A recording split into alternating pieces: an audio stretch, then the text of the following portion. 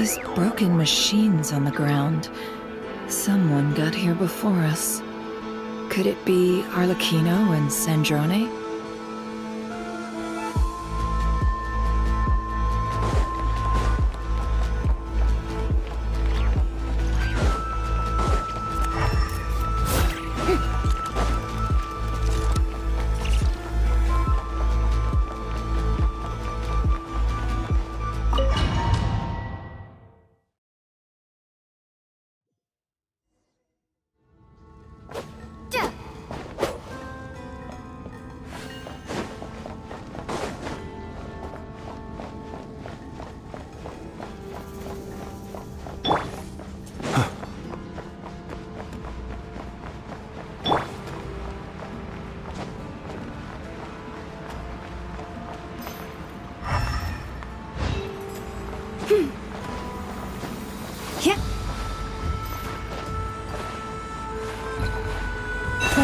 Protect us.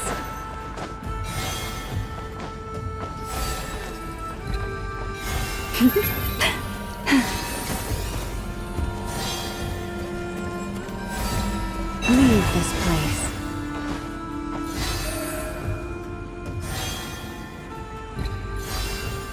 Hit.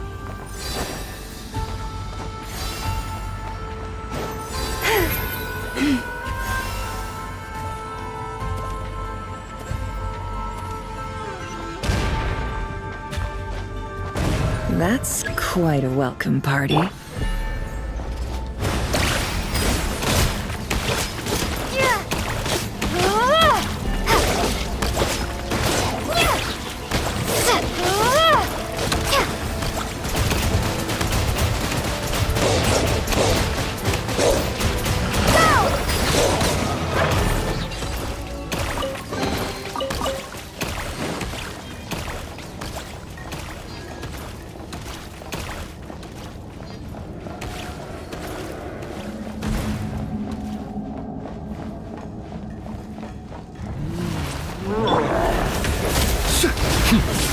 Close your eyes.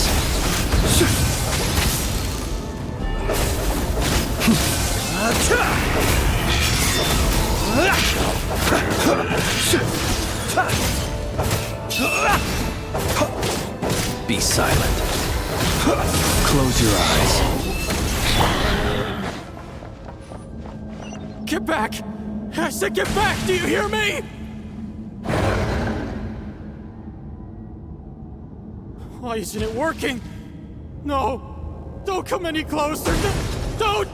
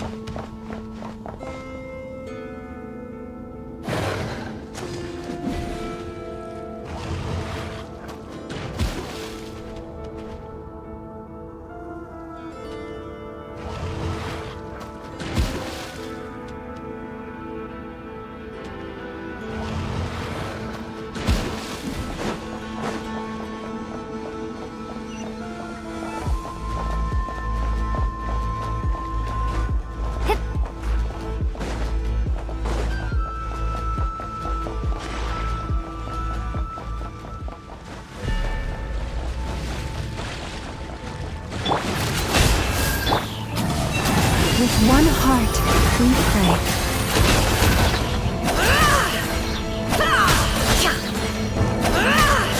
The mystery unravels. It all adds up. You poor souls. May your spirits find peace. Grab that key on the ground. We'll probably need it at some point.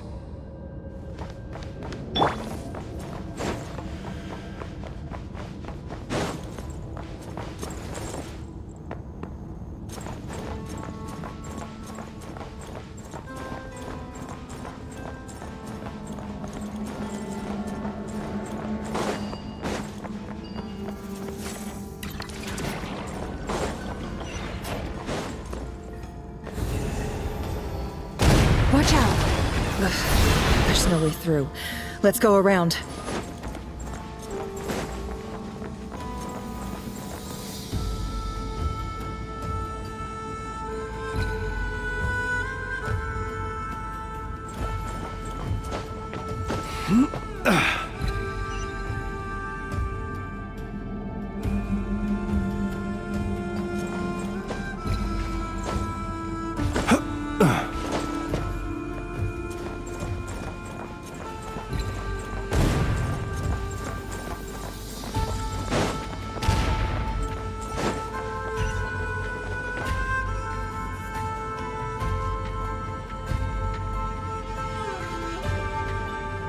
What the? Trespassers? Here? What's wrong with you people? We're looking for the doctor, and we understand he might be here. I see you're fleeing the facility. You looking to settle a score with the doctor? Good luck with that. I don't think you have many chances left. Perhaps. But you might have a chance to live if you start talking. 2 other Harbingers had the same idea as you. They're already inside. But what good is it gonna do? The doctor wouldn't do something like this unprepared. Seems to me that you're not too thrilled about being his subordinate. Also, is it just me, or do I sense monsters nearby?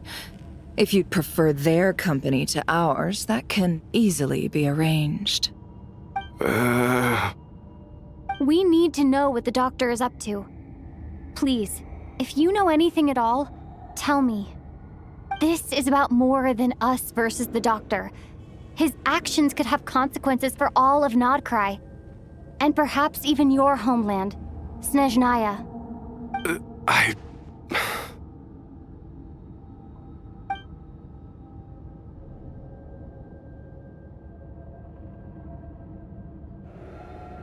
He's building something. Ambitious doesn't even begin to describe it. Feels like this could be the big one. God knows how long he's been planning it. A while back, he told us he'd be returning to Snezhnaya. We weren't expecting him back so soon. This time he brought some gemstones with him, or something. 2 of them. The moon marrow spheres. He stole them from their rightful owner, Columbina. Oh, Lady Damselette? Last I heard, she left the Fatui. Before she went, she told us she'd finished what Her Majesty asked of her, and wished to focus on some personal matters. I remember thinking that leaving us might not be the best choice. I mean, I always looked up to the captain the most, and... Back when this all started, the higher-ups dispatched 3 units to Nodcry to execute their plan. They were led by the Doctor, Marionette, and the Damselette, respectively.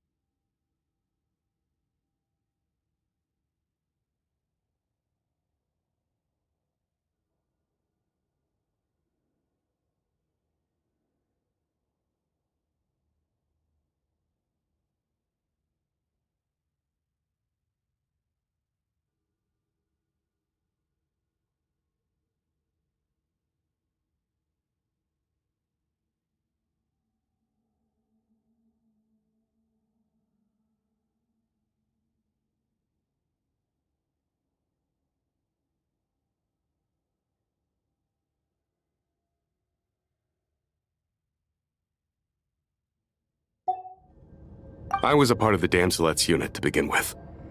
She never really interacted with us much. In fact, she seemed sort of detached from everything. Not because she was distracted, just felt like she was indifferent to the world around her. Like she had no stake in anything that happened.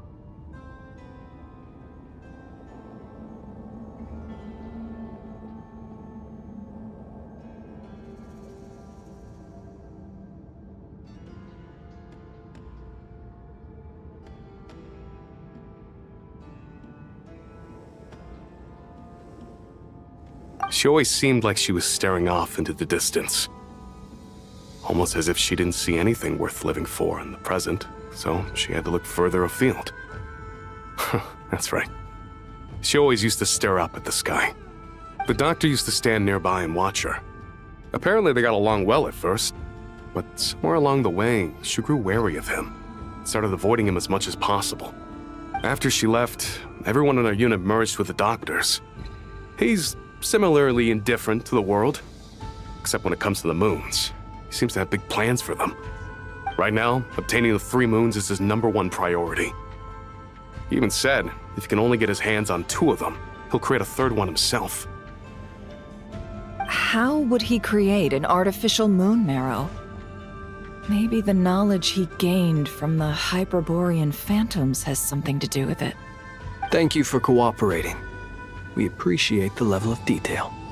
I get the sense that you'd serve under Columbina again if you had the chance. Would that be fair? No, she's no longer a harbinger. As a member of the Fatui, my loyalty will always belong to the Tsaritsa. I'm only telling you all this because I don't completely trust the doctor. His actions do not align with the goals that first brought us to Nodcry.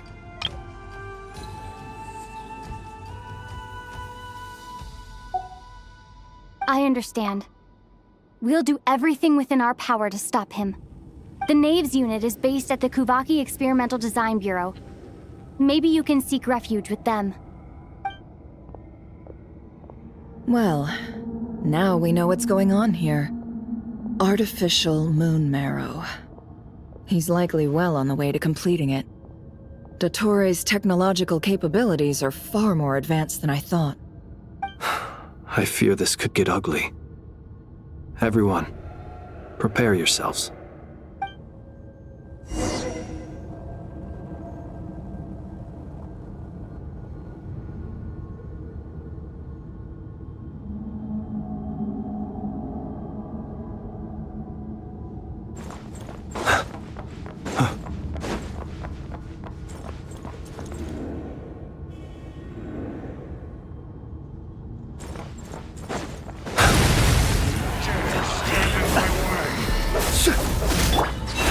By the frost moon of old.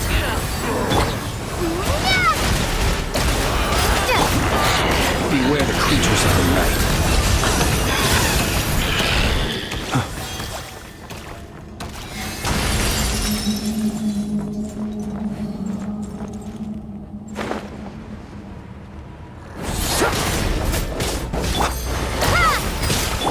Forest, protect us. No more lies. Can't hide the truth. Seek within. Let's see what you're made of.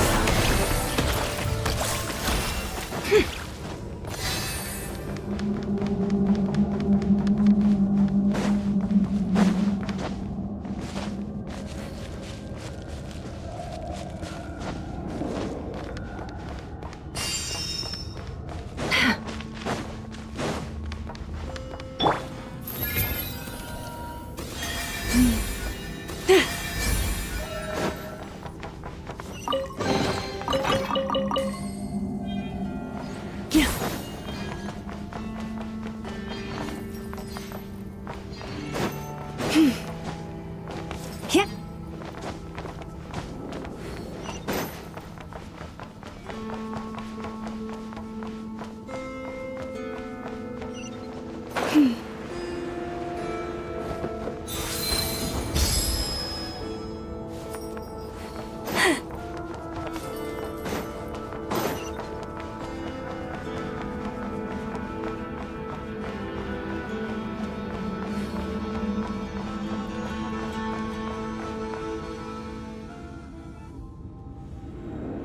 Welcome, one and all. I've been expecting you. I hope my humble research facility is to your liking. Yeah, we really appreciated fighting our way in through a horde of monsters. The gall. You expect us to believe you've just been patiently waiting for us? Of course I have. Should I be worried about something? Everything seems to be going quite smoothly so far, and you've shown up right on schedule.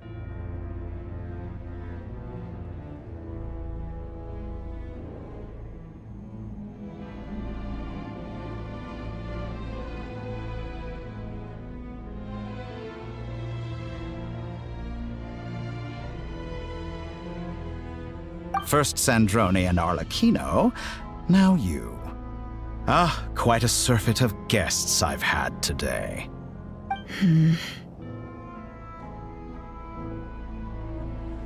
If you were looking for them, I should probably mention that Arlecchino disappeared as soon as she entered the facility. As for Sandrone, why, she stood right here only moments ago demanding answers from me at the top of her voice. Hardly out of character. She never was one for basic courtesy. But I have to admit, I was a little surprised to see her showing concern for someone besides herself. Does everyone you associate with undergo such a change in temperament? Speaking as a researcher, I have to say, it is not a change for the better. It threatens one's ability to remain objective. Well, since you ask... So you've got your hands on the moon marrow, and now you're claiming godhood. Don't you think that's a bit of a stretch, Dottore?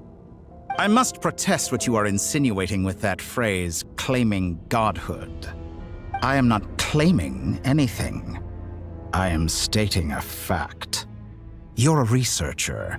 I'm sure you appreciate the distinction between the two. Huh? Wait, you really think you're all that? You'll excuse me if I'm not being a polite little lady for you. We're colleagues. We both know what kind of person you are. By the same token, I knew you'd respond along those lines. You and I both understand that facts speak louder than words. To that end, I've had my people send you a small gift. It should go some way toward helping you understand my present position. What gift?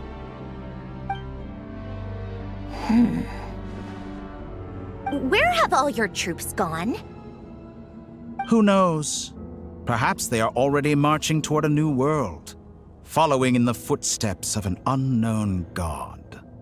As vulgar and arrogant as you may be, dear Sandrone, I have no intention of taking out my displeasure on your subordinates. They will enjoy equal rights to my own. You sent your people to the Experimental Design Bureau? That's the Tsaritsa's property. Yes, and I am very mindful of Her Majesty's instructions. But you know full well that they do not conflict with my present goals. In which case, all I'm doing is conducting another one of my experiments. Is there a problem with that? Now then, you have a judgment call to make. Am I simply lying to stall you? Or is it possible that every word I am saying is the truth? In which case, your subordinates really are in danger. So now you've turned on fellow Fatui soldiers. You're completely insane. I have set a new rule for myself. Each person gets one chance. Naturally, that includes you, Sandrone. If you wish to leave, I won't stop you. We are colleagues, after all. Scumbag!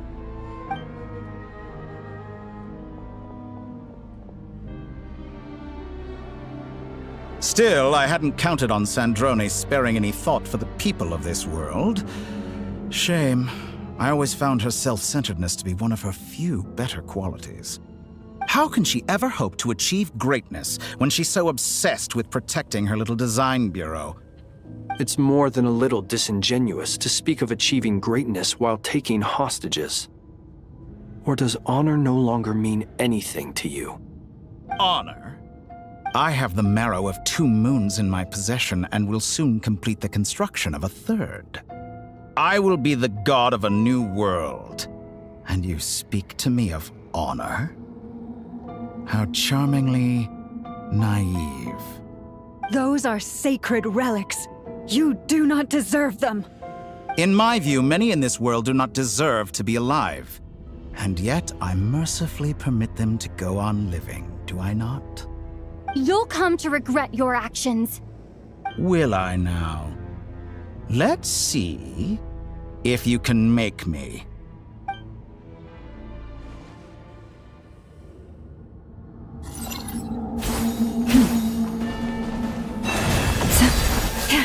An exact practice. Wipe out!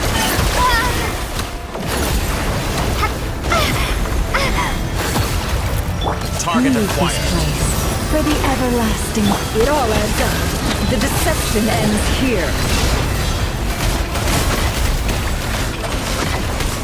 You won't feel a thing. Close your eyes. The night cometh. Is this all it takes to tire? Observe.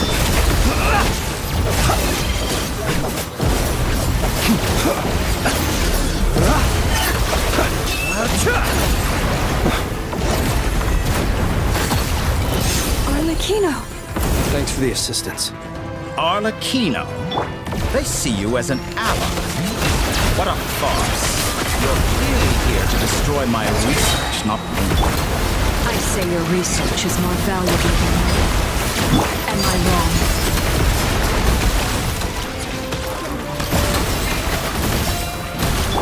Close your eyes. Clovis, protect us.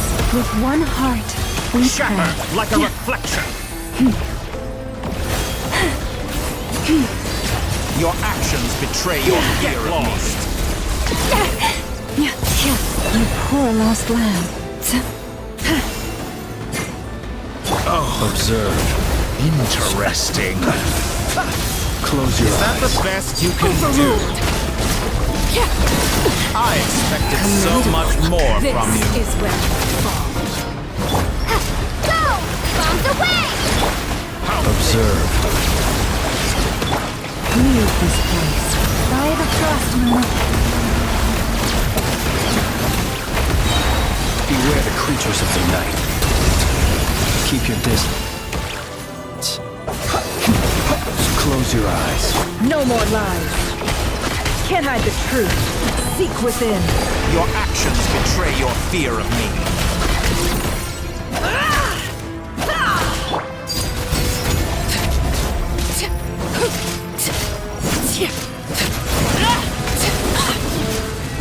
Playtime's over. The Torah is too powerful with the artificial moon marrow in his arsenal. Fighting him is futile. Quickly. How's this?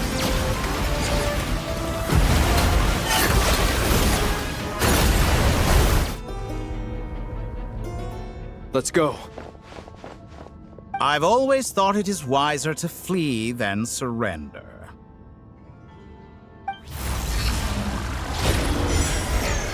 Watch out! What the? Forget about me! You should... Where's the traveler?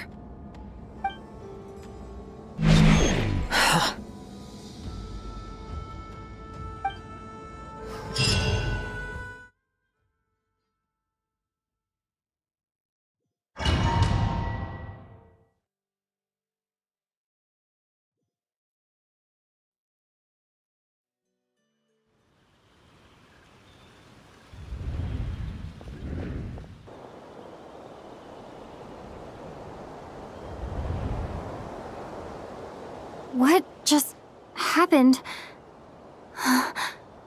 Nasha Town? How did I get here? Strange. I remember being trapped by Dottore during the battle, and now, all of a sudden, I'm here. Something weird is going on. I guess I'll start by exploring the area. Huh? Traveler? What brings you here at this hour? Huh? What are you in the mood for today? A hot dog? Or something else? We've got some special discounts at the moment. Want to see the menu? Sorry, I'm not hungry right now. Ah. Well, feel free to take a seat for now. Let me know if you change your mind. Everyone seems to be acting normal. Am I just overthinking? Oh, darling, look who it is. One of our regular customers. Get the traveler something to eat, would you, dear? Wait. Why is he talking like that? Well, I'd love to, but can't serve a customer unless they order something. Anyway, I take it your business is wrapped up? Yes, thankfully. It was a long trip, and it's left me feeling pretty exhausted. But the upshot is, I won't have to leave again for a good while. We can have some quality time to ourselves. Wait. These two are a couple? I see some kids around too. I didn't know they had a family. Hey there! I haven't seen you in ages! What's keeping you so busy? I've been looking forward to playing with you again. You forgot already? You're silly. Daddy brought you over to our house recently. We had some snacks together. What is she talking about? We've had a lot of customers over the last few days, so we've been real busy. And like my mom always says, some people are more than just customers. They're friends. Oh, another customer's arrived. I better go see what they want. This is all wrong. I never once heard the owner of this restaurant talk about their family. It certainly isn't a family-run business. And that child, I don't recognize her at all. Could this be a false memory? Very good. I knew you had it in you.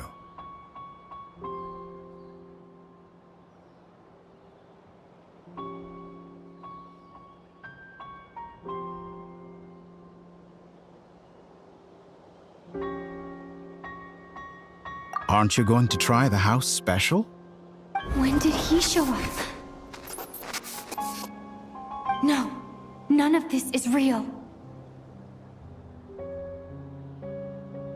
You don't seem to like it here. That's fine. We can change venues.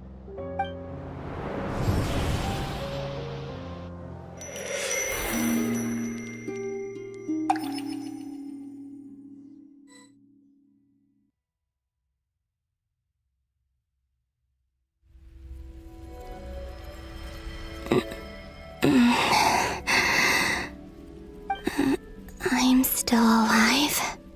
Where is this place? It took all my strength to open the moon gate, and then I leapt into it. So this is the moon's reflection? The mysterious realm beyond the gate?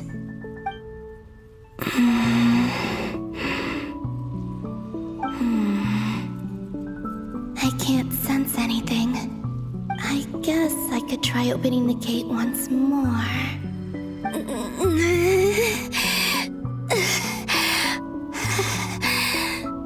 No response.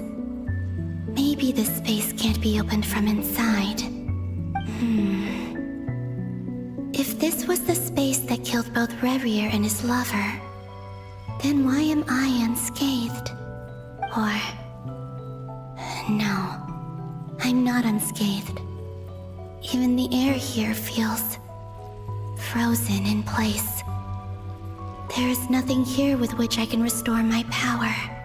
I should conserve my strength and proceed with caution.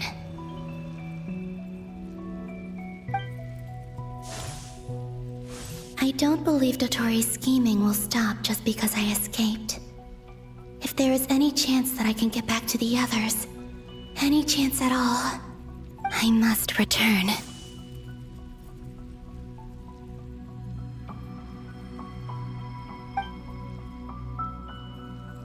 Emptiness.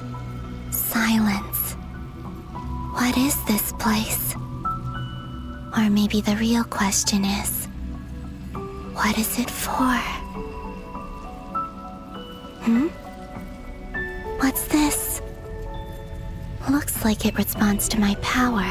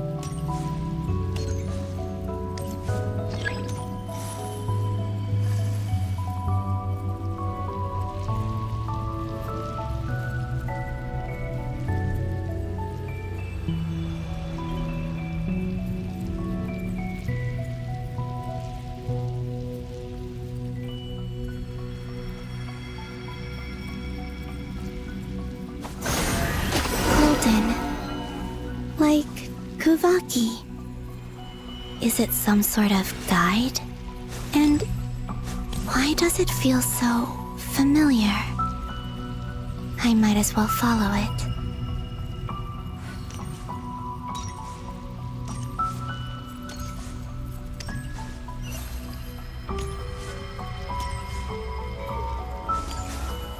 Where does this lead? Could it be the exit?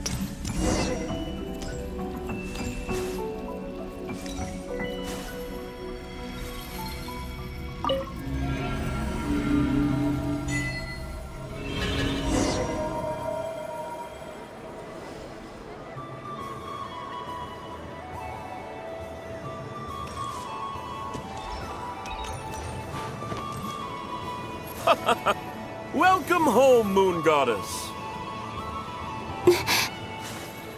Is this Nasha Town? But isn't Moon Prayer Night over already?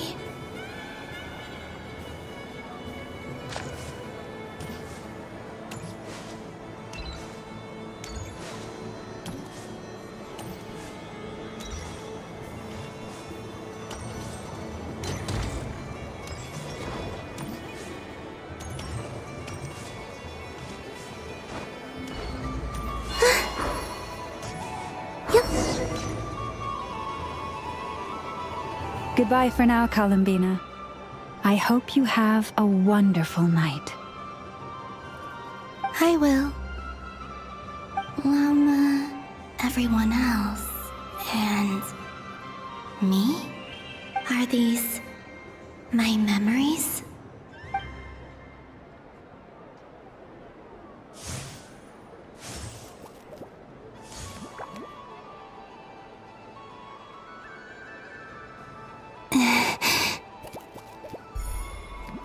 I can't touch them.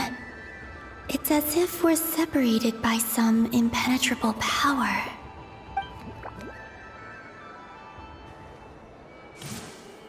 Over here! Over here!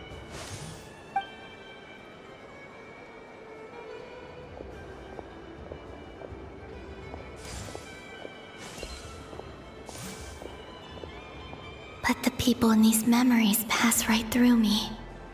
Just like when I disappeared. If only I had known what would come to pass after that. Even so, I should still take a look around. Just being back here. It gives me the strength to keep going.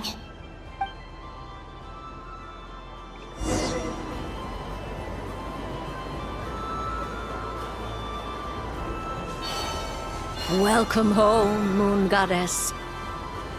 Oh, you're the genuine article. Alice was right. This Moon Prayer Night was worth watching after all. Oh? Yes. That was the fortune-telling stall run by Barbeloth from the Hexen Circle.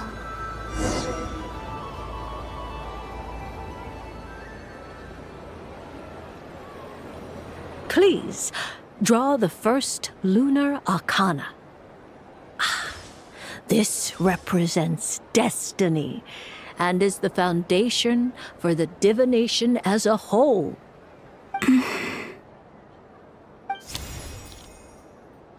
My destiny. I believe the card I drew was the moon. Now that I think about it, Barbeloth's divination was absolutely right. It's almost time to draw the last card. The one that represents the future.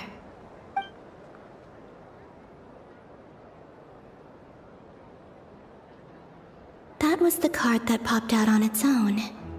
From here, I think.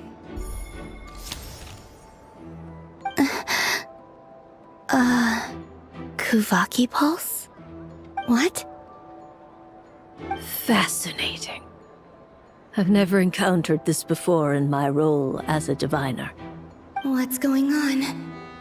Did that card leave the deck? Because of my influence? All I did was try to touch it, and then... Maybe this memory space is not untouchable after all. Are there weak points in the barrier? Is it possible that there's more to this space than my memories alone? This card is death. I need to get to the bottom of this. I'll try touching something else.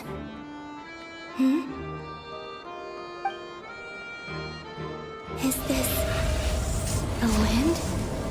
No, it's gravity. It's pulling me outwards. No, Traveler!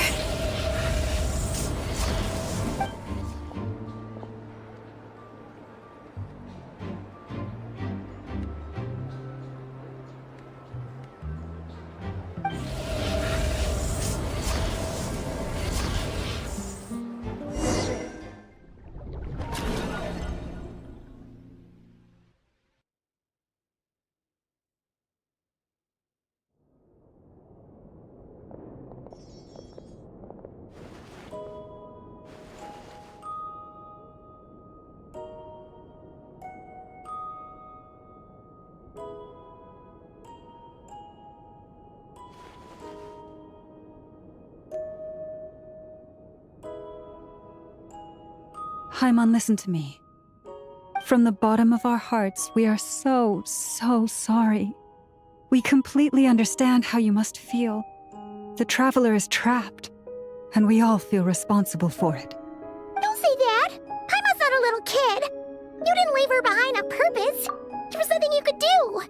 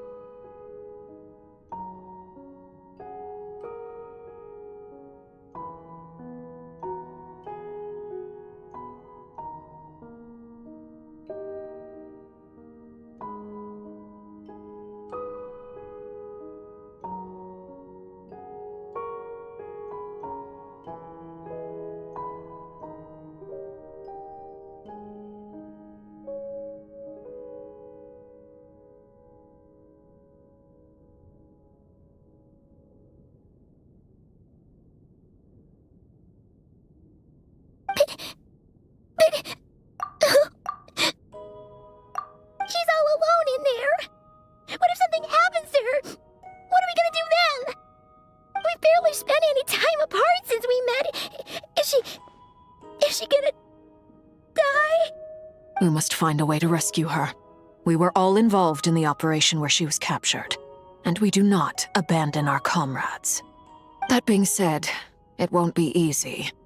Through conversation with the others on our return, we've arrived at a basic idea of what we're up against. Dottore's lab has clearly been in operation for a lot longer than we realized. We found many monster samples stored there. In all likelihood, they were materials he used to research his latest technology. We also know that through his contact with the phantoms of Hyperborea, he gained knowledge about the moons and certain Hyperborean technologies. Using this knowledge, he then fashioned an artificial moon marrow to serve as a replacement for the frost moon beyond the sky. Unlike Columbina, Dottore is not being rejected by Tevat. And even with 2 of the 3 moon marrows, his power far exceeds all of ours combined. Once his 3rd moon marrow is complete, Dottore will have completely seized the authority of the 3 moons. Tevat's most primordial powers will then be in his grasp. Does that mean... I'm afraid so. No one could have predicted this level of insanity. Not even from Dottore. And unfortunately, his insanity is coupled with an intellect and ambition that not even his peers in the Fatui can match. This is dire. Sounds like the world is done for. The 3 moons' authority can influence the very fabric of time and space. I dare not imagine what a monster like him would do with that kind of power. The trouble's already begun, I'm afraid. On our way back, we discovered that part of Nodcry is being enveloped by an unknown energy. We cannot ascertain what is happening inside. I'm convinced this is Dottore's doing. Not that there's any way to prove it. The issue is, we have no idea what his intentions are. The only thing more frustrating than facing down evil is knowing that it will surely come, but not knowing when.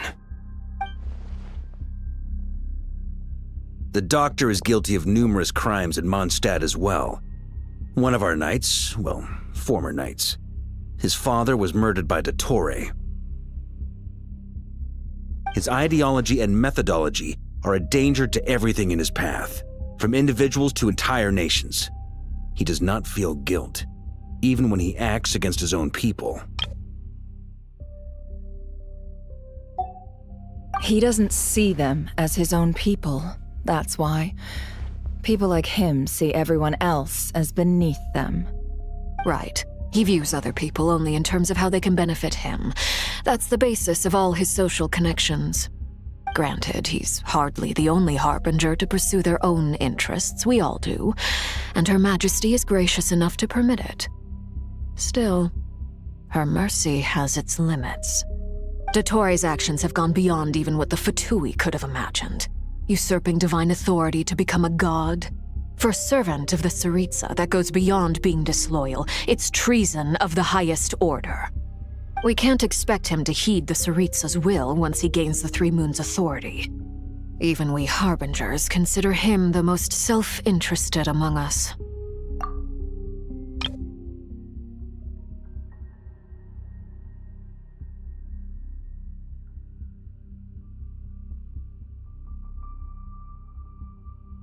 We can't expect him to heed the Tsaritsa's will once he gains the Three Moons' authority. Even we harbingers consider him the most self-interested among us. Poor Traveler. Of all the people to get caught by... We have to go save her! Right now!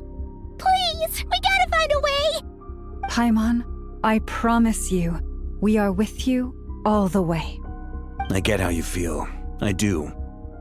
But it's gonna take more than strong emotions to take down an enemy like Dottore. What we need now is more information. Right. We can't even guarantee he's still at his research center.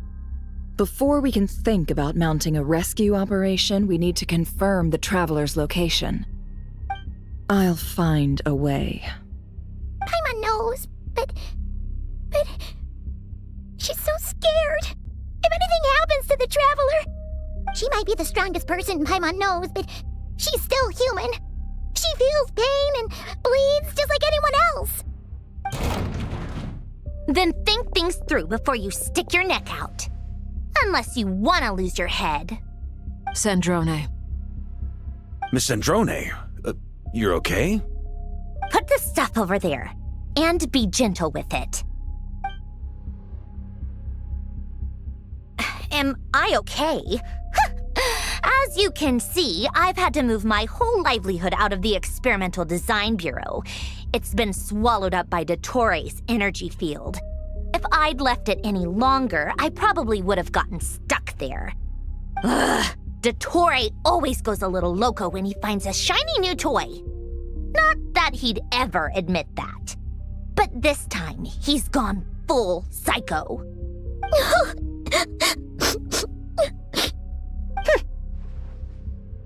Just go ahead and cry already.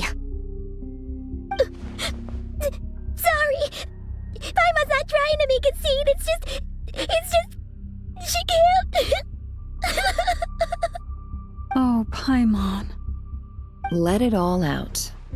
There's no shame in it. When you're overwhelmed by fear and despair, crying can help get it out of your system. You'll feel better for it. Okay then, while the baby of the group is having a moment, how about the grown-ups get to work? Give me your hand. You've made a discovery? Polonia, scan.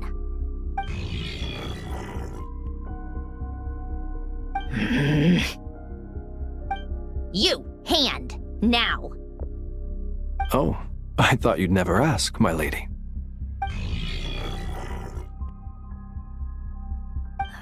Curses! you're next. Then you.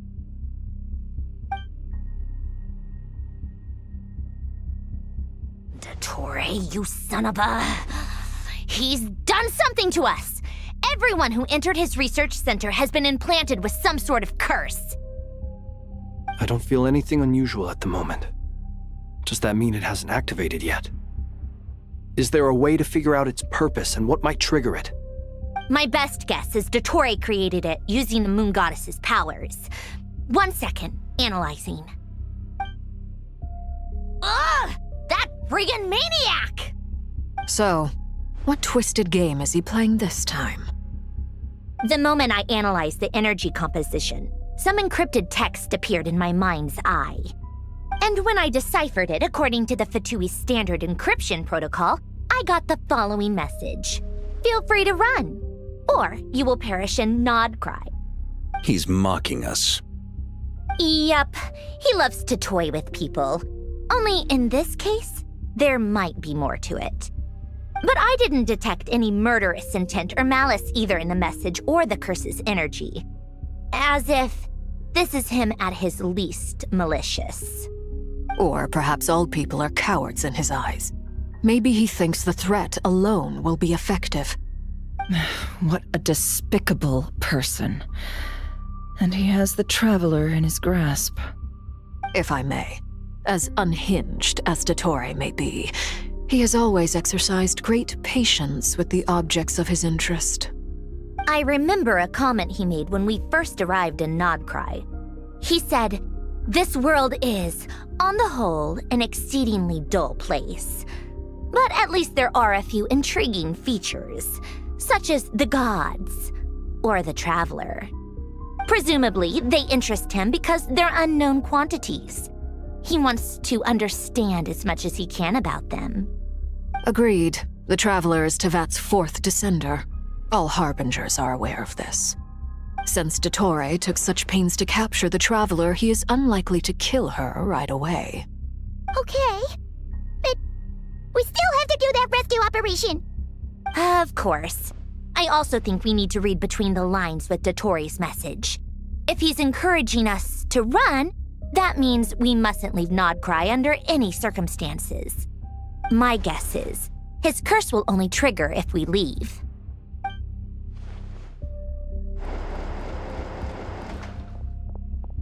We've discovered multiple energy fields. Albedo is still attempting to analyze their structure. He told me to report back first.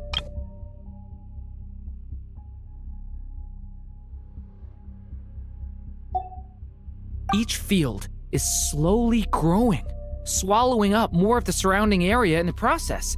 And the pace of their expansion has increased since we first examined them. He's probably trying to swallow Nodcry whole. His nefarious ambition knows no bounds. If this continues, the whole of Tevat will be in trouble, not just Nodcry. The loss of Columbina could not have come at a worse time. Do we think she's truly gone for good? She entered the space beyond the Moon Gate, knowing what became of Rerir and Thalindus. I'm sorry, but I fear the odds aren't good. Don't be ridiculous. If I know her, she's busy finding a way back as we speak just so she can annoy me. She isn't dead. Whatever has become of her, the fact remains that we are two comrades short on the eve of a decisive battle. We need to find out the Traveler's location. But there is also other work to be done. Agreed. Whatever Dottore's planning, we have to get the local populace somewhere safe. So, as well as a rescue mission, we have to organize a mass evacuation at the same time. It would be best if someone could approach leaders of neighboring nations and negotiate emergency asylum for Nodcry's inhabitants. Can anyone handle that? Snezhnaya is one option. I'll see what I can do. This would be so much easier if the Traveler was here. No! Stop thinking like that, Paimon. Paimon will join you. She's pretty well connected thanks to the Traveler. Maybe it'll come in handy. Either way, that's what the Traveler would do if she was here.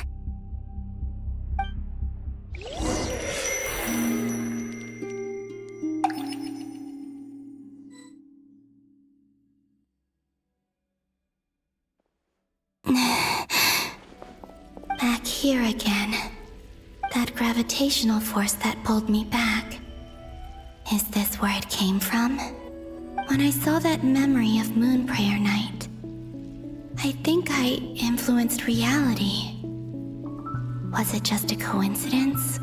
Or if only I could have sent the others some kind of warning on Moon Prayer Night. Maybe we could have stopped Dottore. I feel so heavy. Does entering that space consume a lot of energy? Well, even so, I have to keep moving forward. Back to emptiness and silence again. I should try and find my way back inside that memory.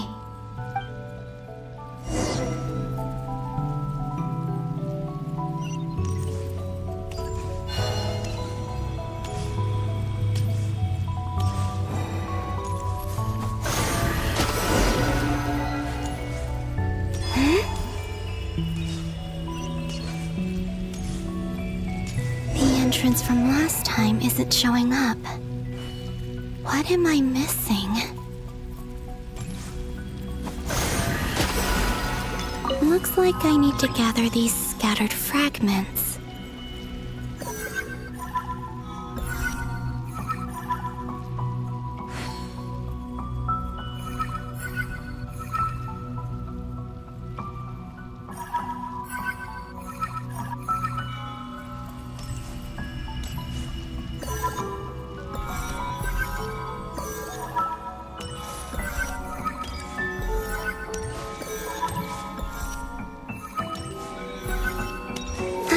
It worked!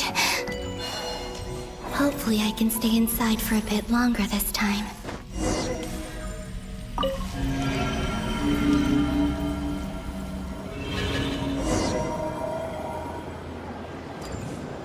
Ad Astra Abyssosque. Welcome to the Adventurers Guild. What? This doesn't look like Moon Prayer Night.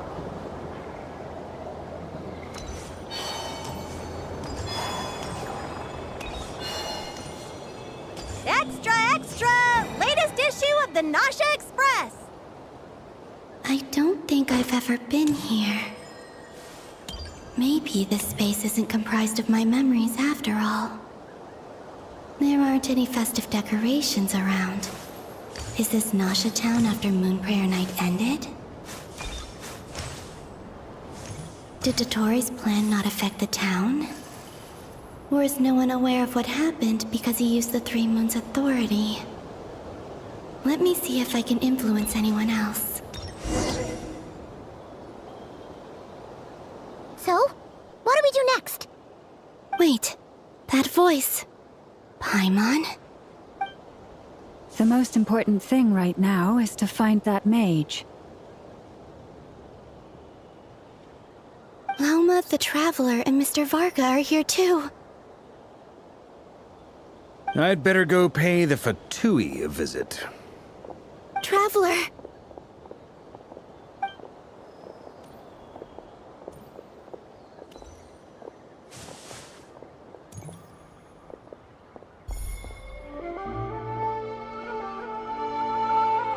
Huh?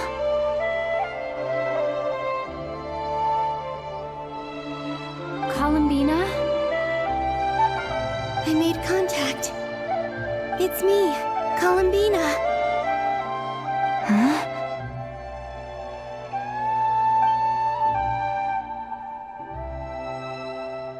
Traveler?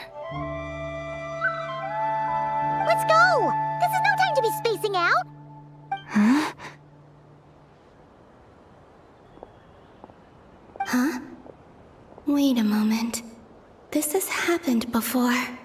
Huh? This is what happened when I disappeared. I stood right over there, thinking that no one would ever find me again.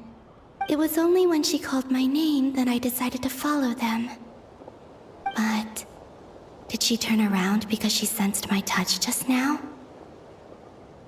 Is it really possible that from in here, I can change the past? If I keep following them, maybe... Huh? It's that gravity again.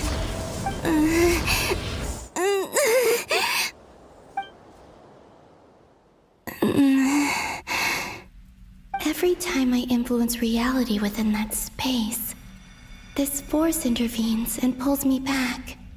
It's as if it's trying to stop me from leaving.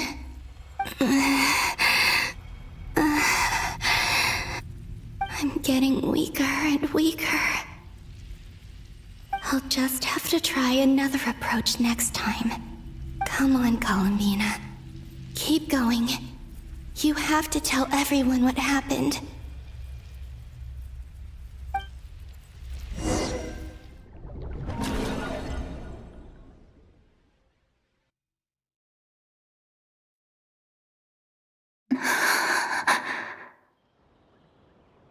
Suddenly, I've been plunged into darkness, alone. It feels strange, as if something has grabbed hold of me. Is Dottore now powerful enough to interfere with space itself? Look at you, standing so still in total silence. I almost didn't recognize you. Hello there, traveler. He seems to be in a good mood. Wait, what's that behind him? Ah, so you noticed. This is the completed Trilune. 2 primordial moon marrows and 1 artificial specimen. You are wary of it. Good.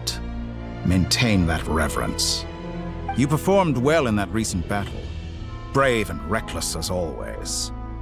Courage is the sign of a true hero, and impulsiveness is the hallmark of those who strive to advance. I say this not to belittle you. Most creatures are far more timid by comparison. 3 moon marrows. Does that mean the artificial one is now complete too? Well spotted. What do you think? For a replica I built myself, I dare say it looks the part. Dottore, are you planting illusions in my mind? I have no interest in fooling your eyes. On the contrary, I hope to show you the true essence of all that you see before you. Is this not a beautiful city? People live in peace and find joy in their work. The streets are safe. People can even leave their doors unlocked at night. You might say it is the Elysium everyone dreams of.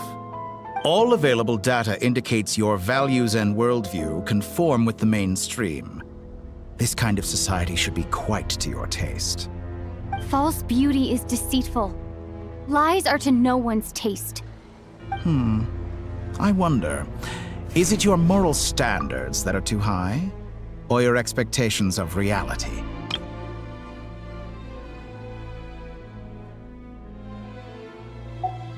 Answer me this.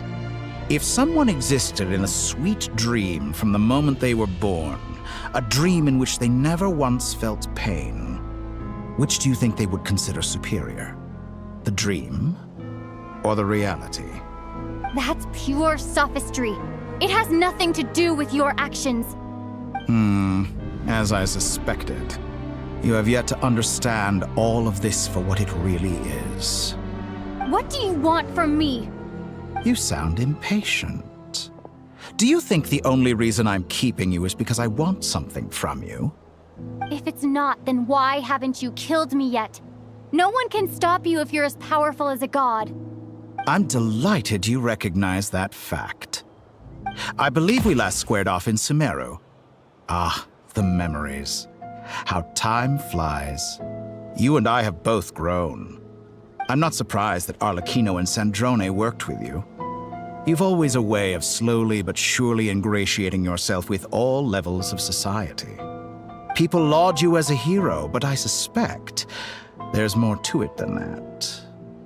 Oh, but to be clear, I don't say that to flatter you. Do you always give your opponent an appraisal before you deal the final blow? Call it a long-time habit. I'm a researcher.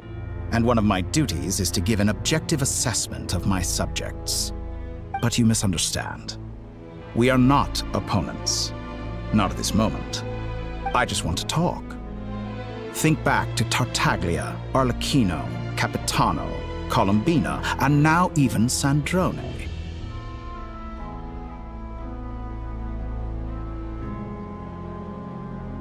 You've worked with each of them in the past. I believe you can work with me as well. What makes you so sure? Well, why not? Should the good associate only with the good and the bad befriend only the bad? I like to think we could have a more mature relationship than that. Surely you don't think all your relationships are grounded in friendship or shared ideals? People come together because it benefits them to do so. If you think of the people you admire, you must surely admit that they have provided some benefit to you. Morality, ambition, dreams. People have plenty of words to embellish the nature of their relationships. But once you break free from those ethical frameworks, you will see that the only thing connecting the two of you is mutual benefit. And that is what I'd like to talk to you about. We're finally getting into it. He's probably been planning to kidnap me for a long time now. But for what exactly? He has the authority of all 3 moons. I won't be able to gain the upper hand in a fight. Best if I pretend that I'm willing to negotiate for now. You say you're a god, but you also speak of mutual benefit. What could a god want that the 3 moons cannot provide? Excellent question. But before I answer, I would ask you the same thing. Gaining Colombina's allegiance was a rare and extraordinary feat. But the Moon Marrows are now in my hands, and I have the edge over her. For this artificial moon is not being rejected by Tevat. Her identity and lineage may have been a thing of glory in the old world, but they were also shackles that prevented her from ever integrating into Tevat. I, on the other hand, you may view me as a thief, but I have overcome that limitation. So what is it that the 3 moons cannot grant you? What stops you from negotiating with me to get what you want? I don't make deals with lying psychopaths.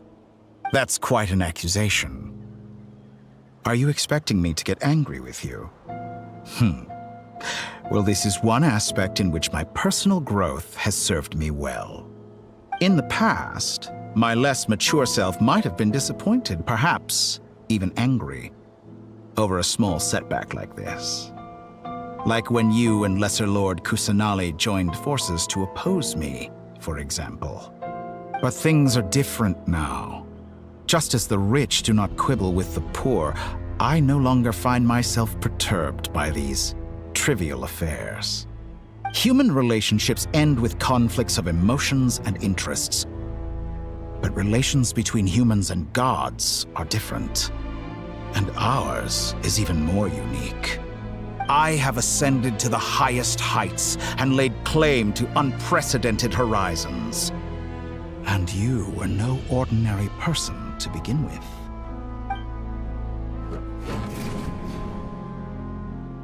Allow me to show you the world, Descender.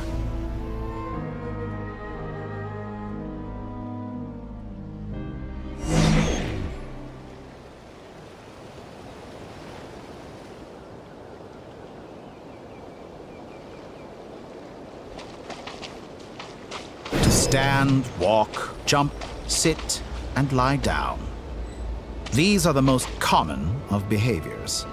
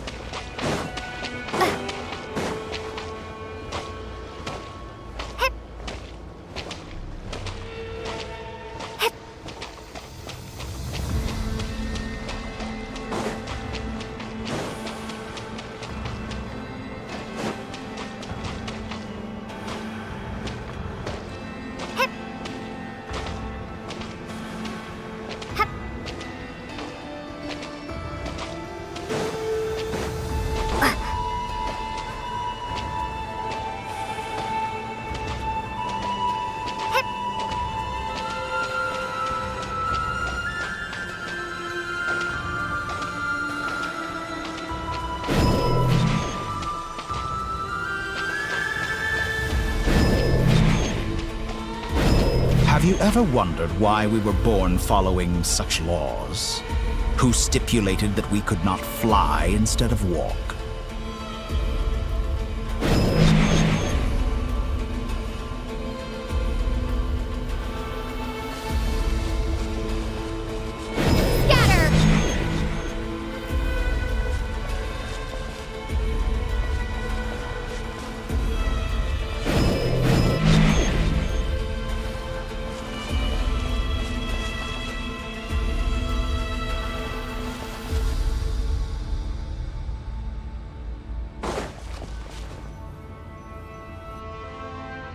Someone of your talent and experience must surely know of the 4 great rulers who serve the heavenly principles.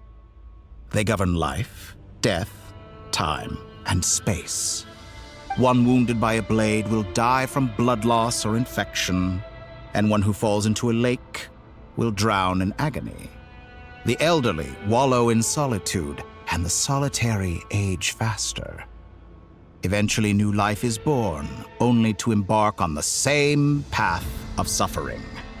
These 4 divisions anchor the world and shackle those who live in it. But they themselves transcend its boundaries, squandering the power bestowed by the heavens. All who live yearn for equality, but unless the gods prostrate themselves and profess that they are mere servants of the living, equality can never exist. Who makes the rules we must live by? Who has the right to restrict us? The limits of the body can be rejected.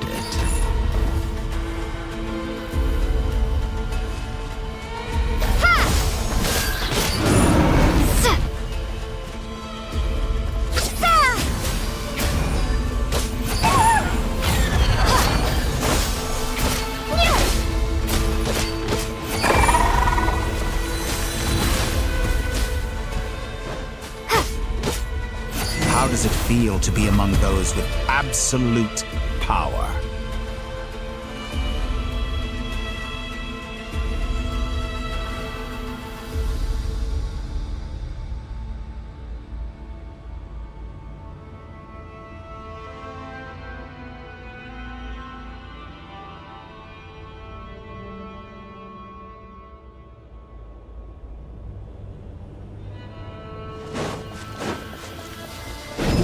Conceive the extent to which your flesh hinders your mind and spirit.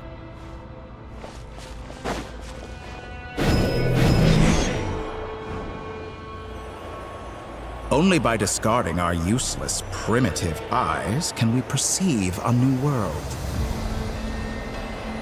How narrow-minded we all were in the past. Why should the final answer of the world not be the power that predates those of life, death, time, and space? The power of the Triloon. Through it, I have glimpsed new experimental possibilities. Nature suppressed, authority exiled, souls controlled.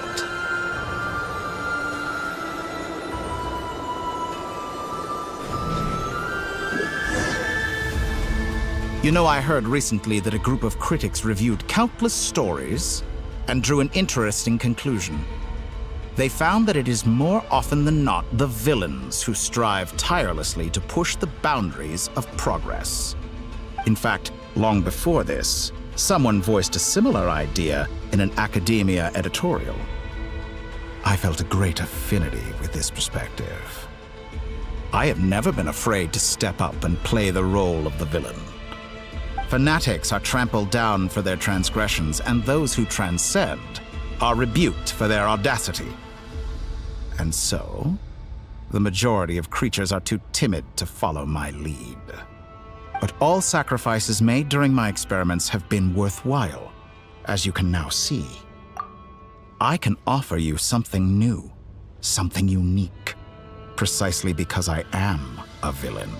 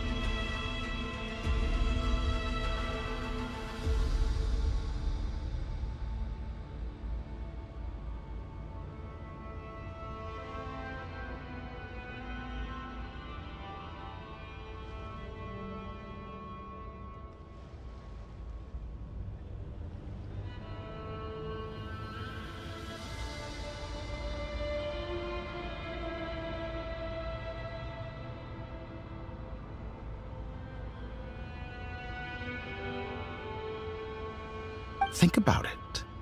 We are eternally bound through mutual interest. Can you truly say you would never turn to malice if it could give you the life you dream of? After all, what value do perfection and purity really have? They are fragile and feeble things, utterly tedious. I say, better to be governed by a flawed humanity than a gnosis, the truth in pursuit of their goal.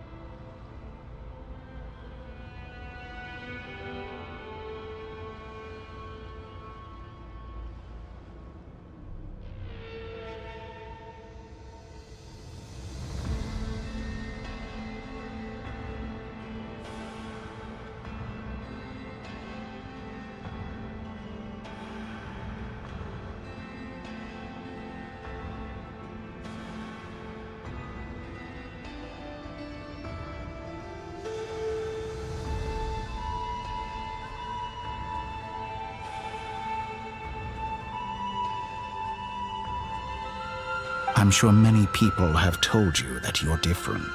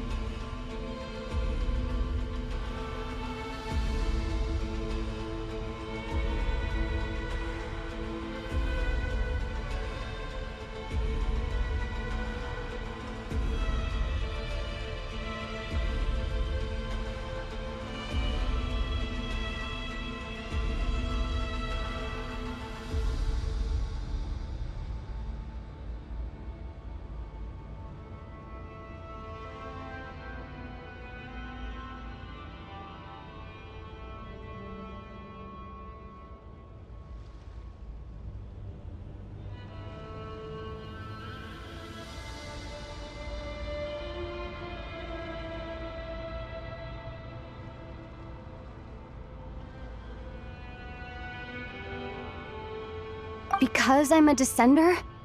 Exactly. Very clever. But what has that got to do with you? I do not conceal my wicked deeds, my selfish desires, or my greed. A true researcher must act as I do if they are to understand and speak of the truth. And yet, a knowledge seeker like myself will inevitably grow tired of studying Tevat beyond a point. You have traveled to all corners of the world and met many people. Along the way, there have been moments when you were misunderstood or even became a wanted criminal. And all the while, you have spent your days doing some of the most mundane jobs in the world.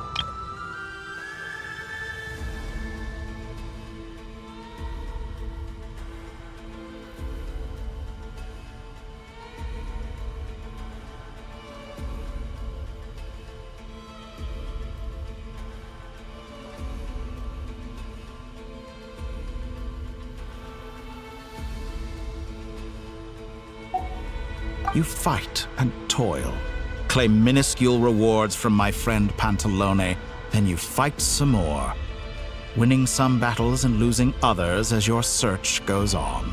And this cycle continues, with no end in sight.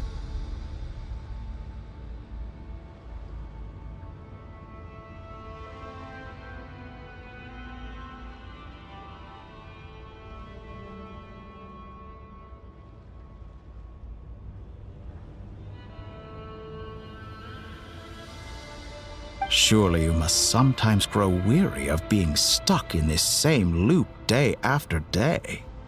We're completely different. I embrace everything that life throws at me. I am engaged in every step of my journey. How does that make us different? I too embrace what life brings, researching everything that interests me. Think of all the novel things I've managed to create, like the artificial moon marrow. Don't you see? As unique a specimen as she was, even Columbina is not irreplaceable. Take that back! She's gone because of your actions!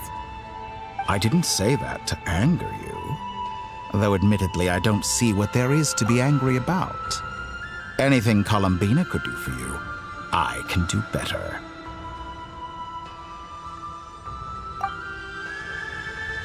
I know what your ultimate goal is. You wish to walk the path your brother walked and seek answers from him at the end of that journey, don't you? Someone like you could never understand what it feels like to care about another person the way I care about him. Perhaps not. But that doesn't mean I can't help. I could find your brother right now, bring him before you, and make him give you the answers you seek. Don't be so presumptuous. You'll never begin to understand the situation between us. Oh, no. This is no presumption. I'm only offering what I know is possible with the power of the Trilune. But it seems like you would sooner continue with your journey through this world. Why? Do you truly desire this journey? Or is it simply a necessary process from which you cannot escape? Think of all the time and energy you have spent, everything you've had to endure just to make it this far. Is this really what you want? Or has your hand been forced by the promise of that final answer? Yes, you have made many friends. But do they ever spare a thought for the void in your heart and what it yearns for? What you want is not friends. It is family. But do they know this? I, on the other hand, am far more considerate. Join my experiment, and in return, I will bring your meaningless journey and all its struggles to an end. This is a malicious attempt to manipulate me.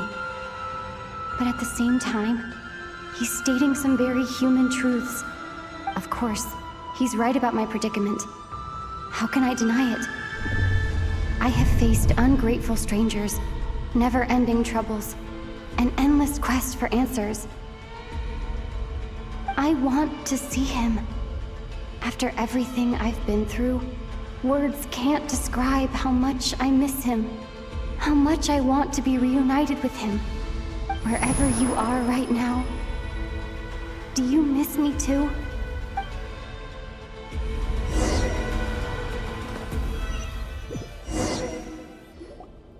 All right, everyone. Our next mission is clear. We need to contact all the major organizations, explain the situation to the public, and then begin the evacuation. The residents of Not Cry are quite dispersed. The two most populated areas are the Southern Isles and Pyramida. Miss Lauma, I will leave Hisi Island and Nasha Town in your hands. I will liaise with the Fatui and Pyramida. Agreed. We will reach out to Natlan and Snezhnaya. Anyone found north of the Experimental Design Bureau should follow the Fatui to Snezhnaya. As for those dwelling south of that line, I will ask the Voynich Guild to help persuade them to leave. Then I, Mr. Varka, and the Frostmoon Scions will escort them to Natlan. The Voynich Guild has dealings with the Curatorium of Secrets. I will send them a letter vouching for your credibility. Yehoda, you should help Lauma. This is too big of a task for one person. My wish has come true. You're willingly lending me your most capable employee for the day. Well, good for you if all this only takes a day. Of course, if it takes any longer, I'll be charging a fee. Boss, wait!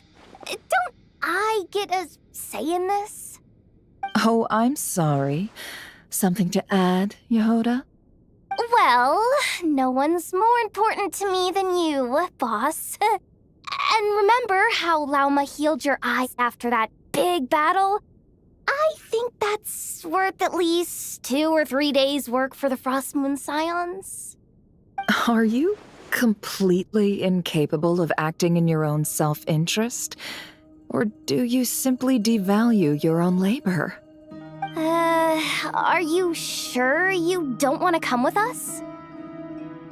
Who will see to our other work if we're all busy evacuating residents? Sandrone insists that Columbina is still alive, and we have a traveler to rescue. There's much to be done.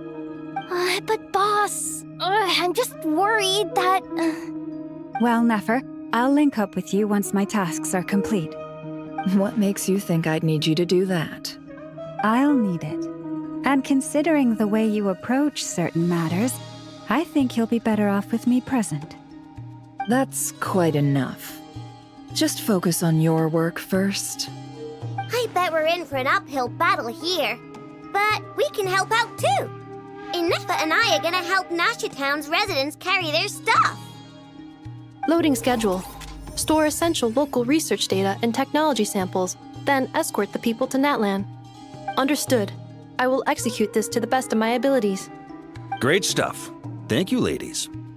I've contacted the Lightkeepers. A colleague of mine will join us shortly. I will persuade them to conduct a thorough search of the region to ensure that no civilians get left behind. As for me, I guess I'll be making an early return to Sumeru. I think it's important that someone informs the Dendro Archon of what's going on in Notcry. Roger that. Someone should inform Mondstadt, too. Mr. Duran, can I trust you to handle that? I think you fly faster than any of us can run. As an added incentive, get there fast enough and I'll see about getting your gliding exam waived. Really? Ha! Mission accepted, sir. I intend to stay behind and help Miss Sandrone with her research. She has some alchemy-related questions that she'd like me to explore. She recognizes your expertise, then. I wish you a fruitful collaboration. Thank you. In truth, I was surprised to hear her express an interest in subject matter outside of machines. I believe she has been investigating some Fontanian technology recently. She made a point of bringing the relevant materials with her when she left the Experimental Design Bureau. She's sorting through everything in her room as we speak. I should mention that we have one other friend who isn't present. He hasn't made his position in all of this clear. But if we know anything about him, he's likely investigating on his own. Paimon's been very quiet today. But I know how close she and the Traveler are with the Natlanese. She should come with us to the border. Okay. Paimon will do her best. Make sure to heed Sandrone's warning. many of us have been cursed by Dottore. As such, under no circumstances should anyone cross national borders. Remain within Nodcry. That aside, personally, I have faith in Columbina. Things look grim, sure, but who knows how it'll play out. Same goes for rescuing the Traveler. Both of them are important allies and friends. We'll be counting on you to gather intel on them, Miss Nefer. Ah, wonderful. You're all here.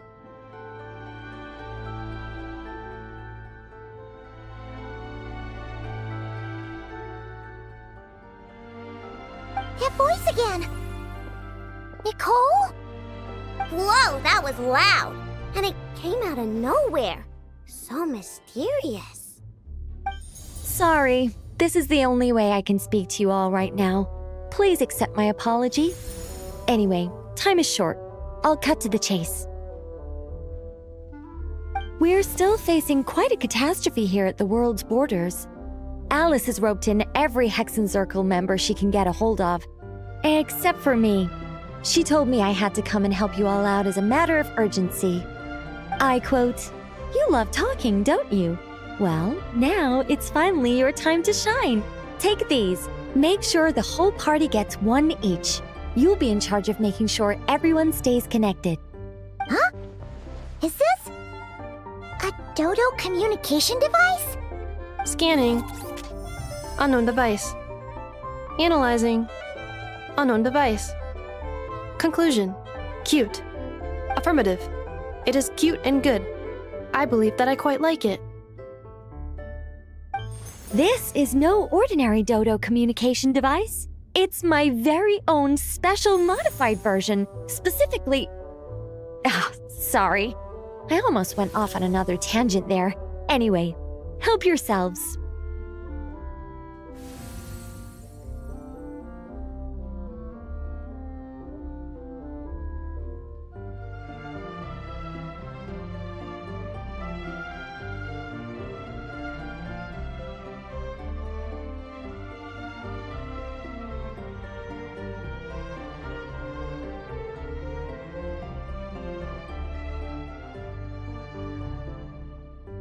It will allow us to communicate over long distances within Nodcry. No more worrying about shuttling messages back and forth. What astounding technology. Am I right in assuming that it relies on your personal abilities to function, Miss Nicole? Yes, exactly. Right on cue, Albedo. I'd love to brag to you all about how it all works. But no, next time. Anyway, I'll be right with you all, serving as a communication hub. That's all from me. Head off as soon as you're ready. I'll be staying here to keep watch, and I'll be sending you my blessings.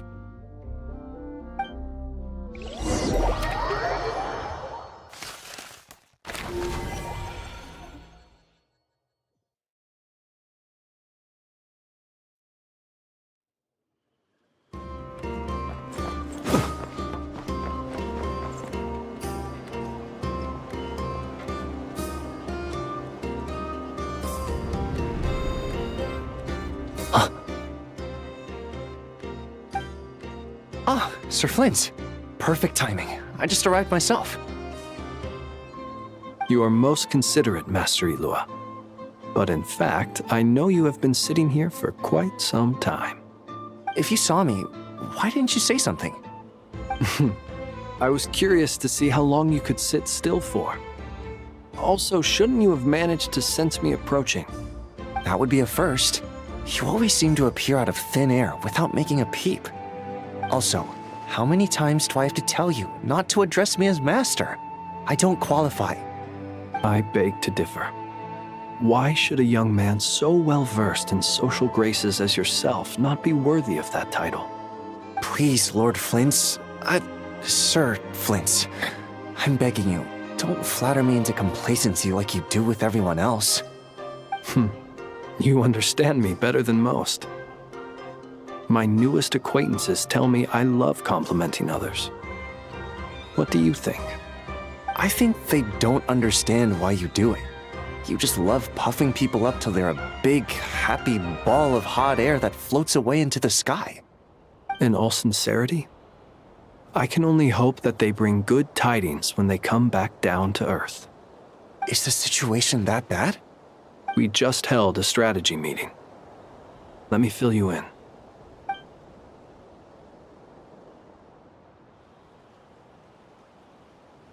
In short, we need everyone gone from Pyramida.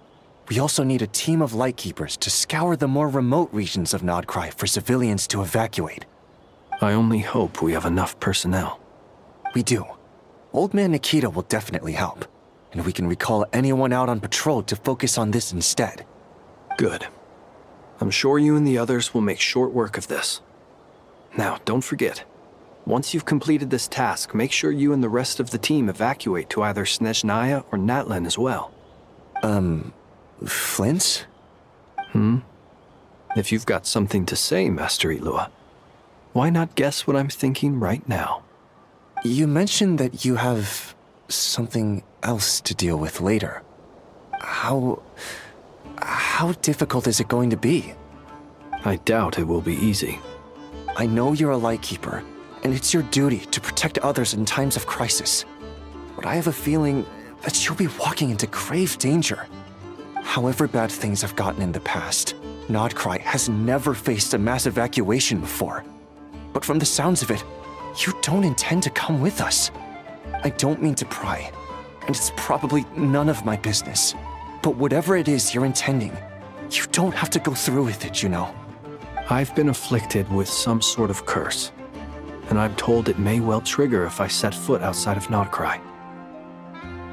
As such, I cannot leave. I have to act, if for no other reason than to fight this curse. What?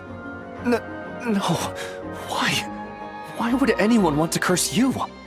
There are plenty of people out there willing to trample over others in pursuit of their own goals. Frankly, Sir Flint, I am furious. You're making light of what is an incredibly serious situation. Indeed I am. And? And what? I told you I'm furious about this. Nothing I can do about it, I'm afraid. Things happen, and we just have to deal with them. If you find yourself feeling angry, perhaps start by drinking a big glass of water. Hey, you mean you're completely unmoved by my anger? I'm devastated. Then allow me to express my sincerest regret. Come by the lighthouse sometime. We'll catch ourselves a few fish, have a little barbecue, play some cards, and bask in the sun. Maybe I need to spell this out. Lean in a little, Flint. Oh my, this doesn't bode well. Word is that you were caught up in a real horror show recently. People were amazed that you returned safe and sound. They've been debating whether you're even human. I've returned safe and sound from plenty of crises. When you say people, do you mean other people? Or do you just mean you? Fine. I'll be frank. You're not human, are you? Heavens. Now that's a horrifying thought. You know what? Forget it. We'll revisit this once it's all over. A sound plan. Albeit a little ominous sounding. Just promise me you'll come back in one piece, all right? For you, Master Ilua. How could I refuse? Also, please pass my regards on to our colleagues. Tell them, thank you all for your assistance. Please put safety first as you proceed with the operation.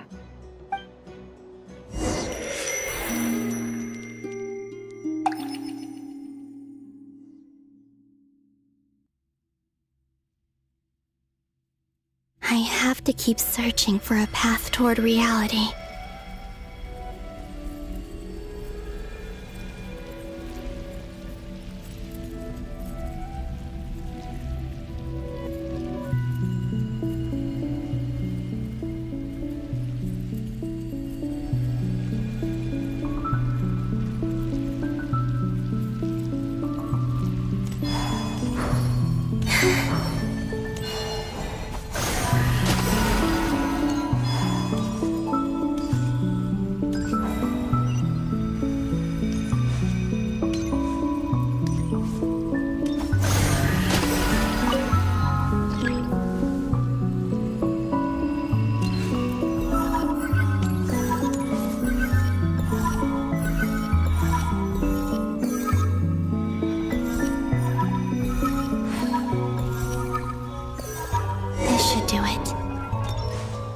last 2 times I tried to influence reality in this space, it consumed a lot of Kuvaki.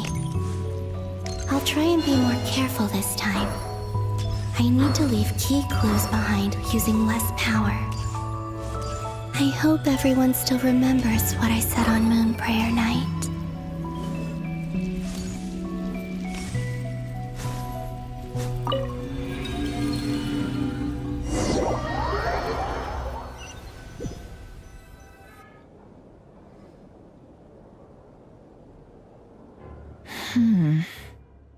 Nothing here either.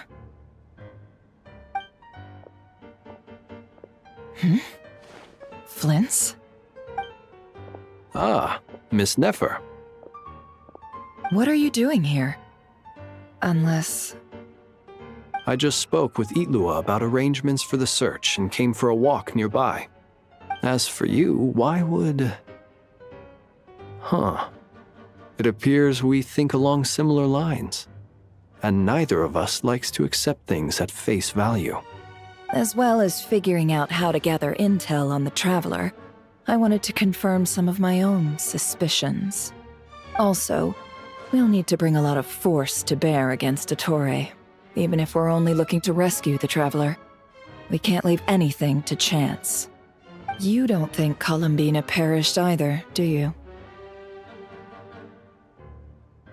I'm merely considering the possibility that she survived, just as you are. How much can we really know about a deity like her anyway? Do you remember what she said on Moon Prayer Night? About using moonlight to send messages to us? Of course. I think that's why we're both here.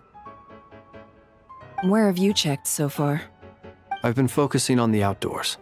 Anywhere the moonlight shines. I checked most of Nasha Town, but didn't find anything.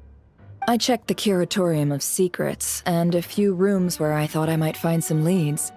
But no luck here either. The only places I haven't looked yet are the rooms in the flagship. But process of elimination isn't the only thing that brought me here. Oh, really? What's your other reason? After all that build-up, our mystery ally never showed up even once!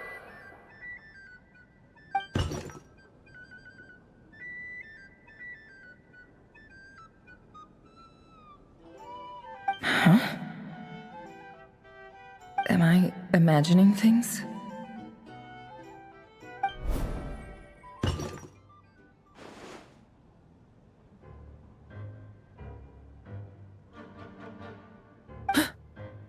Come on, let's see what's going on. Oh no. I knocked over a vase as soon as I came in. It must have been caused by a Kuvaki fluctuation when I entered the space. Although, it seems like I'm not about to be pulled away this time. It looks like as long as I'm careful with my actions, it doesn't count as influencing reality. Anyway, is this the flagship? The Traveler mentioned that's where she was staying. I only went into the lobby last time, so I've never actually been here before. How does this space work? If nothing else, I can now be sure that it is not simply memory. She mentioned where her room was. I think it's... this one.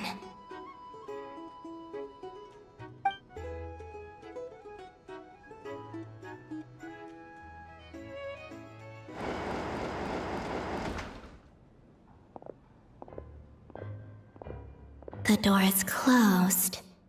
But if this is anything like when I disappeared, then maybe...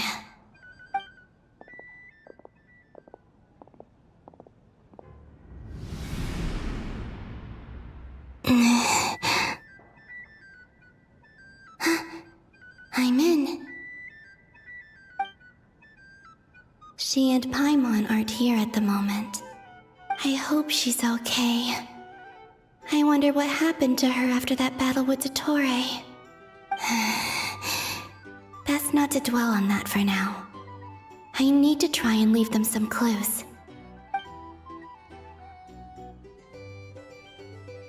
Please, Traveler. I really hope you find this.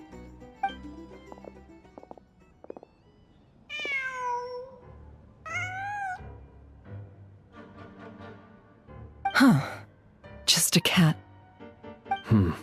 Nothing else here strikes me as noteworthy. Didn't you stay here for a couple of nights once? Before Rerir showed himself, yes. It's also where the Traveler and I first met. Did you notice anything unusual during your stay? I remember thinking how much noisier the flagship is at night compared to the graveyard. Other than that, no. The Traveler and Paimon were most congenial neighbors. This is where they've been staying, yes? Over here? That's right. I wouldn't usually condone breaking and entering, but we can make it up to them later. Focus now. I have to write a message on the wall using Kuvaki, just like I said on Moon Prayer Night. Simply open your windows on nights when the moon shines bright, and the moonlight will naturally flow towards the words I have written. Here goes. I'll need to carefully control my strength.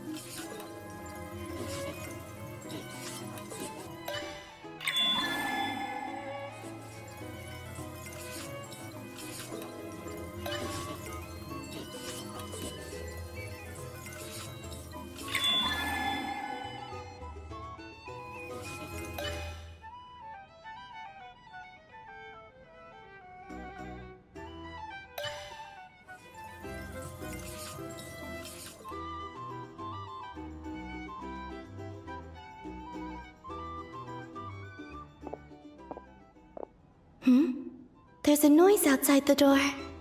Is she back?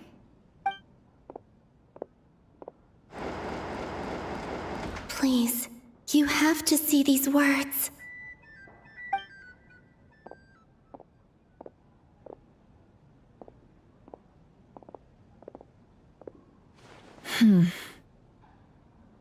Well, do you sense anything?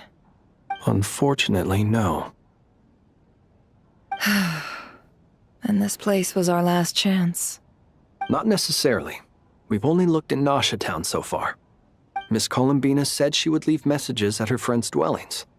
It's still worth checking where Miss Lauma lives and where I live. Let's try and make some time to look into those then. Wait. What are you waiting for?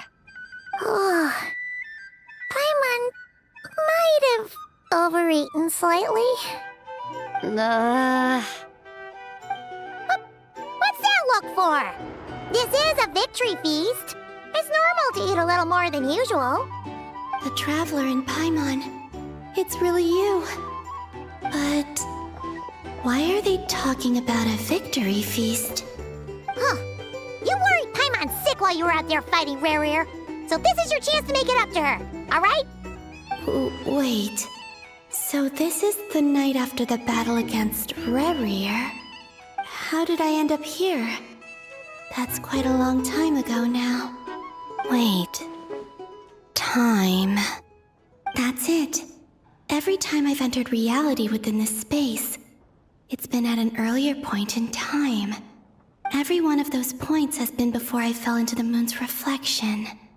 And everything I've done to affect reality really did happen in the past. Does this mean that within the moon's reflection, time flows backwards? Starting from the moment I fell in? Not long till Moon Prayer Night now. It's gonna be even livelier than tonight. Although, it's gonna be sad saying goodbye to the damselette. She seems like a really nice person. Paimon. No, I can't. Even if I make contact, They probably won't understand what's going on. And in any case, I'll likely get pulled away again if I do. Instead, I have to find a way to get them to notice what I've written using the moonlight. Wait, even I hadn't thought of doing that before Moon Prayer Night. They'd never conceive of that possibility. Is there truly no other way? Don't lose heart. We'll find a way somehow. Huh?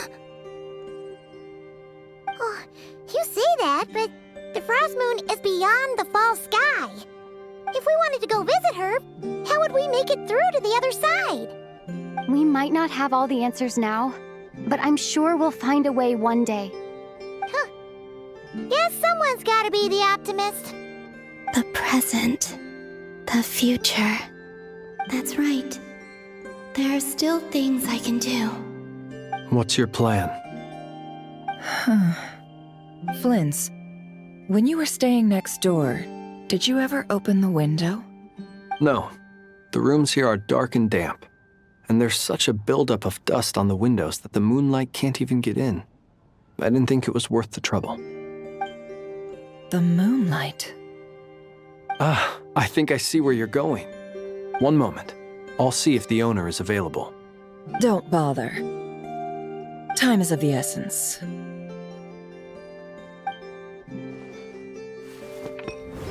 Time. Even if no one sees what I've written at this moment, maybe someone will remember what I said after Moon Prayer Night. I need to write down as much information as I can. And maybe one day...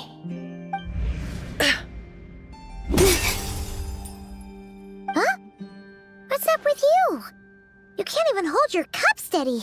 Are you getting tired? A little. Well, you should probably hit the hay then. You've had a really tough couple of days for you.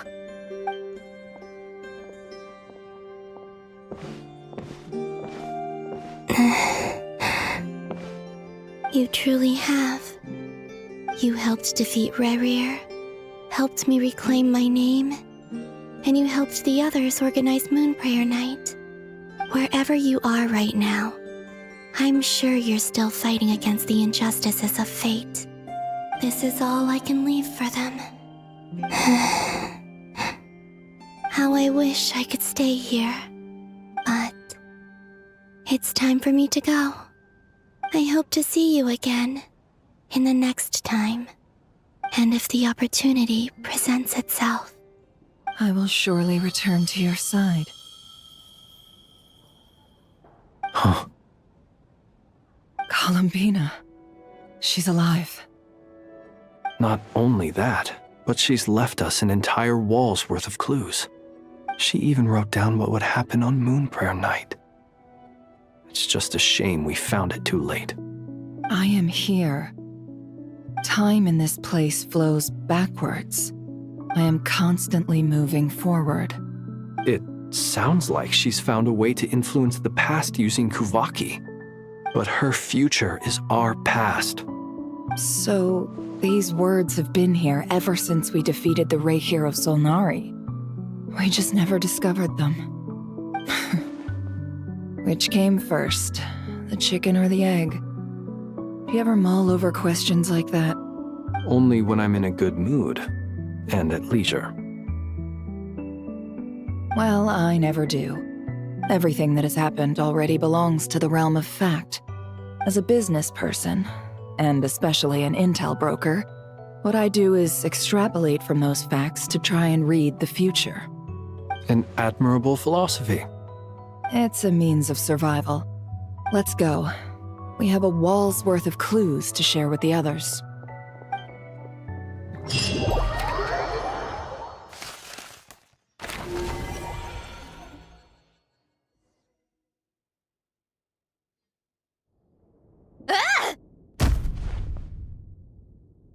It appears that the doctor's energy signature has changed to something similar to Kuvaki, but not like the Kuvaki we're used to. Nodcry's Kuvaki devices will only have a limited effect on it. I I can see why you've chosen to place your hopes in alchemy instead. Also, I must say these books are rather profound. My subordinates just shipped them in from Fontaine. Some of them are from the Narcissenkreuz Ordo. Some are incident reports from Petrichor, and then there's a few test reports for these junk machines. Additionally, after some further scanning, I've discovered something extremely annoying. What's that? Tevat's skies contain multiple moons. A long time ago, when I did my first scan, I detected 3, just as the legends say. But when I checked again just now, I detected 4 moons. So there's one extra? Yeah. Originally, I thought that if I could still find 3 moons, that would at least mean Columbina's still alive. But then it occurred to me that apart from the frost moon, Tevat's moons are just husks. And husks surely shouldn't show up in the scan, since they're not alive. It's weird, isn't it? If we can't even distinguish between a dead and a living moon, how are we supposed to know whether a moon goddess is still alive? Or does this mean that the moon marrows are equivalent to the moons themselves? It's certainly possible. In which case, the 4th moon you detected may be Dottore artificial creation. So he wasn't bluffing. He really built his own moon marrow. Ugh! I'm so mad right now! It's easy to get overwhelmed when you have too much on your plate. Maybe you need to relax. Perhaps try going for a walk, or simply take a few deep breaths. Nothing can calm me down at a time like this. I need more time, and I need progress.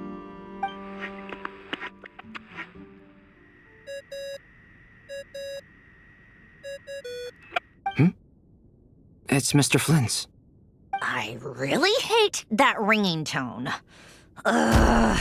First the 4 orthants of the Narcissenkreuz, then moon marrows. Now what? Oh, sorry if we're disturbing you. Might I ask what's troubling you?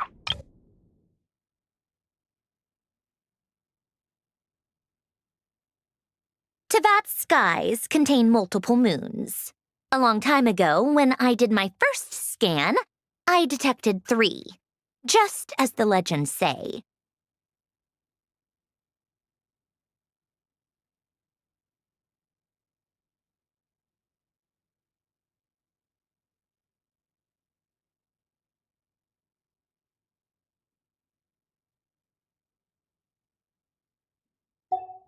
What do you want? We're busy. Are you still at the Curatorium of Secrets? Yeah. Look, everyone else is still out, so there's no hurry. Plus, I'm busy, so I would appreciate if you gave me some space. Even though we have crucial intel to share? Fine, I'm listening. Do you intend to share it via the Dodo communication device? Ordinarily, I would, but this is a unique situation. I think it's best that we discuss it in person. See you at the Curatorium.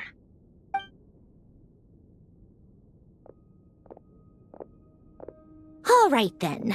So, what's the situation?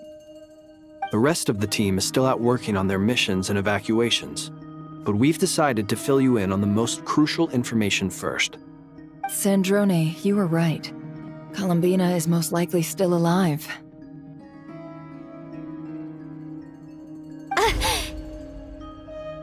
That's the best news we've received in a while, by a long way.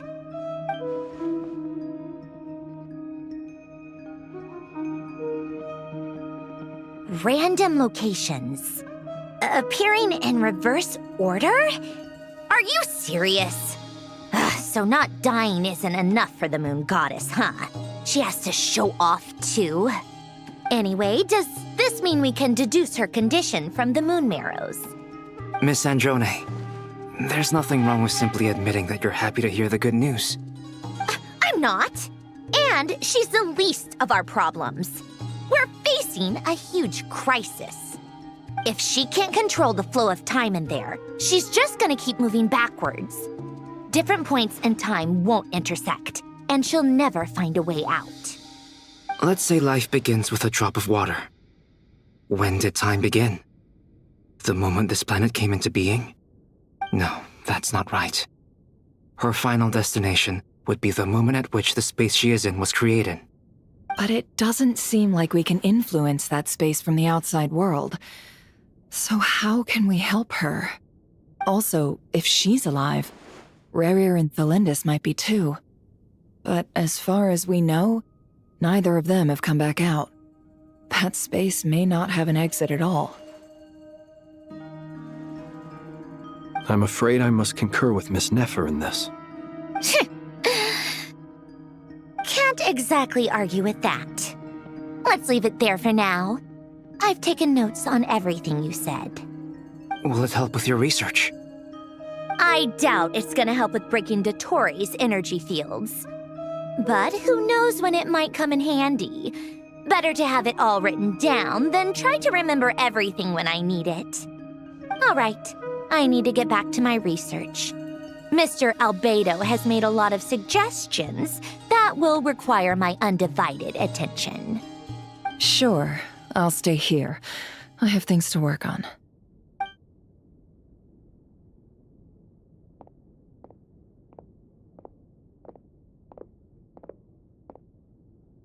Paimon, are you there? Oh, right.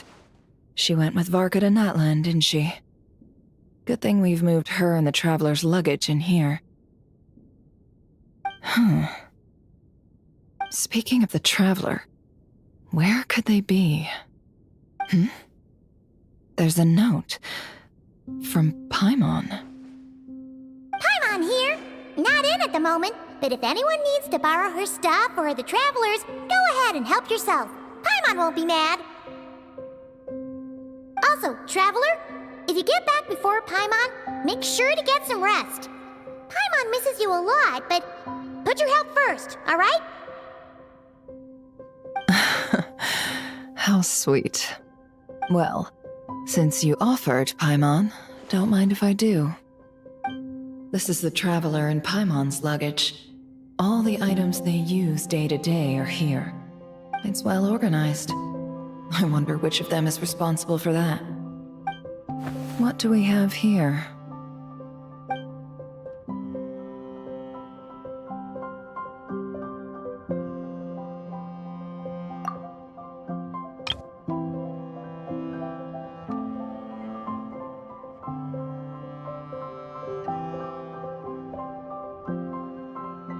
The camera captured a special moment that can only occur between people who are close to one another.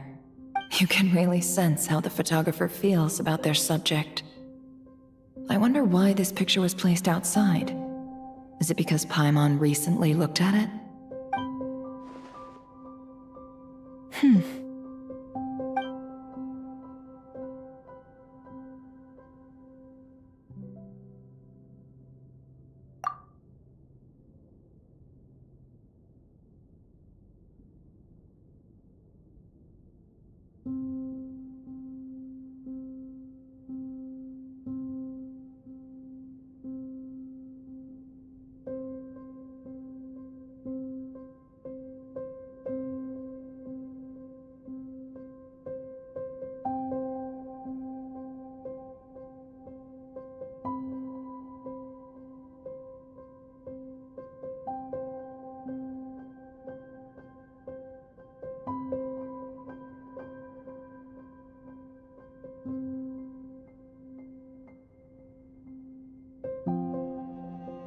This must belong to the Traveler.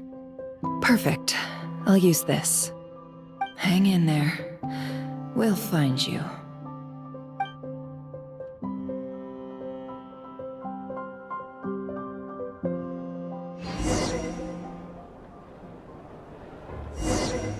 Polonia. Search keyword world formula and bring me all relevant books.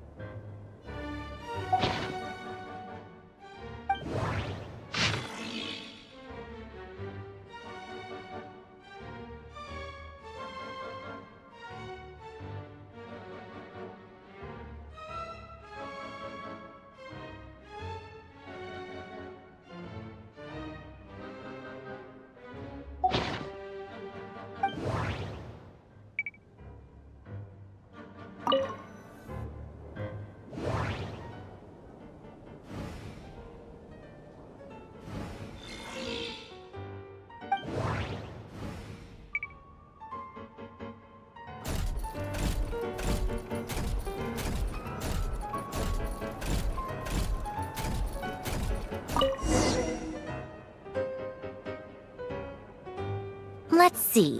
This one is Ontonki Sermon Dictation concerning the apocalypse. I believe that the correct term for this is Fortuna. This was an ancient Romorian technology, a wisdom unparalleled. I never imagined that Romorian ideas would be so similar to the diagram I have named, the World Formula. This is strong evidence that human civilization should gradually shed possibilities as it continues to explore and evolve. The end of humankind may well be upon us right now. The sparks of civilization shall run out, unless we consider introducing variables from outside the system. Variables. Surely that can only mean one thing. Descenders?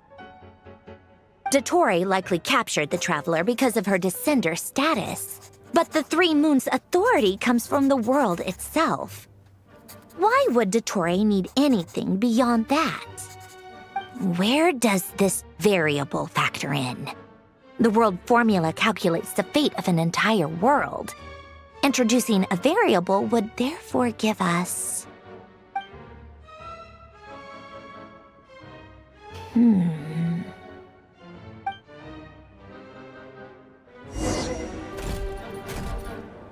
Polonia, search keyword pathway and bring me all relevant books.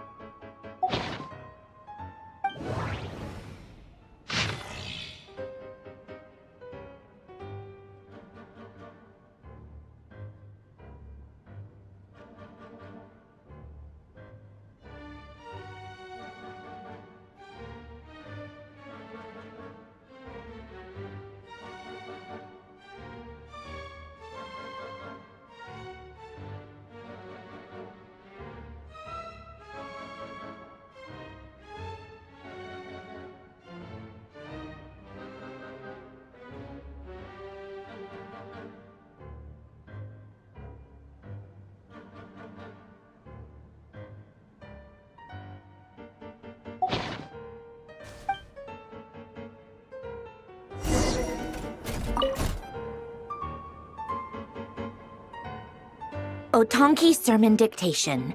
Explications on the Chemical Marriage. These titles are pretty esoteric. Observe and compute the pathway displayed in the guidance diagram. Deconstructing and reversing its effects could generate potential ideas. So, it's one of Renee's draft lectures. Deconstructing the pathway. I suppose that could lead to a breakthrough.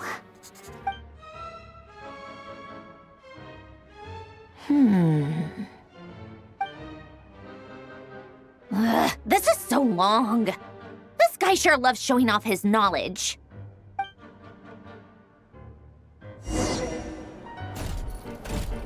Polonia. Search keyword tree model and bring me all relevant books.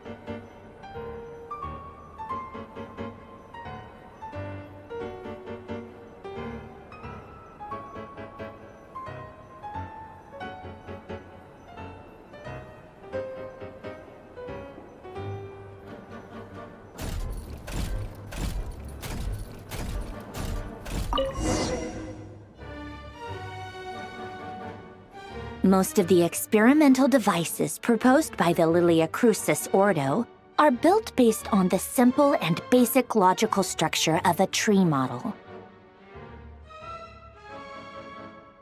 Lilia Crucis. Guess they were trying to cover up the name of the Narcissenkois Ordo?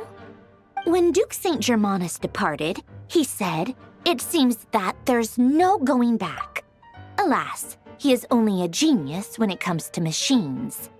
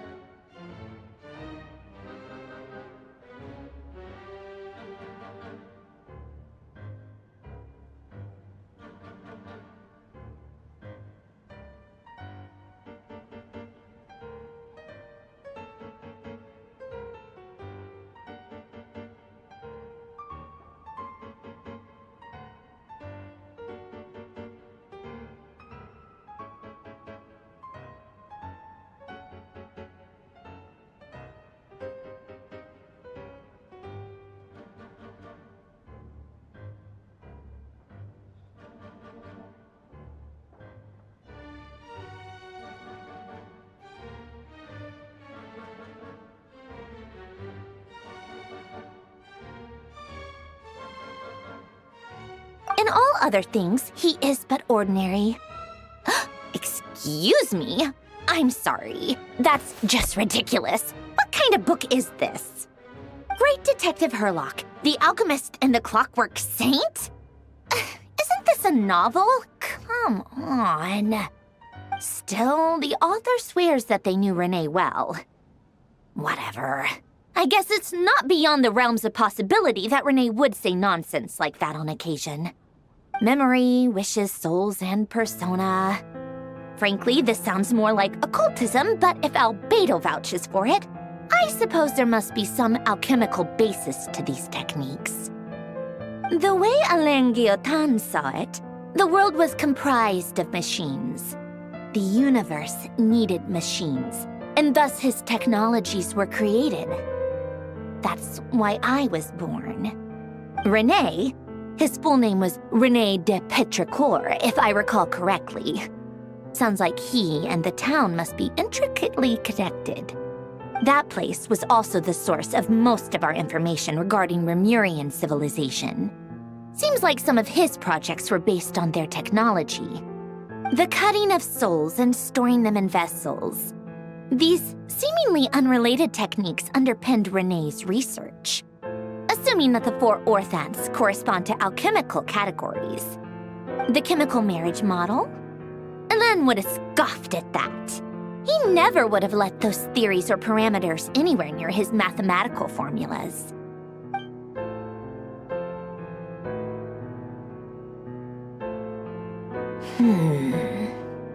What was Alain's view on Renee? I know he mentioned the name, albeit very rarely. Oh, now I remember. Alain's old notes are here too. They mentioned Renee once. Renee seemed most out of sorts when he spoke to me. A lack of sweet foods has dulled his mind, I should think. Either way, his words are not to be believed. Yep, that sounds like Alain. My subordinates actually did a half-decent job digging out all these materials. Makes a change. Good for them. Some of Alain's old files are completely consistent with these records. He must have gotten them from the Tower of Gestalt. I never knew he got his hands on Renee's records that early. He may have kept them, but he never even attempted to use them. Didn't believe a word they said. Come to think of it, Renee's world formula was filled with calculations of constants. That shows he believed that the fate of the world to be predetermined. As for Elan... it's been too long. I forget what he said. What would he have said? A guy like him, fervent believer in machines, but not headstrong enough. The world can be changed. It is worth persevering. Yes, that's how he used to think at least. He created that procedure to save this world. Yet the scale of the world's fate proved too enormous. The result was beyond his ability to calculate. He died having never seen the outcome. And there I was, left behind in the ashes of his dreams. Did you really never take a close look at Renee's research?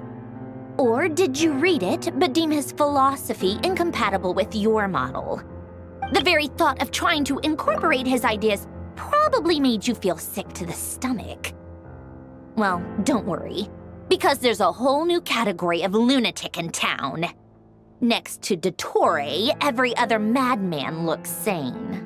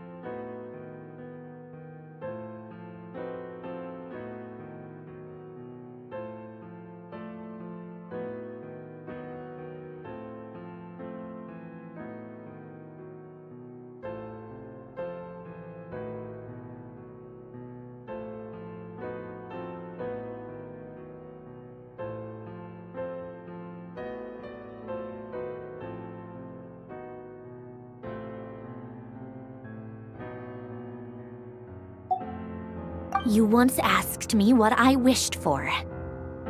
Should have asked him instead. He's the one pining for things you'd sooner die than witness.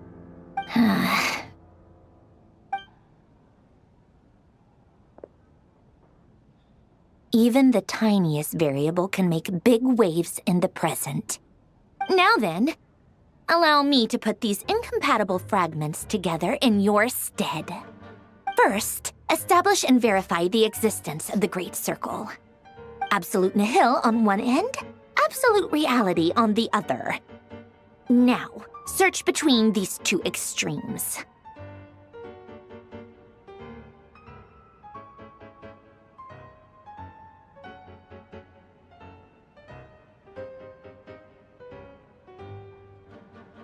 Then, the construction criteria.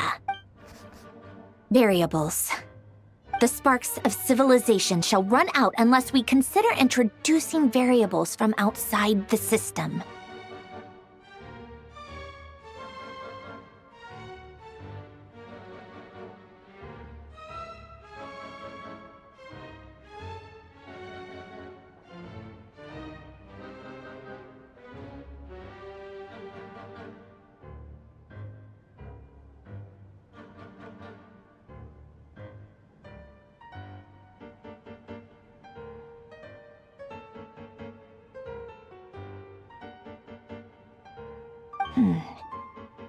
Input variables. Traverse the world, space-time, and civilization. Then extract the essential nodes from the records to determine which variables they point to.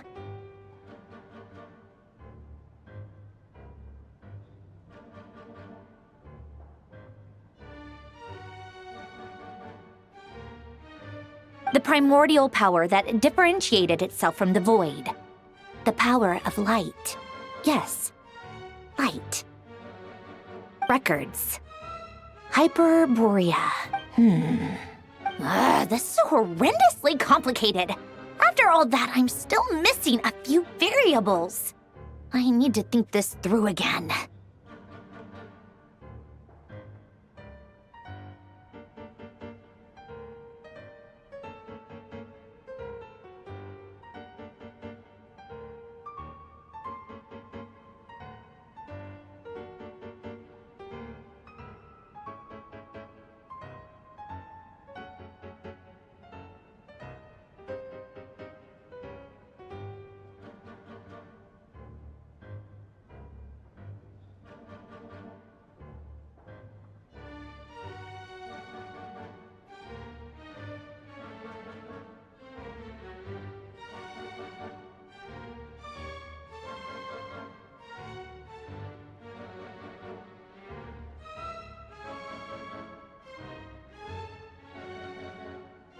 How do you think it looks, Polonia?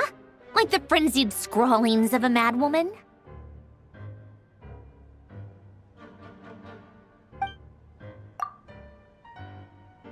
Fine, keep it to yourself. It's not like you can talk anyway. I'll assume you gave it a passing grade. I jest. But true madness does often start with trying to save the world. What would Arlecchino and Columbina think if they saw this incomprehensible hen scratch? They'd probably have me institutionalized. So would Rosaline. She's been dead for a while now.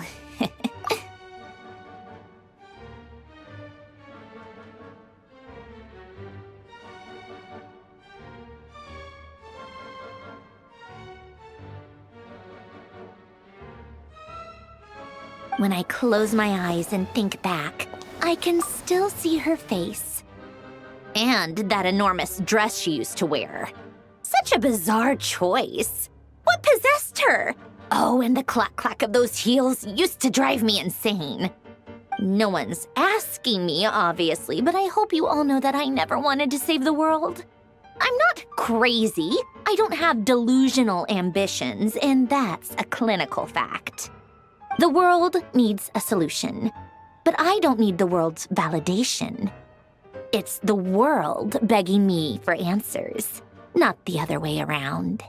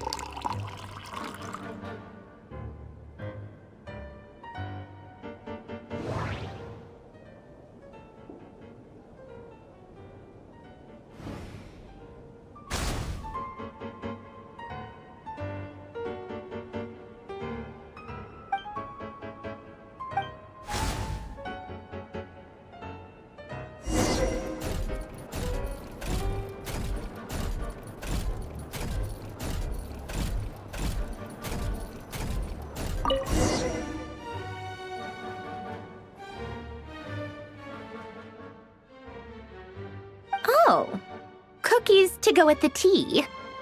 Let's see. They must be from that person who brought those documents. I see they're from Hotel de Boer. Something's written on the box. We are proud to present this homage to the Fortress of Meropede's fun-filled mill collection system. Fortune cookies. Have a lucky start to your day. Sounds like a dumb gimmick to me. Be early to bed and early to rise.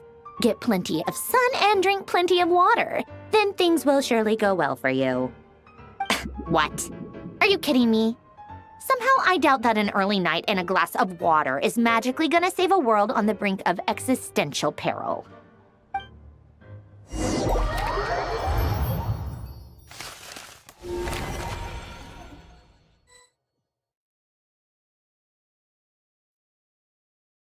Lady Arlecchino, word has reached us that Lady Marionette's troops are all in position. They are ready to act as soon as the order is given. Excellent. The only thing is, they are fewer in number than we expected. It looks like many of them must have lost their lives at the hand of the monsters released by the Doctor. Can't be helped. Allow them to join our ranks and keep in contact. As you wish.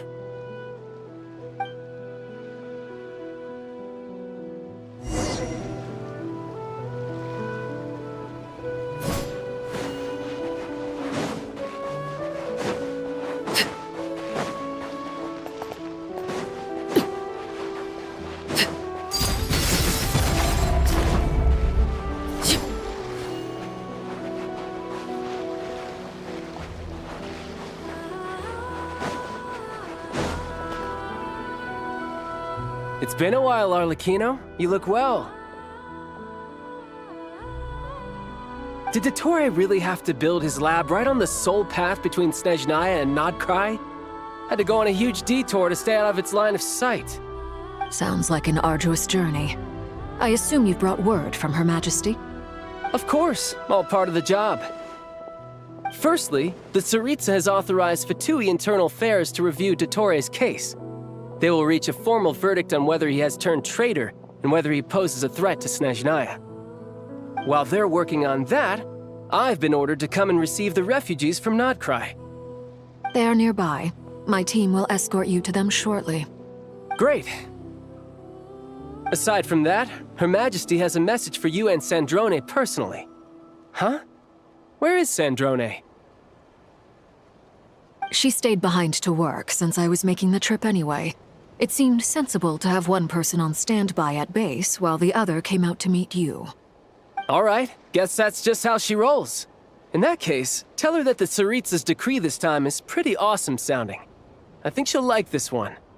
Still, I wonder what... Wait, what's that? Did one of our troops turn into a monster? Take him out.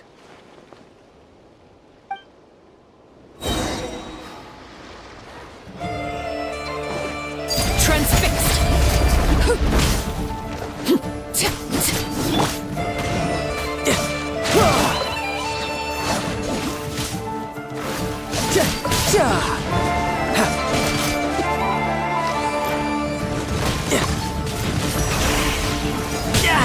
Amateur mistake.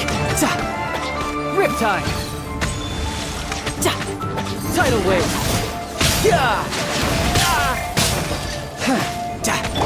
Overruled! Everlasting as the moon! You've gotten stronger, Arlecchino. Nice! Stop that right now. I appreciate the praise, but I am not fighting you today. I knew it. Death moves. My time to shine.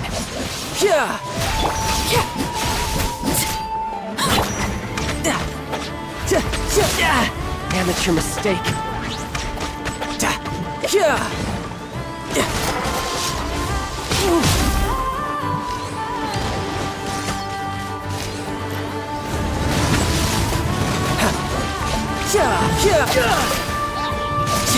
Shouldn't let your guard down.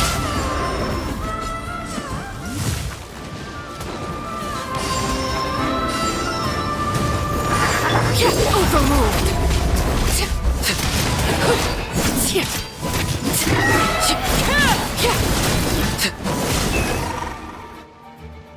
I can't believe it. He was a living, breathing human one moment, and the next... Another fine piece of work by our dear colleague, I'm afraid. What in the world has been going on in Nodkrai? A lot. But long story short, Dottore stole 2 moon marrows that should have belonged to Columbina, then built a 3rd moon marrow of his own to concentrate the Trilunar Authority in his hands. What? What do you mean he built a moon marrow? People build roads and houses, not moon marrows. What's his next DIY project? He's gonna build a god? You could stand to be less surprised. We are harbingers. The work we are engaged in makes the creation of gods seem mundane by comparison. I tell everyone who asks that you once crossed swords with Rex Lapis while serving as a key supporter for Rosaline's plan. But right now, you're acting like a common adventurer. Thanks for speaking up for me. Those 2 really took me for a ride back then. Then again, surely no common adventurer would manage to get tangled up with them the way I did. That's gotta count in my favor, right? It almost sounds like you wish to repeat the experience. I might have to lower my opinion of you. No. I'll stop talking. Please, go on. Dottore is currently still experimenting with his newfound power in ways that continue to corrode the outside world. As for the human mutation, I believe this is simply a consequence of his experiments, and not a strategic move. That radiant beast was once a subordinate of Sandrone's. I suspect he was only allowed to live so that he could become an experimental subject. Also, those of us who fought Dottore have been afflicted with a curse. As such, I cannot leave Nodcry. This is so much worse than I thought. No wonder Her Majesty's decree is so extreme. While these exceptional circumstances persist, the Harbingers are hereby authorized to use unilateral executive powers. Should Dottore pose a threat, Arlecchino and Sandrone are permitted to eliminate him. My thanks to Her Majesty. I will pass these good tidings on to Sandrone. Her Majesty has also declared that she will refrain from launching an attack on the now evacuated Nodcry due to the presence of unretrieved research material. A wise decision. By the way, how's my old partner doing? I'm assuming they're with you? Partner? You mean the Traveler? I'm afraid I have bad news. She was captured after our failed assault on Dottore's lab. Her whereabouts are currently unknown. What? Why? Since when does Dottore have a bone to pick with her? That is indeed the question. I'm not sure he does. He must have some other goal in mind. This won't do. I have to rescue her. You can't. We have no idea where the Traveler is. What am I supposed to do then? Stand here twiddling my thumbs? Sandrone is working on it. The best thing you can do right now is complete your mission. Fine. I guess I'll leave this to you then. One last thing. Tell the Rooster to get the message out to the gods and citizens of every nation in Teyvat. Beware. An uncontrollable pollution is spreading forth from Nodcry. The source of that pollution is a madman drunk on the success of his experiments. The Fatui and our allies will endeavor to contain the threat. However, if Nodcry falls, things are likely to escalate. Considering Dottore is one of our own, all Fatui stationed in Nodcry consider it our duty to stay and fight him to the bitter end. Whatever the cost. Hey, don't be too pessimistic. If it comes to it, I'm sure Her Majesty won't stand by and do nothing. I hope you're right.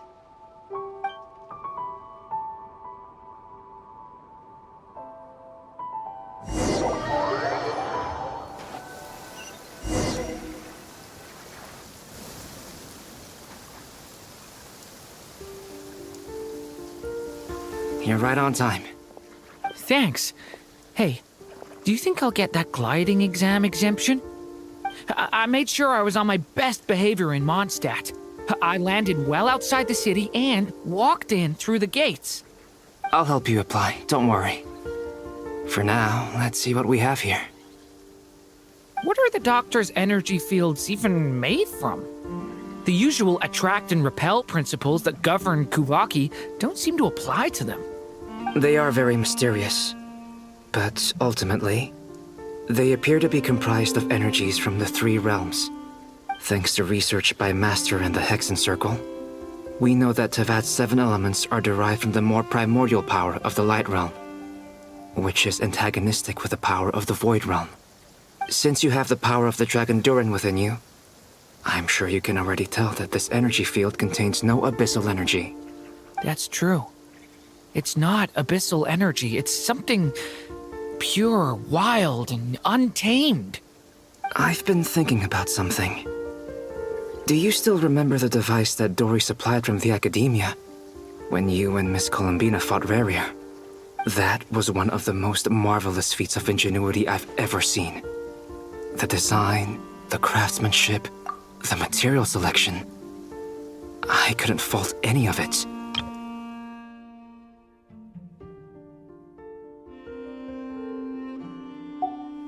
Not to mention the operating principles. Surely the most ingenious feature of all. Dory didn't go into detail on how it functions, but I have a working theory. The clue was that Miss Columbina was somehow able to use the pyro energy that you provided, despite the fact that, as a moon goddess, she should only be able to use light realm energy in principle. Now, all elemental energy is, of course, derived from light realm energy to begin with.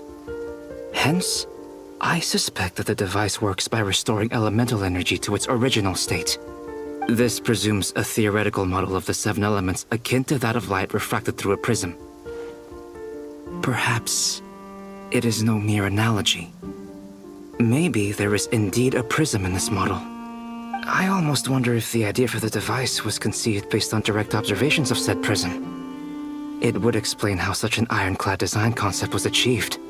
It is at once a masterwork of engineering and a groundbreaking application of the Academia's latest elemental theories. I suspect only Lesser Lord Kusanali herself could have devised such an ambitious technology. But back to the energy field before us. If this is pure light realm energy, its relation to elemental energy is one of integration versus division.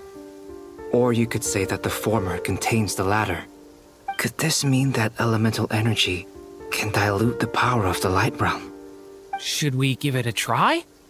We should.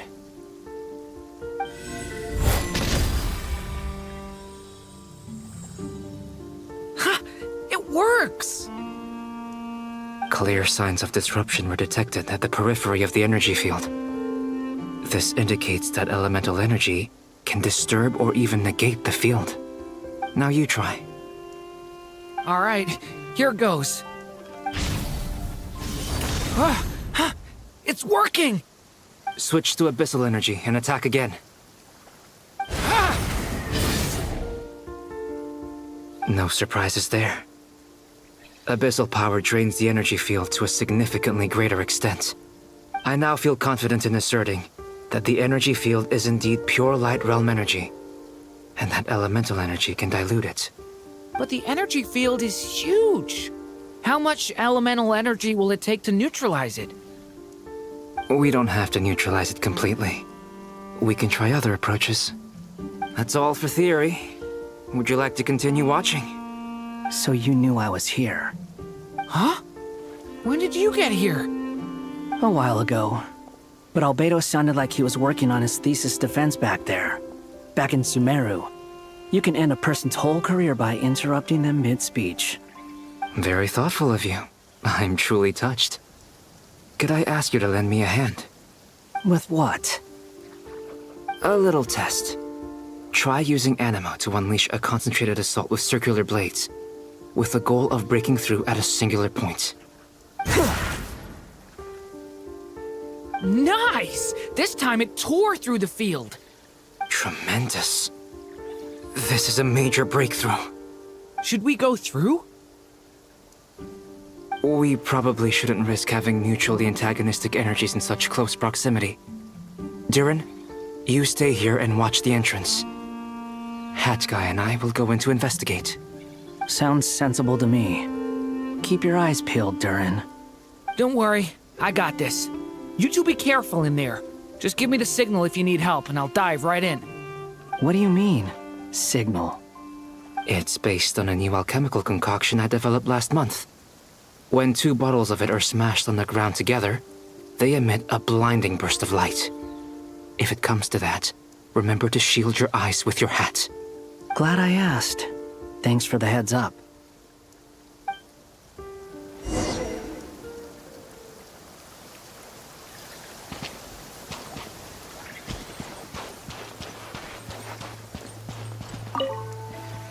Like I thought. Beyond a certain distance, we can't see the opening where we came in. Maybe that's to prevent people from escaping. Sounds like Dottore style to me.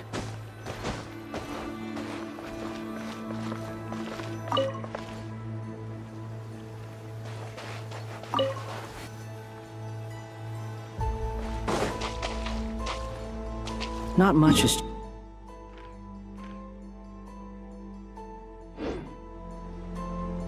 The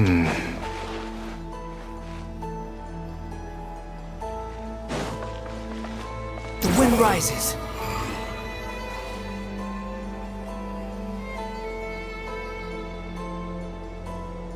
They have no heartbeat and they're not breathing. We can only assume they're dead. But there are no visible wounds. Also, there's an animal squatting next to each body. It's watching us. That's not an animal's gaze. What are you trying to tell us? Doesn't seem eager to talk. I guess maybe it's just an animal after all. Let's keep looking around.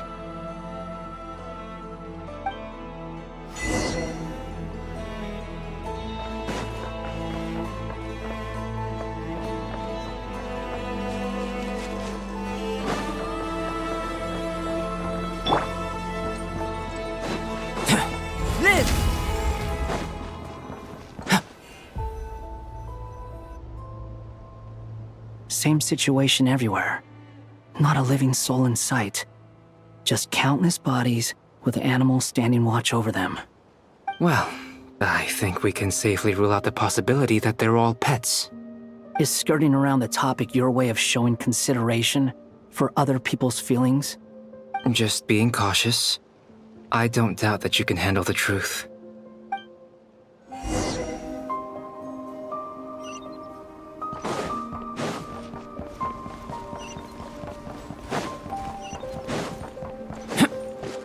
Careful. Please. Help us. Please. Over there. I hear a voice.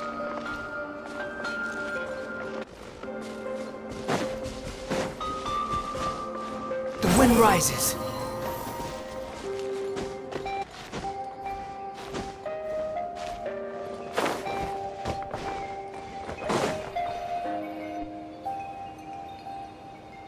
Please. Help us. Please. What happened here? I don't know. Suddenly, everyone collapsed. Then my line of sight got lower. I still have some of my senses left. I gotta get out of here.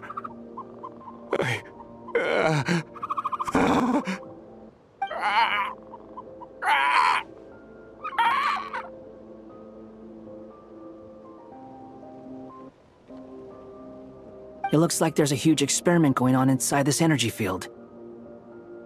Maybe each energy field is its own giant experiment. Vile. He's swapping human minds with those of animals. Even without the other circumstances, this would be an extremely radical experiment. Those people may have lost their sense of selves, but they are not fully animals either. If they were, they would have left. But instead, their instincts are driving them to remain by their dead bodies. We should go. No sense in sticking around here longer than we need to. Agreed.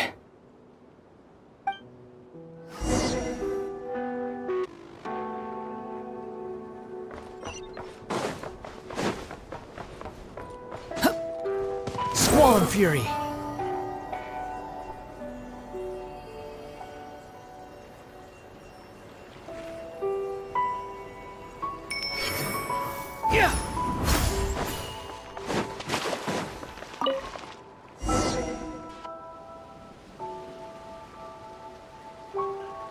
You're back!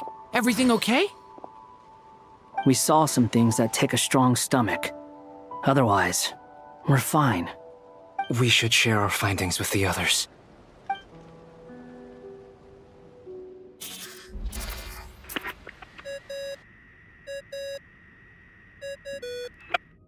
Yes? Who is it? Miss Nefer, it's me, Albedo. We found a way to break through the energy fields. With enough control, it's possible to tear them open using elemental energy. Also, we managed to take a look inside. Dottore is carrying out his cruel experiments on an immense scale. Any residents who have failed to evacuate in time will likely meet a grisly end. Sounds like he's living down to our expectations. Might I ask how things are proceeding on your end? I'm just about to get started. I'll be in touch once I have a result. Understood. Stay safe. I will.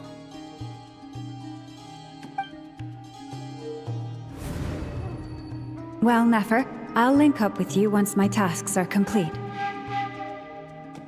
What makes you think I'd need you to do that? I'll need it. And considering the way you approach certain matters, I think you'll be better off with me present.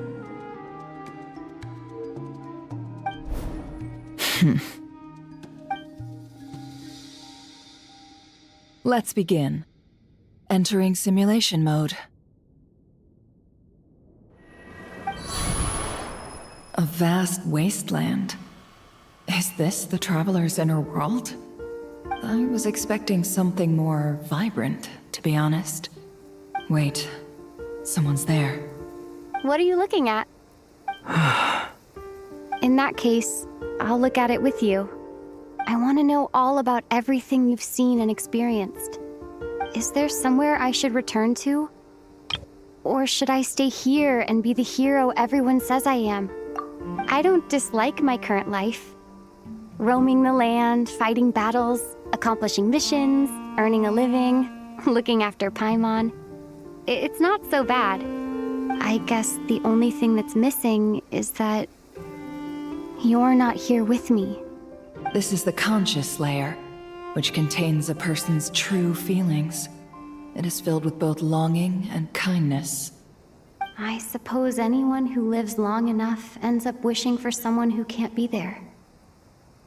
Maybe it's the only way we can feel truly alive. Time to delve a little deeper.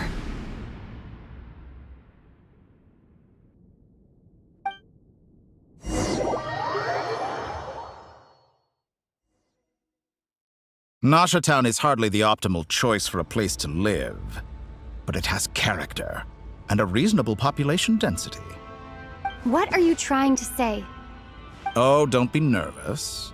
I was just thinking where might make a good starting point for your journey. Perhaps I should send you further afield. Conria, perhaps. Conria ceased to exist long ago. Once again, you fail to understand the possibilities that the Tri-Lune creates. Anything that has existed in the past, I can now recreate. You simply do not wish to see that happen. That might be because you miss your sibling and fear getting answers that you are not ready to learn. But this is not for me to judge. If we are to collaborate, we need to maintain an amicable relationship. In a moment, you will be able to... Oh no.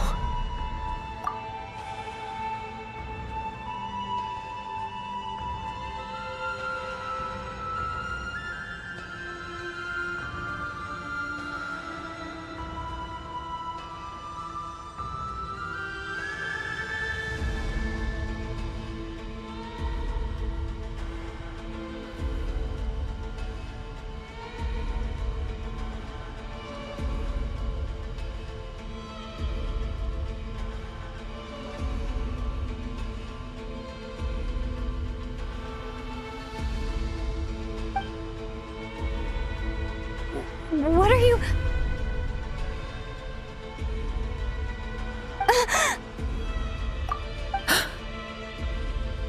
What are you gonna do?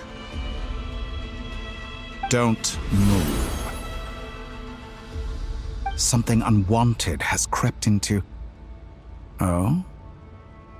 Gone as quickly as it came.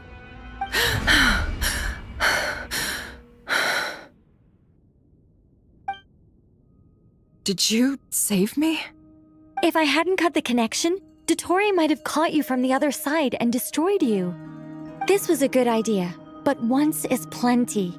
You were exceptionally brave. Excellent work. Thanks, but now's not the time for that.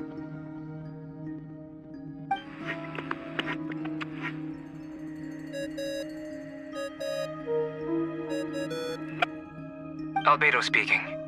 I think I know where she is. What is this endless darkness? I can't see anything, even though my eyes are wide open. But why? What happened? Ah, sorry about that. I take it you didn't notice. Just now, a friend of yours took a little peek into your mind. Could it be Nefer? How did she do it? Did she use something as a medium to connect to me? Do you think she's aware of your current circumstances?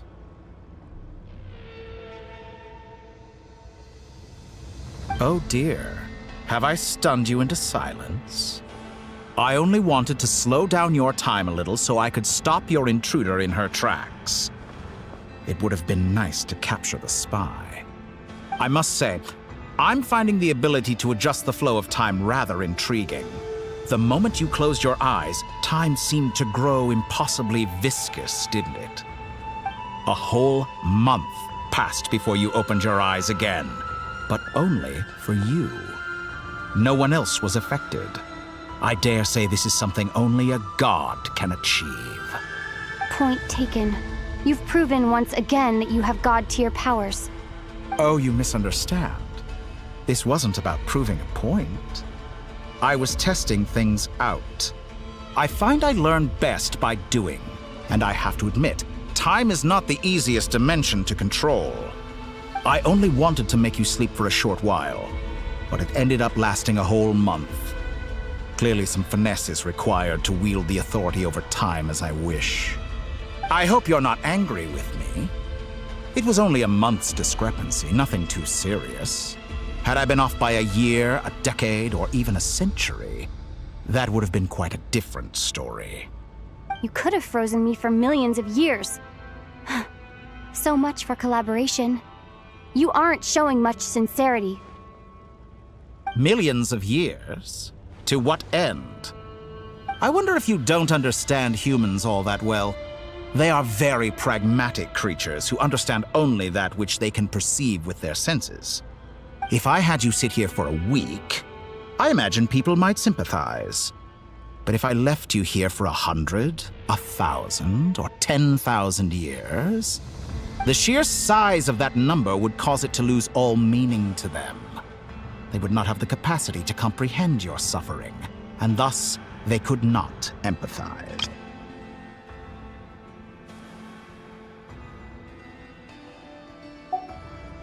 Unfortunately, while gods do exist in Tevat, it is ordinary humans that account for most of the population. Their lifespans are so limited, their bodies so fragile. Did you ever really hope that they could begin to understand someone like you? Your long life and unique origins make you fundamentally different from them. How long will it be before they start to treat you like the alien you are? Before you are ostracized, outcast? Alien. Even I feel bad for you sometimes. This world has made you into a slave. So many times you have served its will, and not once have the powers that be ever thought to grant you the one simple thing you wish for. You have been treated most unfairly. I can change that. I will grant you special privileges and give you back the status you rightly deserve as a descender.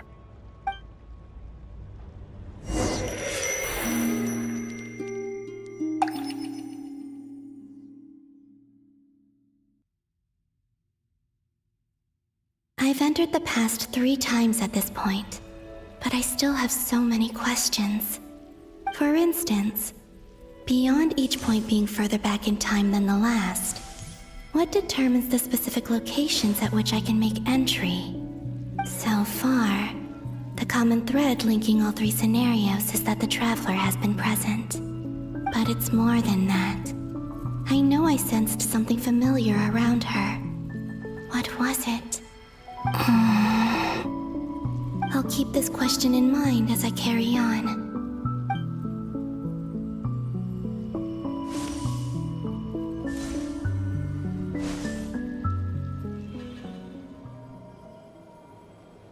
Humans, you never change.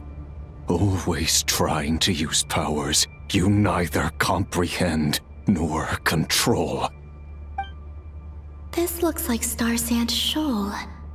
Was this before Rerir regained his physical form?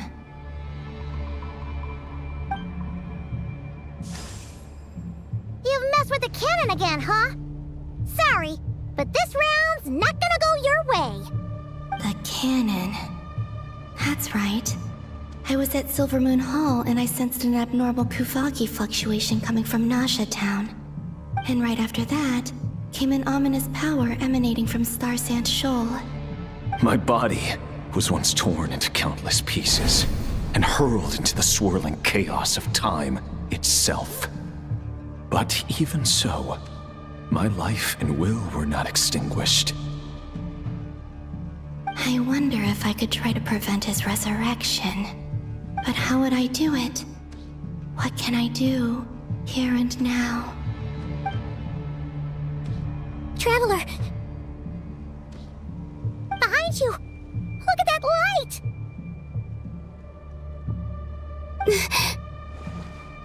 No, I won't make it in time. She's using the Kuvaki shield like I taught her. Is she gonna use it to block the cannon's beam? She's strong. I'm sure she can manage. But the force released when the beam impacts the shield might lead to collateral damage. Easy Island. The Frost Moon Scions will be exposed to lethal levels of Kuvaki. A question, if I may, kind Miss Columbina. When the cannon's Kuvaki beam was deflected earlier, I saw several bolts of energy streak toward Hisi Island, only to be blocked. Did you also have a hand in that?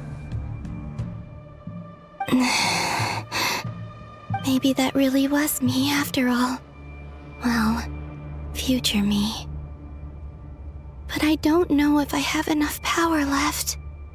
Sigi sato pasa sais, niti ipotuvtos. There's no time. Osestikos paratin tirantu risuiku, to pirto aithion feraton. I have to make it. Oh, Frost Moon. Oh, great land. Oh, slumbering moonlight of Nodcry. If you can hear me, if you can sense my call, then please, heed me once more!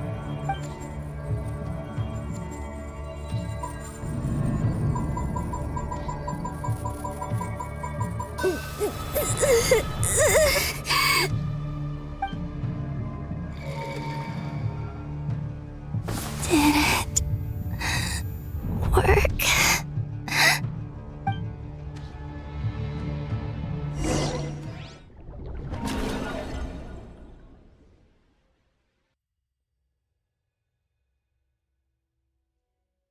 Hey, wake up.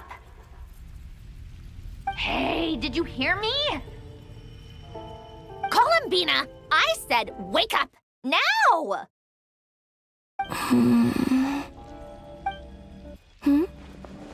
Oh, good morning, Sandrone. It's 3 in the afternoon, actually. And could you kindly not use my quarters as your personal nap room next time? But I feel so safe here. And your coffee, right? It's so bitter, but it smells lovely. It's like you were raised by wolves in a forest or something. What did you drink growing up? Grass tea? The Frost Moon Scions certainly led a more frugal existence than the Fatui. Then I'll bet you've never eaten one of these before. It smells delicious. That's because it's a Fontanian recipe. I had a little free time today, so I made a batch. Rosaline will be here shortly, but if you really can't wait, I guess you can go ahead and...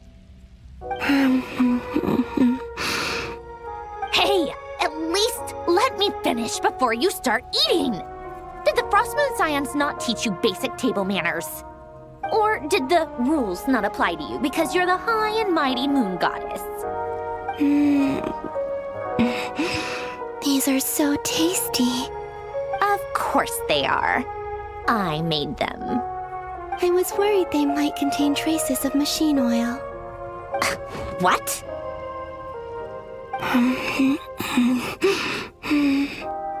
You know, there's something I've always wanted to ask you. Why did you leave your old home and join the Fatui? I mean, I'm sure their food was awful. But there's gotta be more to it than that. Well, life there didn't go quite how I imagined.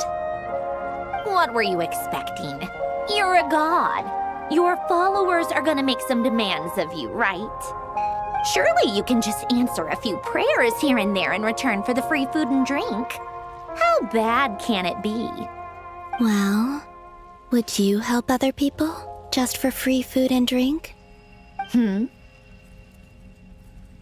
The doctor told me that you were created by a great mechanic, Lord something Fisher. The Lord Artificer.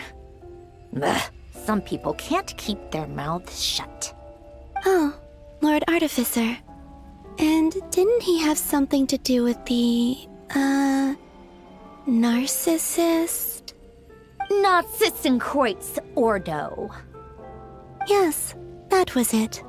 Narcissenkreuz Ordo. So, would you try to fulfill their wishes? You must be joking. I wouldn't go even if they paid me. I don't even know them. Exactly. Well, I felt the same way. I did not know the people who made demands of me. What do you know? We're on the same page for once. In his later years, Alan did ask me if there was anything I wanted to do. If I had any wishes of my own. Well, I don't. And I'm not in any mood to fulfill someone else's either. Who's Alain? He was the... You know what? Never mind. You're not gonna remember. Anyway, the point I'm trying to make is, neither of us is the self-sacrificing type. Let me ask you this. What sort of place would you like to live in, if you could choose? A place where people don't ask me for things I cannot give them. Where they don't worship me, or fear me, but just want to chat with me like a normal person. I'd also like the freedom to come and go as I please. And ideally, it would be somewhere with the smell of coffee and snacks. Not to burst your bubble, but no such place exists in the world. Now, take your snacks and scram.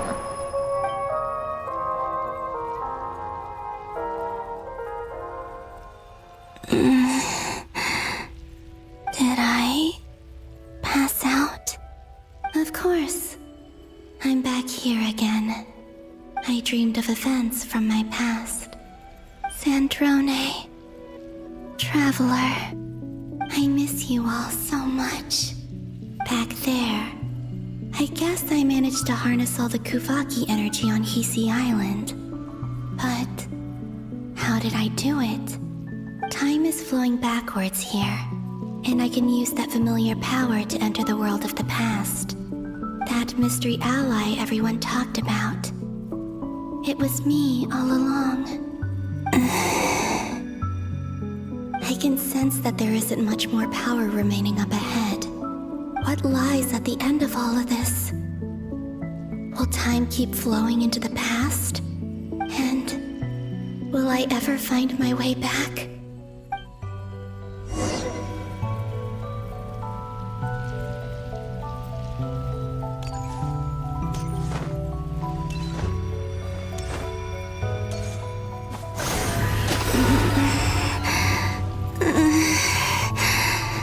It's getting harder and harder to use my power.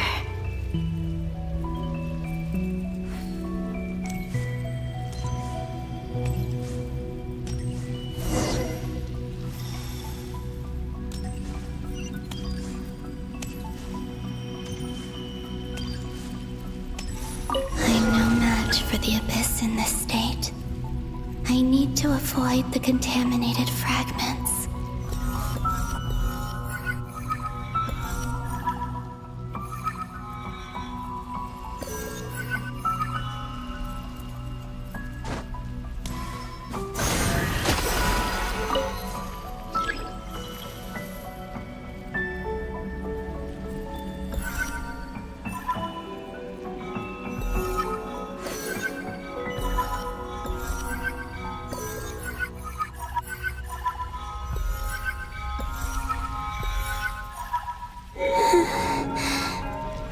Time to go. I wonder where I'll find myself this time.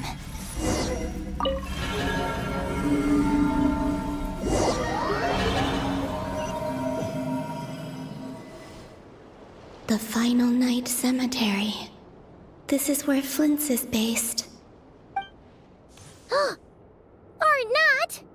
How are we supposed to read through this many files? Difficult, yes, but it is also our most efficient option. Seems like they're searching for information. Oh, I remember. Flint and Varga talked about some files on the Wild Hunt. Was this my doing too? To expose the true intentions of this Rarir, we need to dive into Notcry's history. Are my actions changing the past? Or are they simply completing a process? Is all of this inevitable? Or am I the one making these decisions? If I choose not to help them now, will it change how things turn out? Hope we don't land on our heads then. They're my friends. I can't not help them.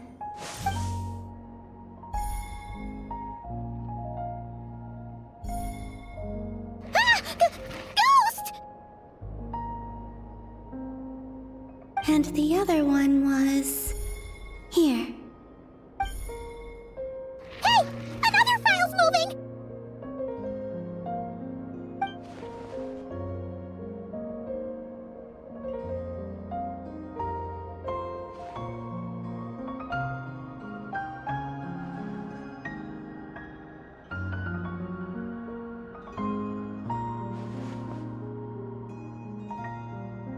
That should do it.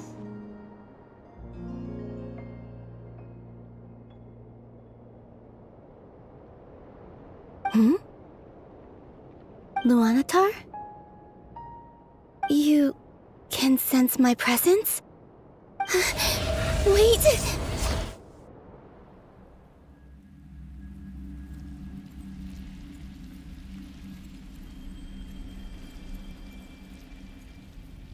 Luanatar.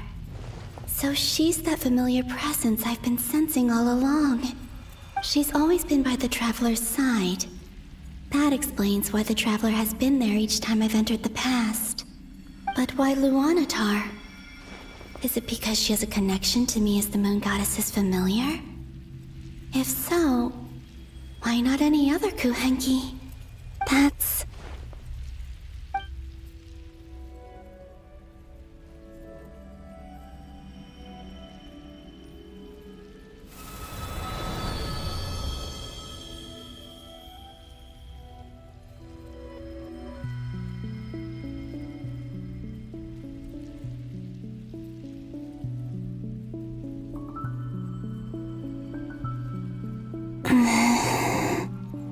I cannot sense any power up ahead. Just a void, stretching out into infinity. This is likely my final chance to enter the past. It's now or never. I have to find a way back.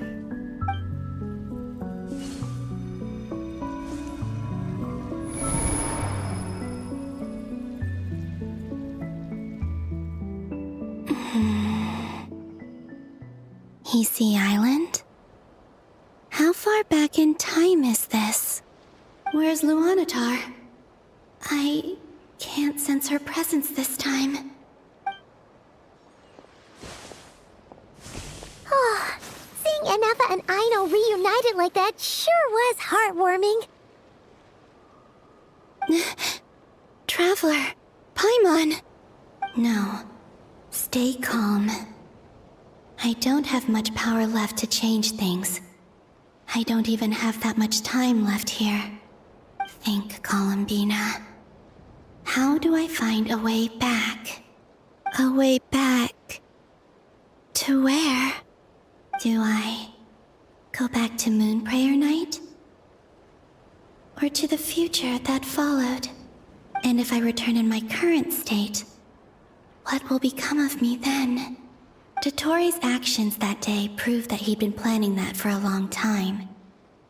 He had already seized the power of 2 moon marrows before capturing me.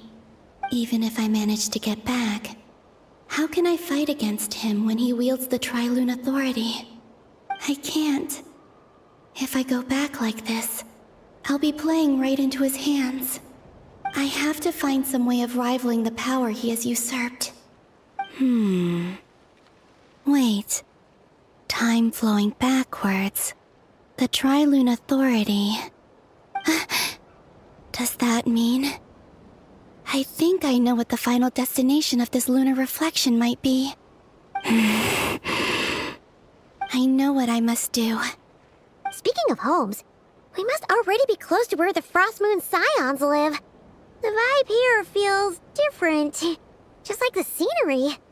But how do I communicate my plan to my friends? Should I write it down here? No. Someone else will see it. I need something with a close connection to me. Something I can use as a medium to tell them what's happened to me in here. Now it makes sense.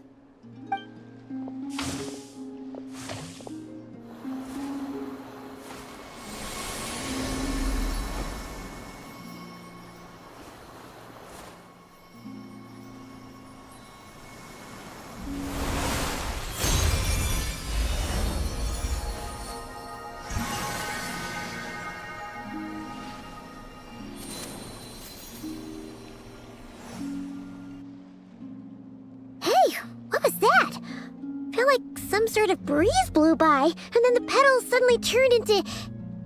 Huh?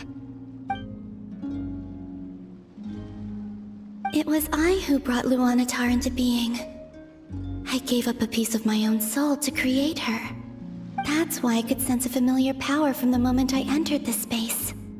It also explains why she's been present in every past location that I've entered. Because we have a deep connection. Hey there! What's your name? And the reason why there are no more gates to the past after this point is that Luanatar hadn't been born then. No wonder I sensed the trace of a blessing when we first met. But I still didn't recognize the soul hidden within you. Back then, I was just a little lost dove. I had yet to become Columbina Hyposelenia. Go on now. We've got stuff to do. Best you find someone else to hang out with. Hey, you scared it off. I'll be counting on you. Remember to stay by the traveler's side, guide her, and help her in my stead. Oh, and bring her to the garden where the moon prayer blossoms grow. There's a little lost dove there who will need her help.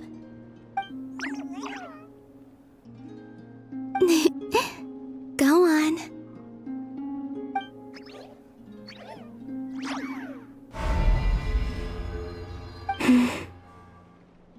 You too. Go and live your story. As for mine must go in a different direction.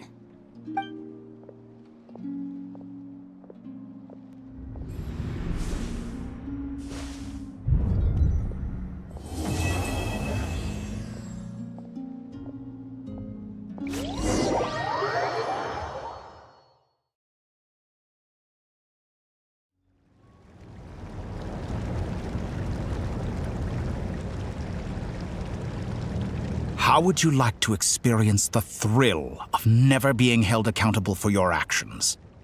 You could crush people like ants without consequence, or tear off their heads or limbs as you please. Believe me, such a life is but one small step away. What point is he trying to make? Freedom? But the freedom to kill? To do evil and get away with it? Why would you offer me that? The creation of a world is the ultimate scientific experiment. I have taken my research to the highest level, where I shall be not just a god, but also a servant to many sacred spirits. I shall heed the truth and perform holy deeds. A god's laboratory is the perfect playground, but it needs the right occupant to explore its full potential.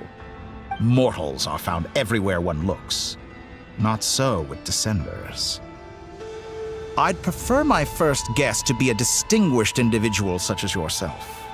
And I know you could make the most of the opportunities it offers. So the condition for entering the new world is to take innocent lives. The same dilemma that Rerir once faced. Could I really bring myself to kill others for my own benefit? Rerir did. And look where it got him.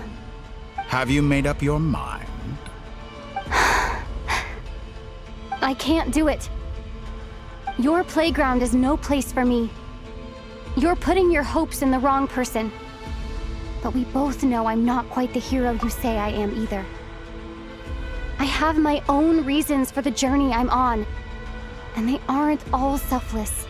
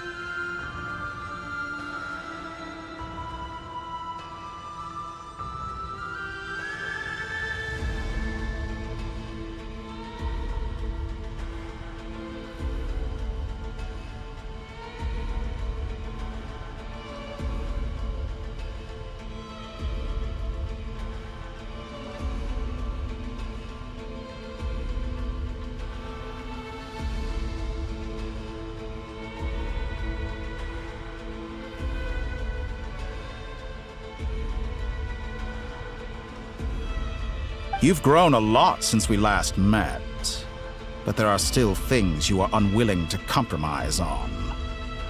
This will only hinder you.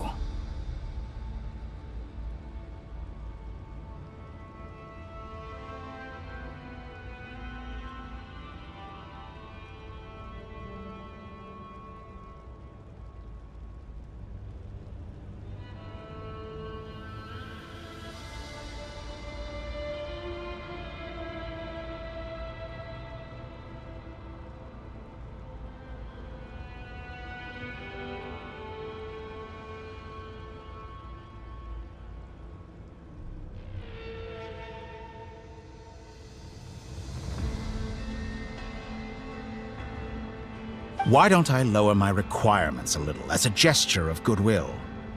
I'll give you a little time to learn to be a less noble soul.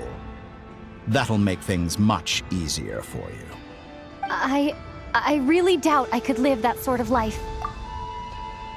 And yet you already sound less defiant than a moment ago. The benefits appeal to you because you can read the signs of the times. Why don't we return to my research facility? Your last visit was so rushed. There is much that I have yet to show you.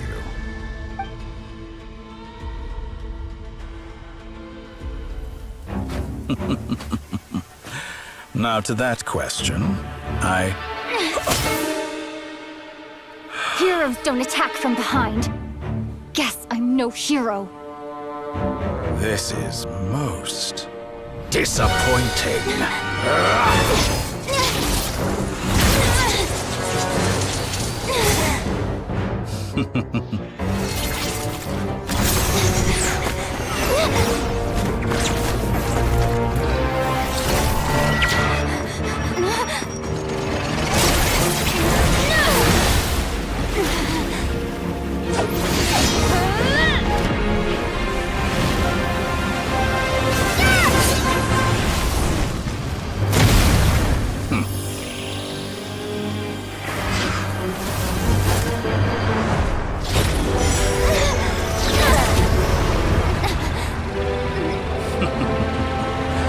Now then.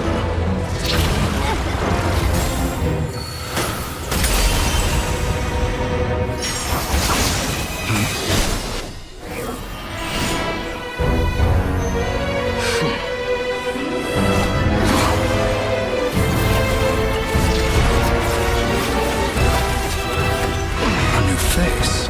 Interesting.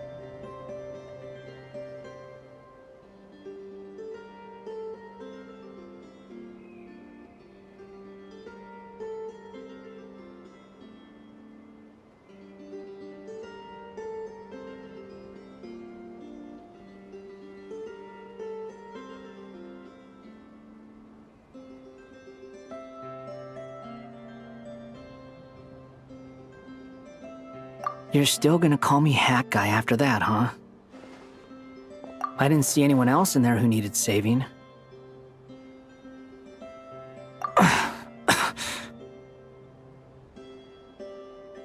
It's nothing. I'll be fine.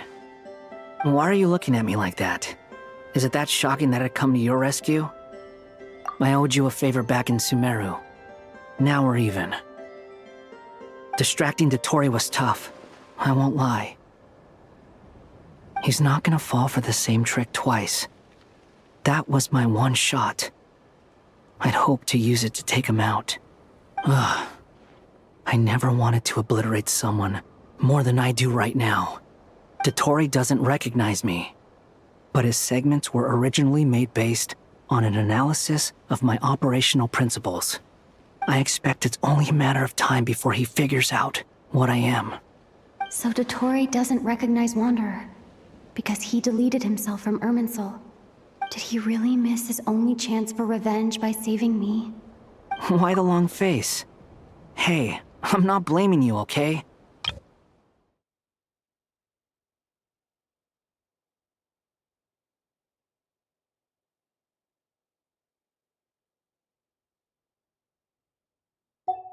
And I'm not complaining either. Rescuing you and killing Dottore are equally important goals. Everyone would be pretty stuck without you. It's best you live to fight another day. How are you holding up? Are you all right? Hat Guy said to put safety first, so we agreed to run as far away as we could after leaving the energy field and only meet up once it was safe. You don't look injured. It seems that Dottore didn't do anything to you. All right. Rescue operation complete. Let's head back. There's a lot more work to be done before this is over.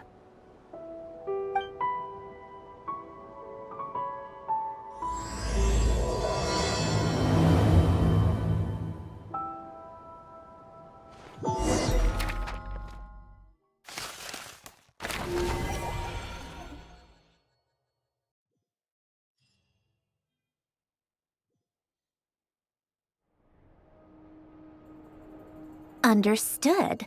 I will bear the Tsaritsa's decree in mind. I don't see what's so awesome about it, though. Does he really think everyone else is as immature as him? I'm not stooping to Tartaglia's level.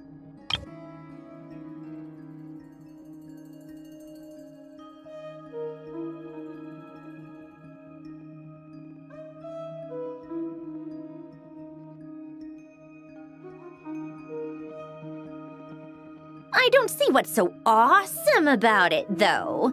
Does he really think everyone else is as immature as him? I'm not stooping to Tartaglia's level.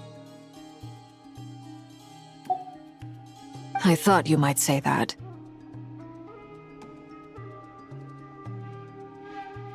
How's your progress? Quite promising, actually. That alchemist Albedo gave me a few ideas. Remember how I asked you to look up some files for me?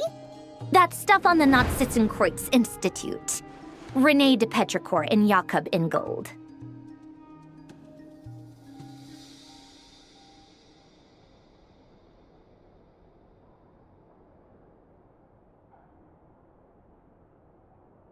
Alain Guillotin despised René's theories and methods, but he never managed to come up with better alternatives either.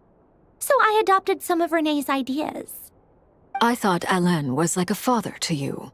He and René were mortal enemies, were they not? And what would you say if Linny and his friends one day learned something useful from someone you utterly detested? I would applaud them for it. That would mean that they have surpassed me. For all we know, Alain Guillotin might have thought the same thing. Not that it matters, though. He's dead, and I'm alive. So it's my call to make. Once you die, it doesn't matter how great you were in life. Only the living get to decide what happens next.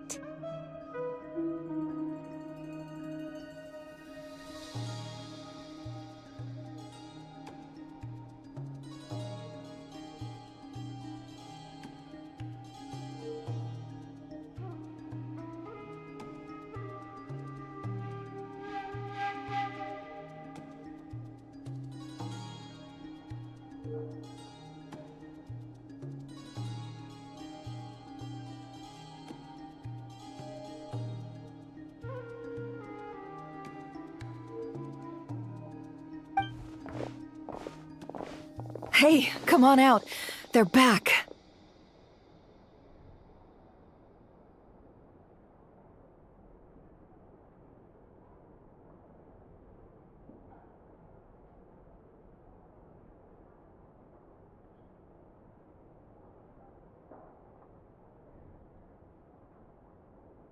Huh?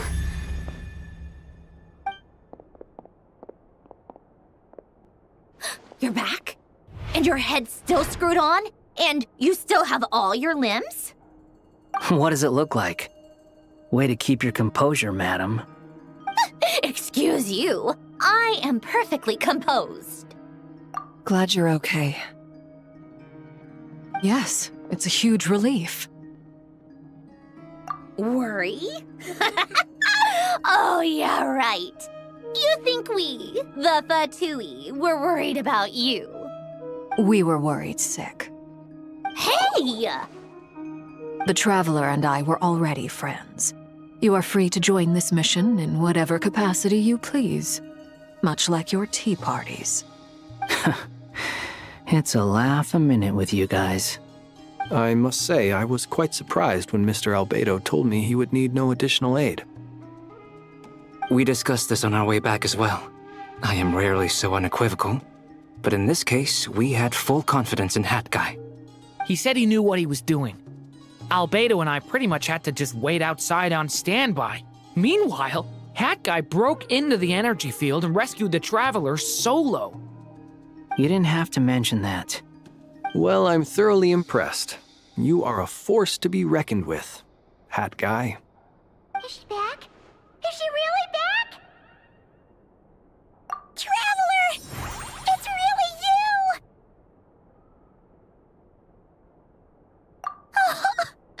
Oh, thank goodness! Paimon missed you so much! You can finally breathe easy, Paimon. It's great to have you back in one piece! Oh, Paimon's been having nightmares the whole time you were gone! Look at them. You know, once you reach my age, there's nothing better than watching a misty-eyed reunion between friends. It's nothing. Same goes when you get to my age, too. I bet Ino and Anefa would be tearing up as well if they were here.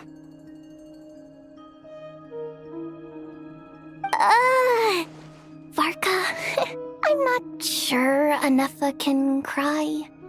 Oh, yeah, good point. Hey, your eyes are looking a little red and puffy. Come here, let's hug it out. What? Ew, no! No, thank you. You're not my dad, okay? Knock it off! Everyone, I'm sorry for all the trouble I caused you. But the silver lining is, I didn't come away from this ordeal empty-handed. While I was being held captive, I learned a lot about Dottoro's current capabilities and what he plans to do with them. Allow me to explain.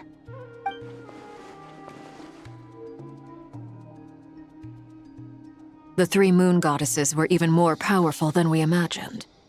No wonder Dottore believes himself to be equal to the gods, maybe even superior. Utter blasphemy. While everyone was gone, Nefer and I made an interesting discovery, and I believe Miss Sandrone has something to share too. Ma'am, perhaps you could do the honors?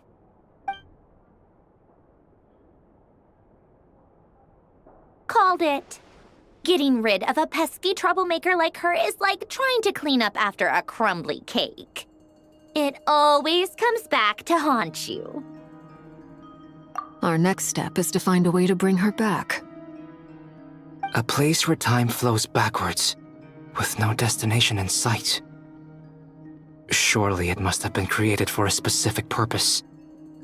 But I fear the answers are buried deep into Vat's history, held by great powers beyond our reach. It sounds like she's on a specific path through time, just traveling in the opposite direction to us. The question is, where does that path lead? Or will it keep going to infinity? We considered that question as well. Strictly speaking, time is not infinite. Indeed not. Every road has an end. Nicole! You sure love of quietly sneaking in mid-conversation. I do, in fact. It's something I've always done at our mages' tea parties. Quiet, mysterious, and persuasive. You wonder what lies at the end of her road. Well, just as the world has a beginning and an end, so too does time. And so, the end of the road is the moment that Tevat was born. But where Miss Columbina will end up along this road, that depends on where this particular river of reverse time began.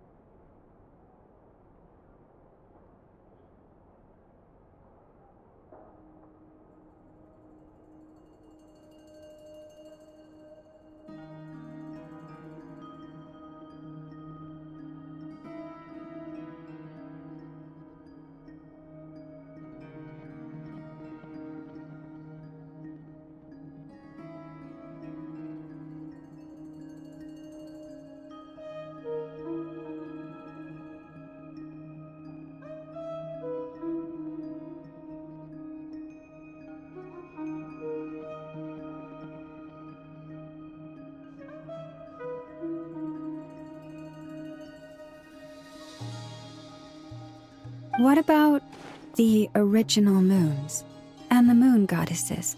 Do they have a beginning too? All things do.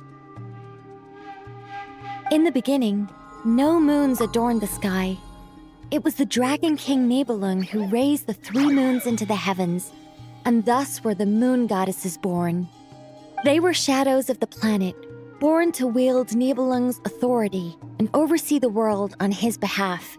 They were extensions of his will, manifestations of his majesty. But then one day, they disappeared just as suddenly as they had once been brought into being. Nobody knew where they had gone.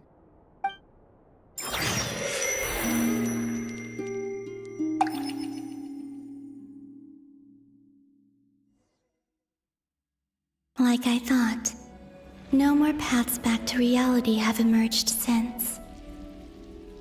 But how can I be sure that I'm going the right way without scenes from reality to keep me on track? I can't even be sure of how long I've been walking for. The further I travel, the less stable this space becomes. There are even moments where I can sense something that feels like abyssal energy. They can just materialize out of thin air. I have to keep my wits about me.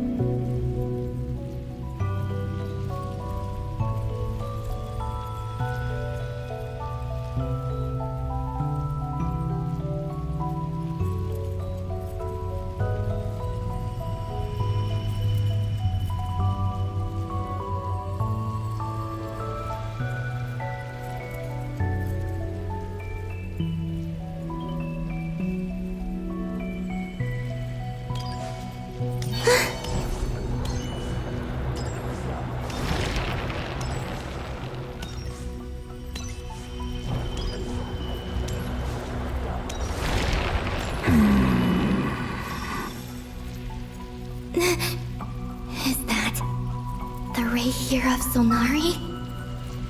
I can't believe he survived. How did he do it?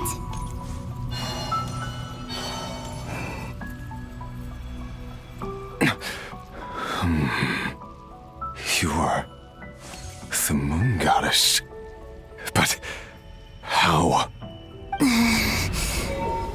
Please, there's no need. I'm not interested in fighting anymore. I find that a little difficult to believe. Yeah. Honestly, so do I. The way you used my own power against me was... It was a brilliant strategy. And then, in the final moment before I was thrown into this space, I got to see an old friend. Mr. Dainsleif. Right. It was so long ago now. But we were friends once. When I first got here, I was filled with hatred, remorse, and rage. How I cursed and devoured. I tore everything here apart. I was consumed by the desire to leave this place and have my vengeance. But to no avail. This is a place with no exit.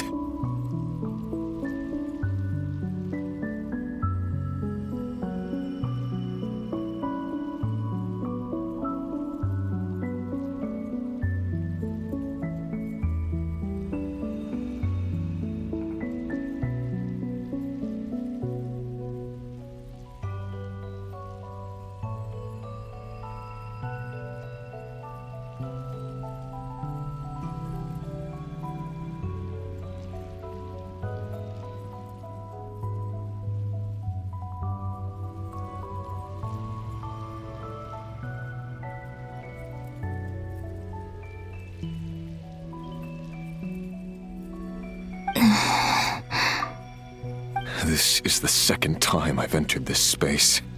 Though I have no memory of the first. I was torn to shreds the moment I entered.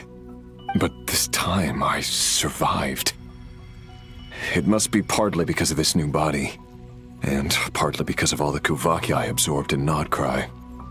Are you the source of the abyssal power in here? Not all of it. Some is from when I first arrived here and tried to destroy everything. But there was already a degree of abyssal power here, before I entered. And like a venomous snake baking in the merciless sun, it tried to slither into my shadow. Tried to? So, you rejected it? Yes. Because after that, the world suddenly became silent for a moment. What do you mean? The voices in my head. They were gone. And then I saw her. Her?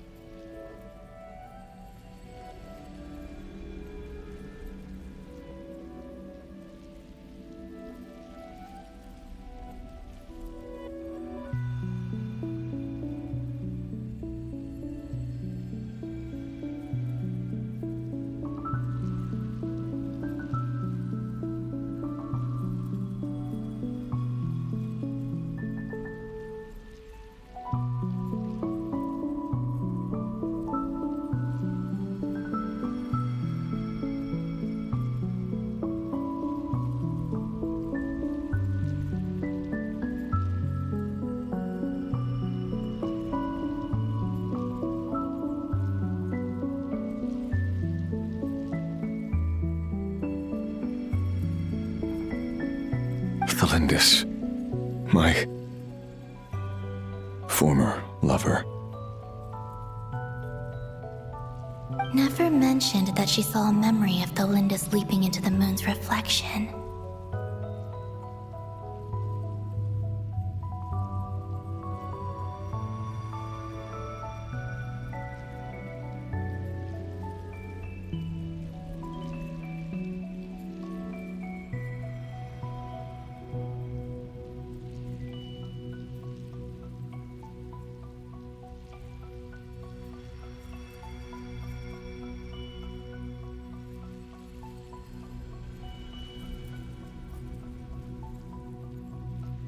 More precisely, I saw her after image.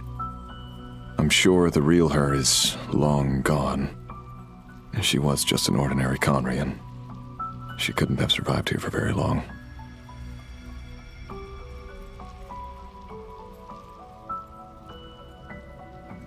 Anyway, why have you come here?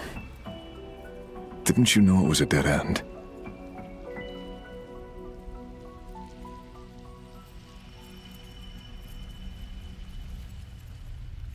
If I hadn't escaped through the moon gate, my friends would have been in far greater danger. Oh, I see. Because of your power. The power of a moon goddess. What? You'd like to know how I know, wouldn't you? The one who resurrected me said so. I could hear a deep lust for power in his voice. Do you mean... Dottore? Dottore. So that's what he's called. He'd been collecting fragments of my body for a long time, all so that he could resurrect me at the moment of his choosing. I had no interest in his research. But being as corroded by the abyss as I was, we were aligned as far as hunting the moons and recovering my strength were concerned. So that's why the Wild Hunt suddenly became so active in Nodcry. When I left the Fatui in my weakened state, Dottore must have felt that his time had come. Moon Goddess, could I ask a favor of you?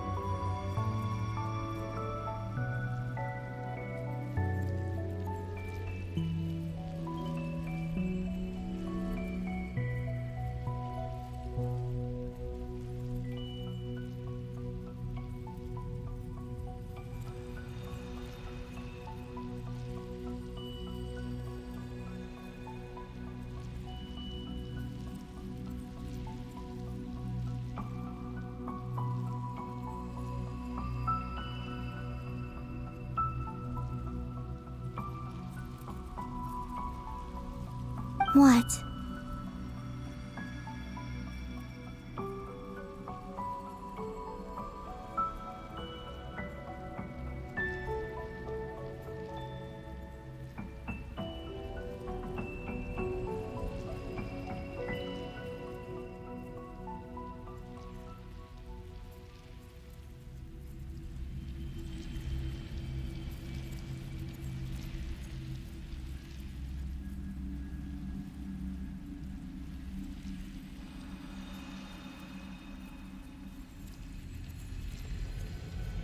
I know this is a lot to ask, especially from someone who tried to kill you.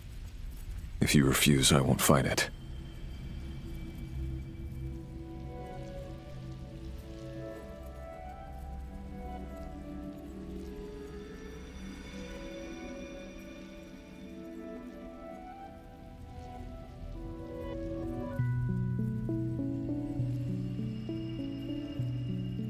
But this is the only thing I desire now. Nothing else matters.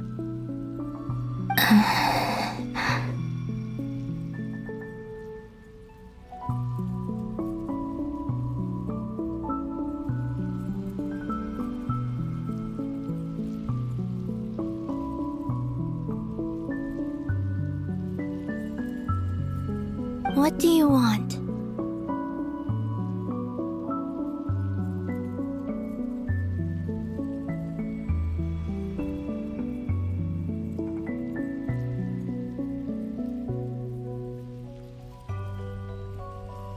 I'd like you to take a message to Thalindus for me.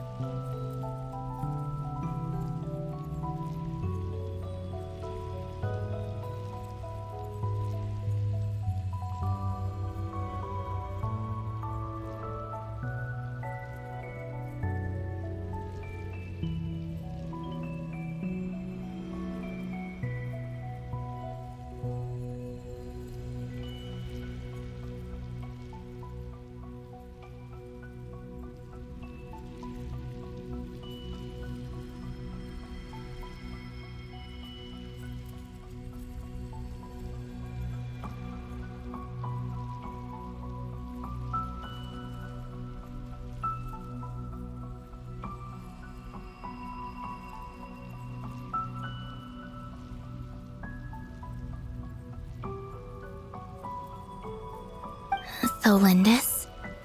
But Yes, she's dead. But like I said, I saw her after image. I can sense that some part of her soul remains here. Far, far ahead. why don't you go and speak to her yourself? I can't. I don't know why, but I can't move freely in this space as you can. All I can see is a glimpse of her walking away. Just like the moment when I last saw her in life. In return, I will clear these abyssal obstacles for you. No, not in return. I'll clear them for you. Whether you want to help me or not. It feels like something I ought to do. Why? Yeah. Why, indeed. I've been asking myself that question a lot recently. Why did I do the things I did? I'm tired of it all.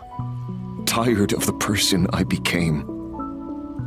People used me. And then I turned around and started using others. I hurt a lot of people. I think I grew tired of it long ago. But I wouldn't admit it to myself. And ultimately, that's how I ended up here. What do you wish to tell her? All of it. My past. My mistakes. Everything that happened after we were separated. Is it okay if I give her the abridged version? Yeah, I'm sure there's plenty you can skip over. Just tell her the important parts. Whatever you think that means. Like the part where you relentlessly tried to kill us? It's up to you. Love demands honesty. But my relationship with Tholindis was built on lies. We hid too much from each other. But after living my whole life in the shadows, I don't want to hide anything anymore. I will do my best. There.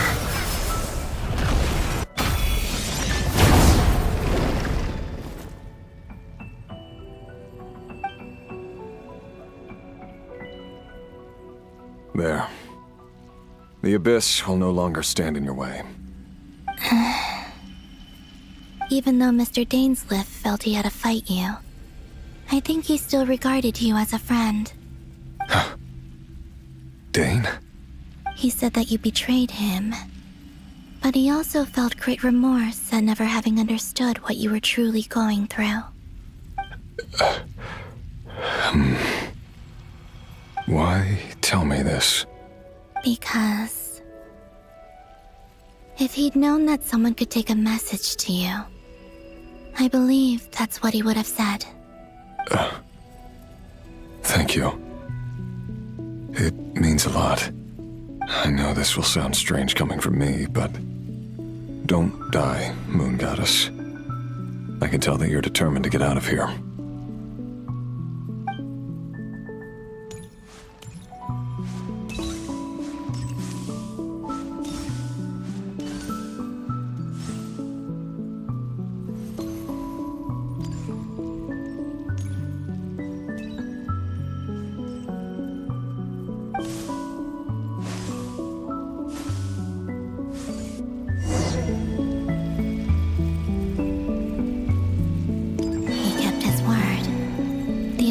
No longer obstructing my path.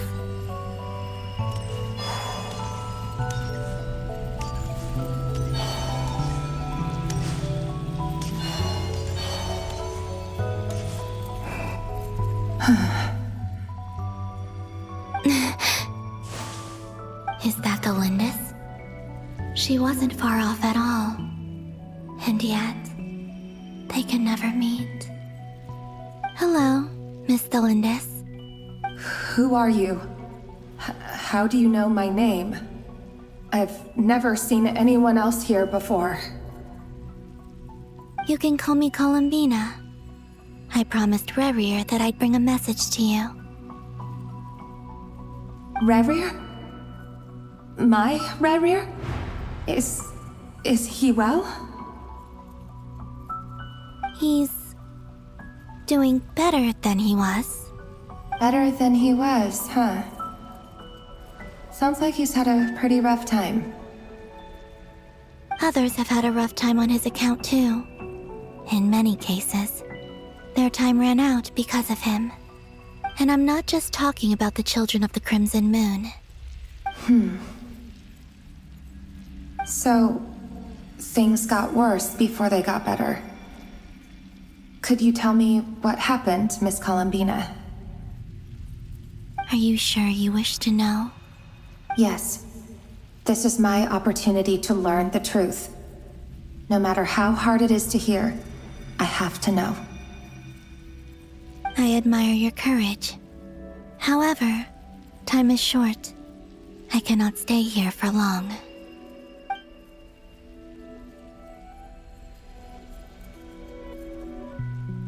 Rerir had seeds of hatred in his heart, and many people nursed them for their own ends. On some level, everything he did was to try and find a way to see you again. But in the end, he came to regret his mistakes. He wanted to apologize for hiding his past from you. Beyond that, he did not say specifically what it was he wished to convey to you, but I'm sure that you've always been on his mind. You are what has kept him going over all these years.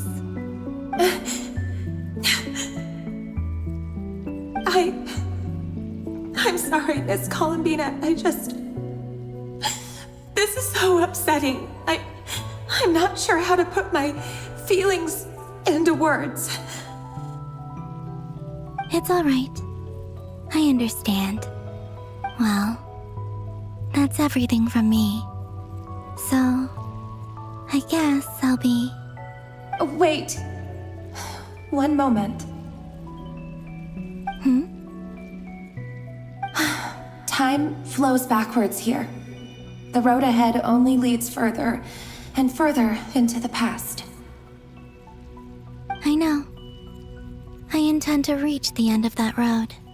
Without a moon marrow, without the 3 moons' power, you won't make it far. Wait, unless... Are you one of the moon goddesses?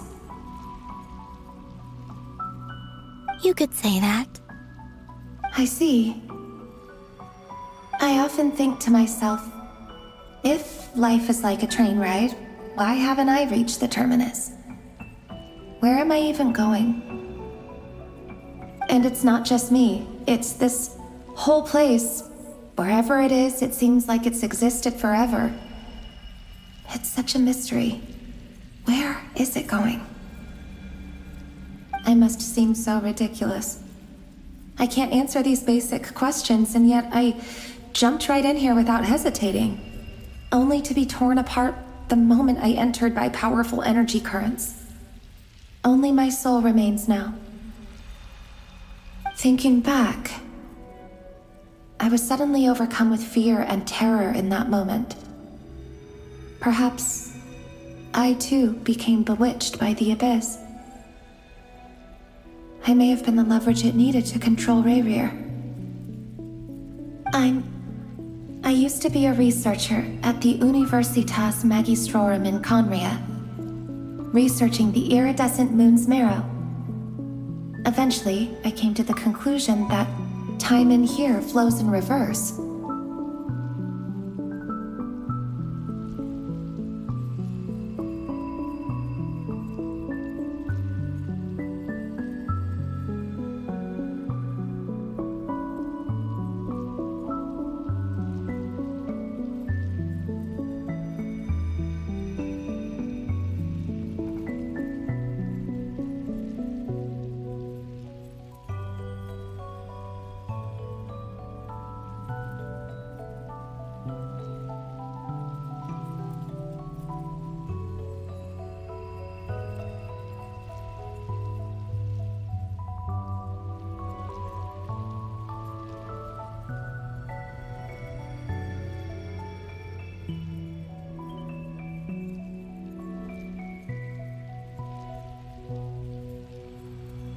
Rerir was one of the Finster King's retainers.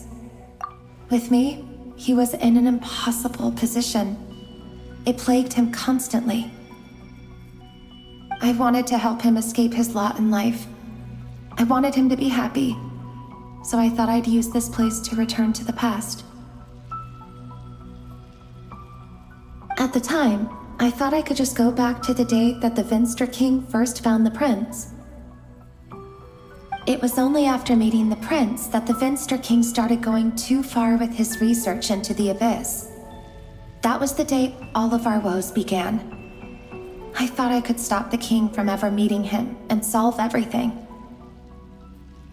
I couldn't kill the Finster King himself, so I had to find another way to save Rerir.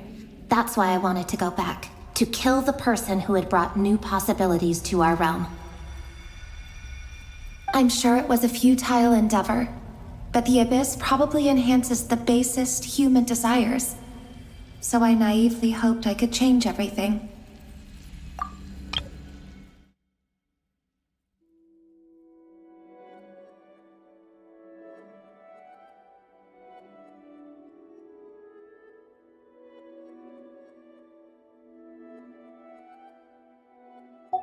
But I was simply too weak. Like a speck of dust against the whole universe. Look at me. I didn't even survive the journey here. Not physically, at least. I know I'm never getting out of here. But you're different. You can make it, and I want to help you. I owe you that much. How do you plan to help me? Have you noticed the golden energy that exists here? Based on my past research and my observations since coming here, I believe they carry you forward faster. I can share what I've learned and help you understand the pattern in which this energy appears.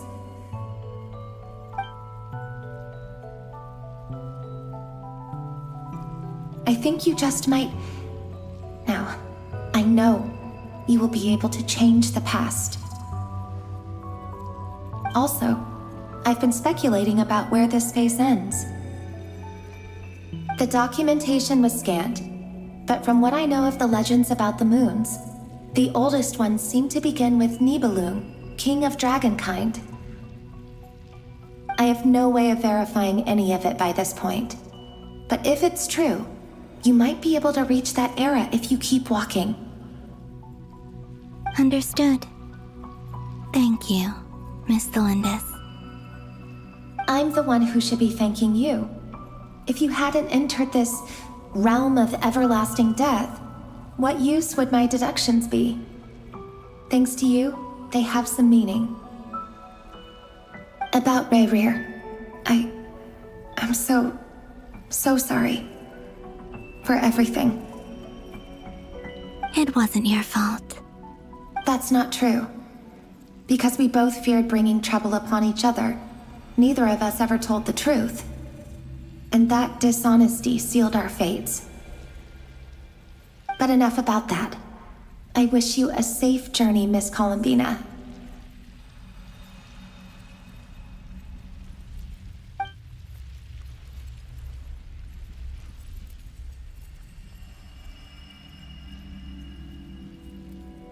And may the outside world never have to experience pain like this again. Rerir, you're there, aren't you? I cannot see you, because you exist in the future. I expect we'll be trapped in this prison of space-time for all eternity. But please, gaze upon the past, and then sit for a while. Let's find a place to sit down together, just like we did when we first met.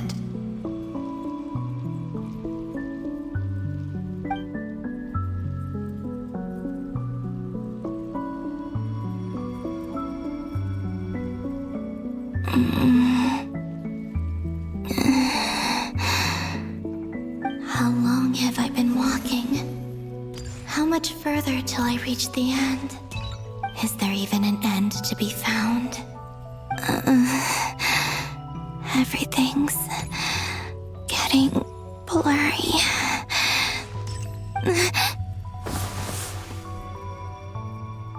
Huh? Are you all right, little sister? Have you come from the distant future?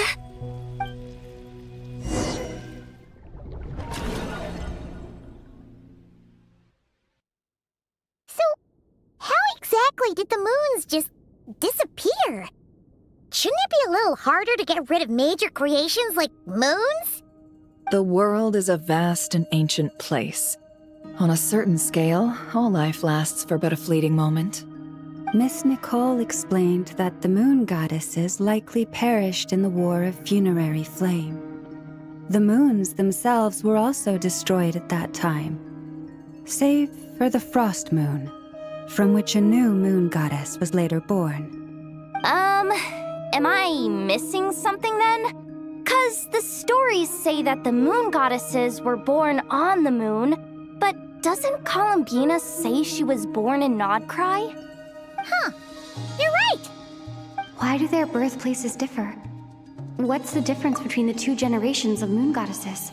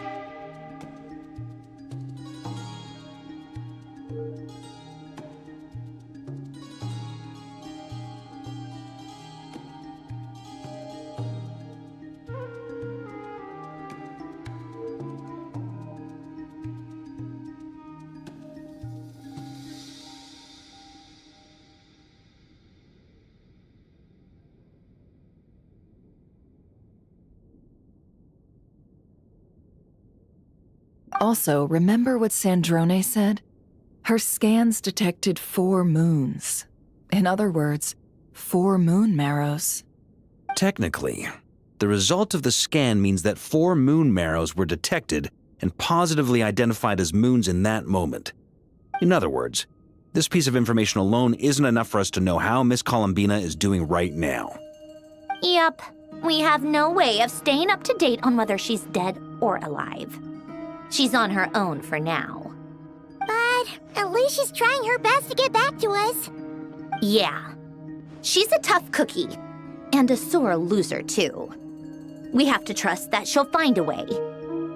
Because we really need her power. As much as it pains me to say it, we've got no chance of beating Dottore in a straight-up fight. He's much too powerful. It wouldn't even be close. That maniac is going to devour everything in his path until he reaches us. We need to find someone or something that can stop him before he does anything worse. I'll be frank. Our only hope of defeating this false god is with a real moon goddess on our side. I'm not just saying this because Columbina's a friend and I want her back safe and sound. It's just the truth. And I know that even she was no match for him when he attacked, but I don't have a better solution. We're not giving up on saving her, whether she can defeat Dottore or not. Right. Don't worry, Miss Sandrone. We're all aligned on saving Columbina. No one's trying to argue that we can only justify saving our friend because it will help save the world. This is about multitasking. We want to save both. So, she's more than just a moon goddess to you guys? Absolutely.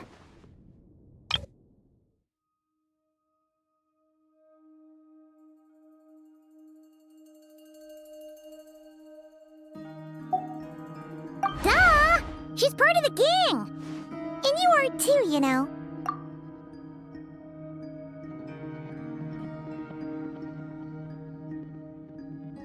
Yes, I know. You don't need to labor the point. I knew that the moment I came running over with my documents that I was part of the in-group. I mean, if Arlecchino can fit in, I certainly can. Anyway, as for how we get Columbina back, I've been working on it constantly. But I think I'm still lacking certain information about the moon. I'd probably get there if I could continue my calculations, but the problem is, I've run out of computing power. Computing power? You mean you need more energy? No, the issue isn't energy, it's processing power. There's so much data to get through that the whole process has just ground to a halt. That's a tricky problem. René de Petrichor of the Nazissenkreuz Ordo once foretold the fate of the world. But I don't know how he did it. My guess is that he used the primordial sea's power. However, that won't work for me. His methodology was vastly different from my own. What's worse, they're incompatible. And, to top it all off, we can't even leave Nodcry. Ugh, this is so annoying. If I'd known we'd run into a bottleneck like this... Well, no, the design bureau's a bust as well. Curse that Dottore! Couldn't have made this harder for me if he tried. Oh, what do we do then? How about we grab a bite to eat and take a break? Maybe something will come to mind after you've cleared your head. You don't get it, do you? I'm trying to calculate the fate of an entire world here. And I need accurate results, not vague prophecies. Where the heck am I gonna find the computing power for that? Ahem. Anyway, time to shelve the discussion on technical difficulties. Being a killjoy isn't very ladylike, after all. Either way, we've done what we can. Rest well, everyone. Remember to let us know if anything new comes up. Hawkeye? Is he hinting that we should talk outside? Let's go somewhere a little more private.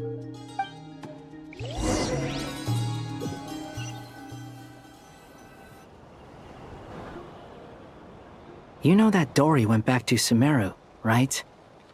Yeah. She mentioned she was planning to head back. Things aren't looking good for Nodcry. She's gone to spread the word so that Sumeru has a chance to prepare for the worst. From what I know of Dottore, there are two possible reasons why he hasn't made a move yet. One is that he's still working through some kinks in his new powers. The other is, he wants to see how we're going to react. He'll easily devour everything eventually, so I guess he's in no rush to make it happen. The first false god he made was me. Now it's his turn. Even though my records were erased from Irminsul, Dottore's ideas haven't changed one bit. He once told me that becoming a god was like turning yourself into a hungry wolf or giant serpent to devour the moon. Clearly, he began studying the moon goddess's powers long before he even tried making a god. He's always wanted to get his greedy hands on divine authority one way or another. And in the end, he devoured the moon where I failed. In the desert of Sumeru, there is a chessboard built by King Deshret, also known as Al-Ahmar. I don't know if it was a real game, or if he was just trying to challenge his servants and citizens in some way. But creating games and setting rules, gods do that as a matter of course. That's the kind of power Dottore craves. Now he has the Trilunar Authority. His power is leagues beyond the common people. I don't think there's any point in other nations rushing to the front line. They're better off focusing on defense and hoping they can fend off any threats that spill out from Nodcry.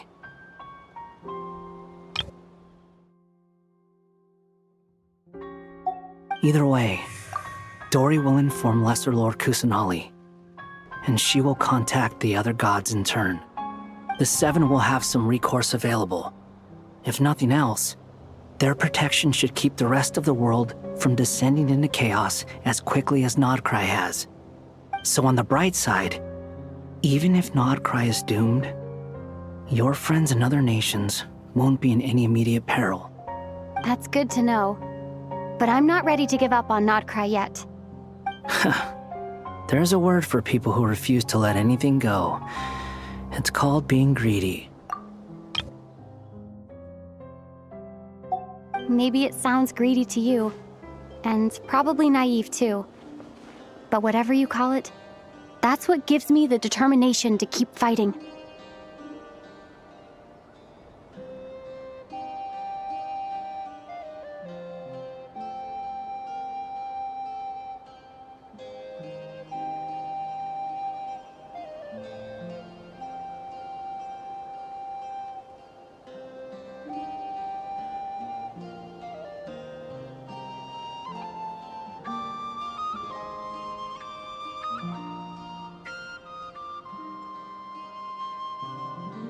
Battles are fleeting, but the will to fight is a long-term commitment. Give up for even a moment, and your resolve will shatter. Why do you always feel the need to do the right thing? No one is born to be a savior. I mean, who's gonna criticize you if you fail or give up? Don't take this the wrong way, but Dottore said something similar to me. I guess the Fatui attracts people who don't believe in saviors. Not necessarily. It's less about belief for me. I just want to know how determined you really are. After all, I don't owe anything to anyone else here.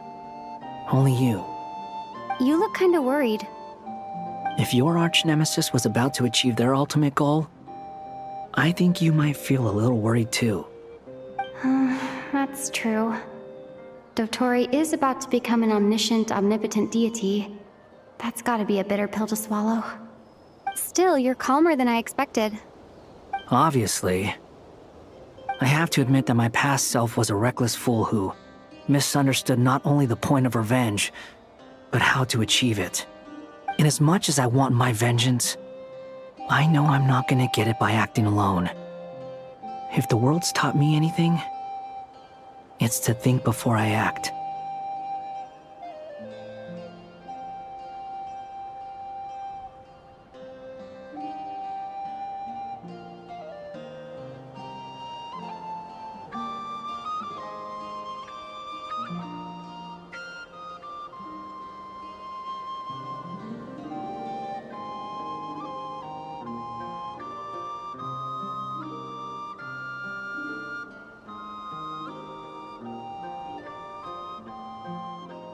Too bad it never taught me any other virtues, though. So, I am going to destroy Dottore, no matter what it takes. So, what's your plan?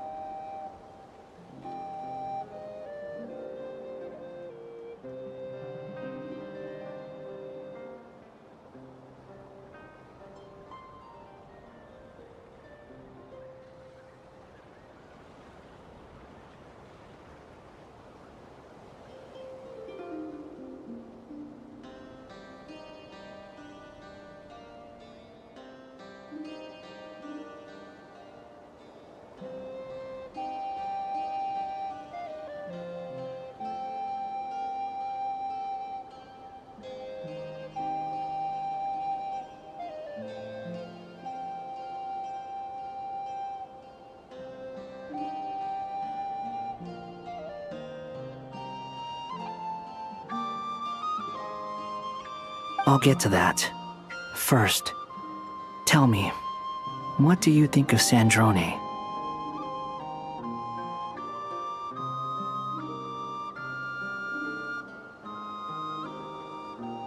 Just like Paimon said, she's a friend, part of the gang. How much do you trust her? This is a serious question. Think carefully before you answer. Although she's with the Fatui, she has her own values, and she's helped us a lot. If nothing else, she's clearly going the extra mile for Columbina. I see no reason not to trust her. If you say so. In that case, the three of us need to talk. I have some thoughts about her computing problem. It can be solved, but it will come with a cost. How much? If I can afford it, I'll cover it. Sometimes your heroism really backs me into a corner. You know that? Come on, let's go talk to her.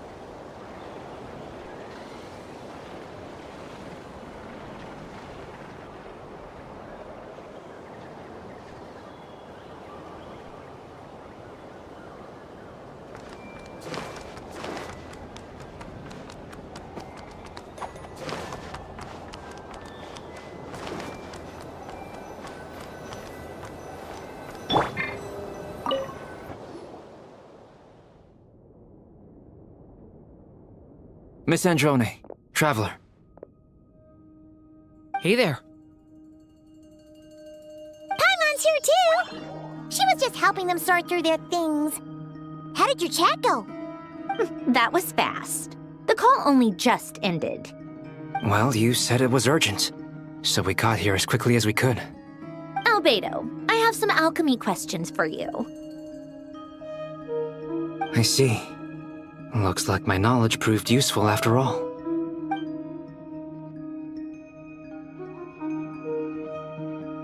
If I might ask, what is the end goal for the modified formula you'll be using? I needed to predict the future of the entire world. But I've run into some teething issues since trying to implement Renee's theory of the 4 Orthants. I see. I'll have a look at it.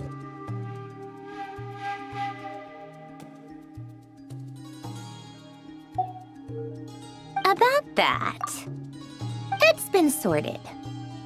Oh, with the Traveler's help? Actually, you're not wrong. She found the person with the solution. Was it Hat Guy? Yeah, it was him. Wow! Go Hat Guy! Seems like all that time studying at the academia is paying off big time. But where is he? Wasn't he the one who asked Albedo and I to come here? Come with me.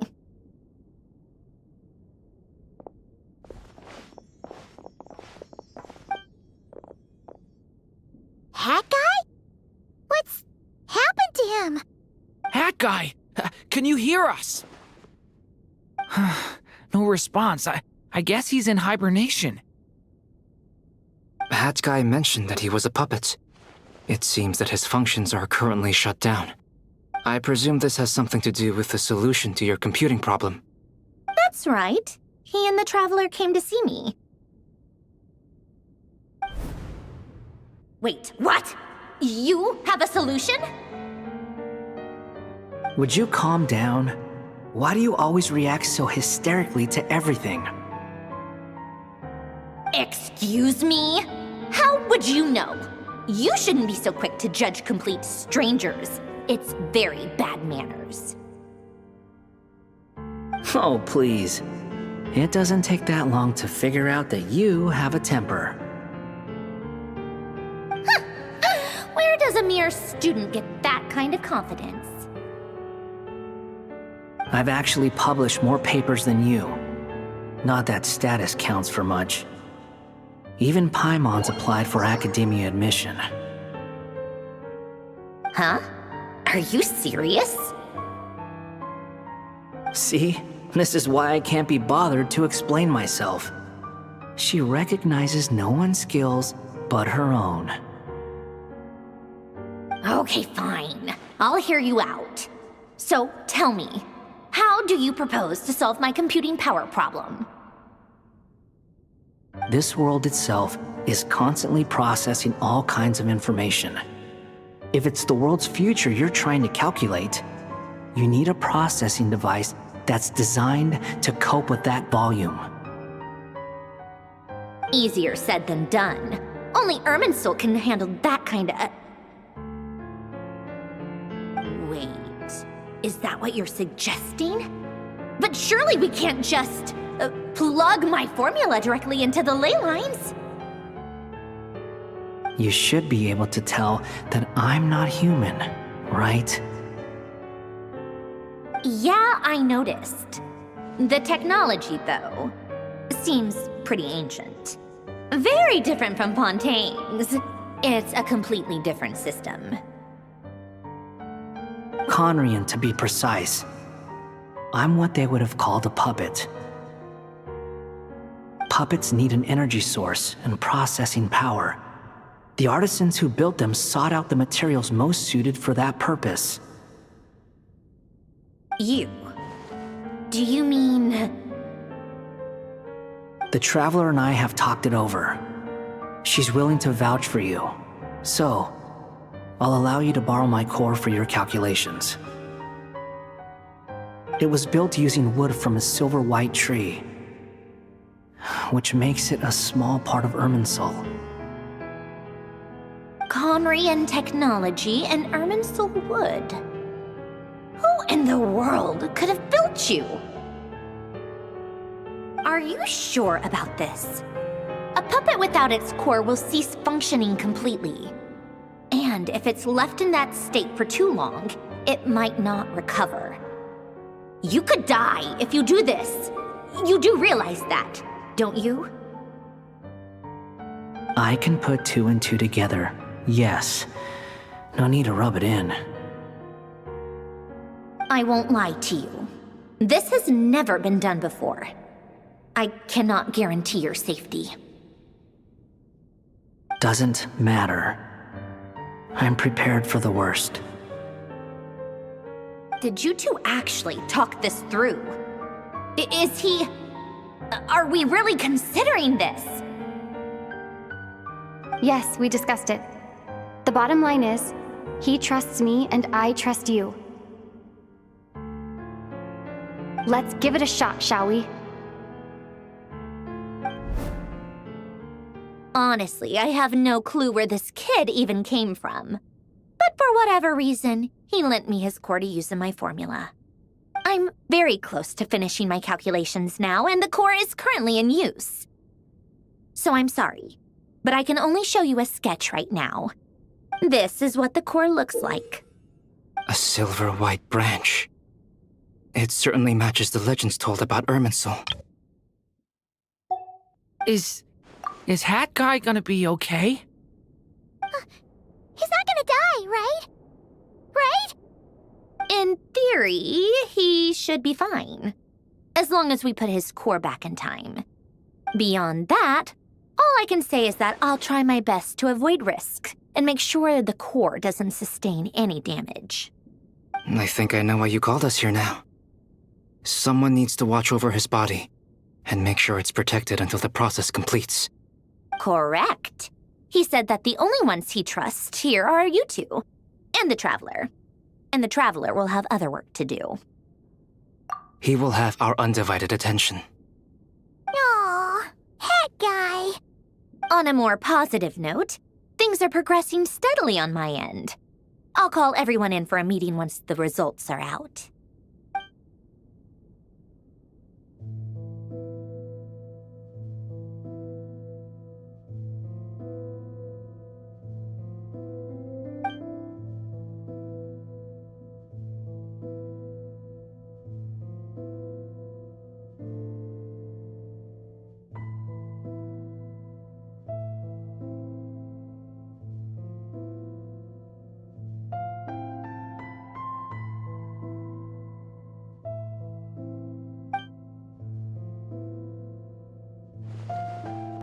The worst case scenario with the core removal is either a system reset or a total loss of function. But I'm not afraid. A quiet death should have been my fate long ago. A core is completely different from a heart. It's like another vital organ entirely. I never believed it could be a true replacement for what I sought. But in the end, it turns out the core was more useful to me. Pretty funny when you think about it. It's like the punchline of my entire life. Do you think there's any difference between a puppet and a human? If not, then this would just be another samsara. I have already experienced both a past life and a next life. Part of me wonders whether I'm only capable of making this decision because I've become a real human. What's with that expression? Isn't this a good thing?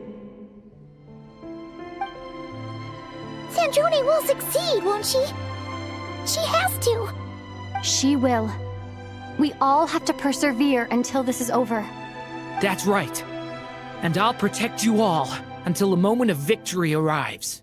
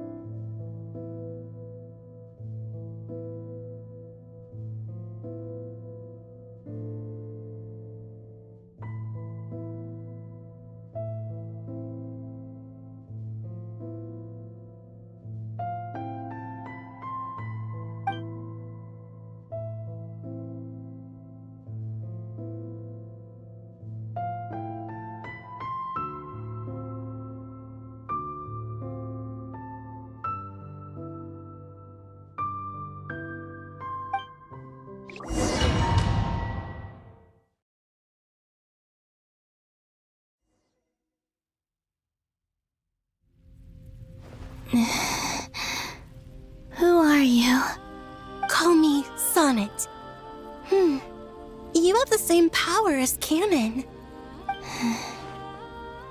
Sonnet.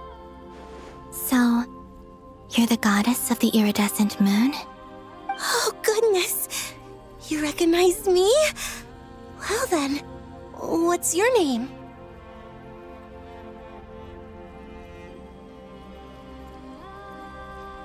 Columbina. Columbina Hyposelenia. Hyposelenia? What a lovely name. Did you choose it yourself? It was a joint effort between me and my friends. Friends? You mean your friends in the heavens? Huh? Oh, sorry. You must be exhausted. I apologize. Hang in there. Let me introduce you to my older sisters.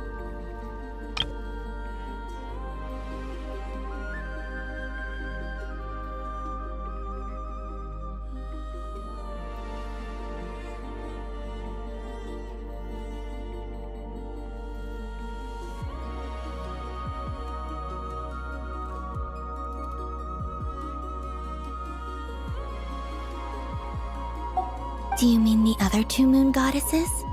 Arya and Canon? Wow, you sure know a lot. Hey, does that mean that our story goes on into the future? Oh, I guess that wasn't the best question to ask. It's alright. We were prepared for that possibility. You could say we were too prepared. I can't even remember how long my sisters and I have been here by this point. When did you get here? How long has it been? I can't say for sure, but it feels like it's been forever. I see. Are you feeling alright?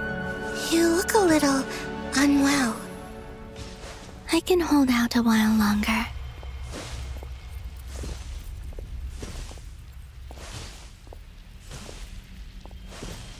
We don't have far to go. The place where my sisters and I are based is just up ahead. Don't worry, they're both really nice. I'll introduce you.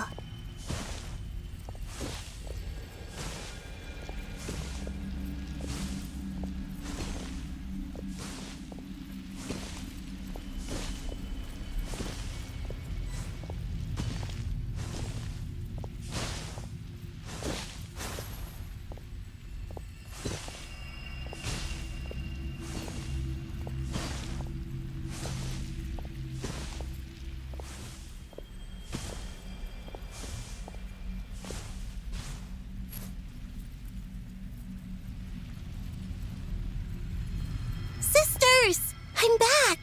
And look who I've brought with me!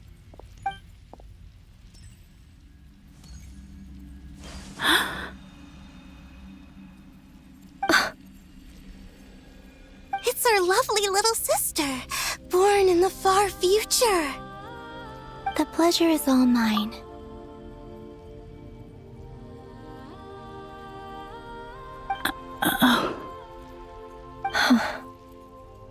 Allow me to introduce you to Columbina Hyposelenia. This is Arya, the goddess of the eternal moon. And this is Canon, goddess of the frost moon. Canon, don't you think Hyposelenia's power is similar to yours? Hello, Columbina. I apologize for our startled reaction just now. And please, forgive our little sister if she's been annoying you. She tends to talk a lot. It's fine. You seem shy. Don't worry, Columbina Hyposelenia. No one can hurt you here. Could you tell me where here is? Please. I must know.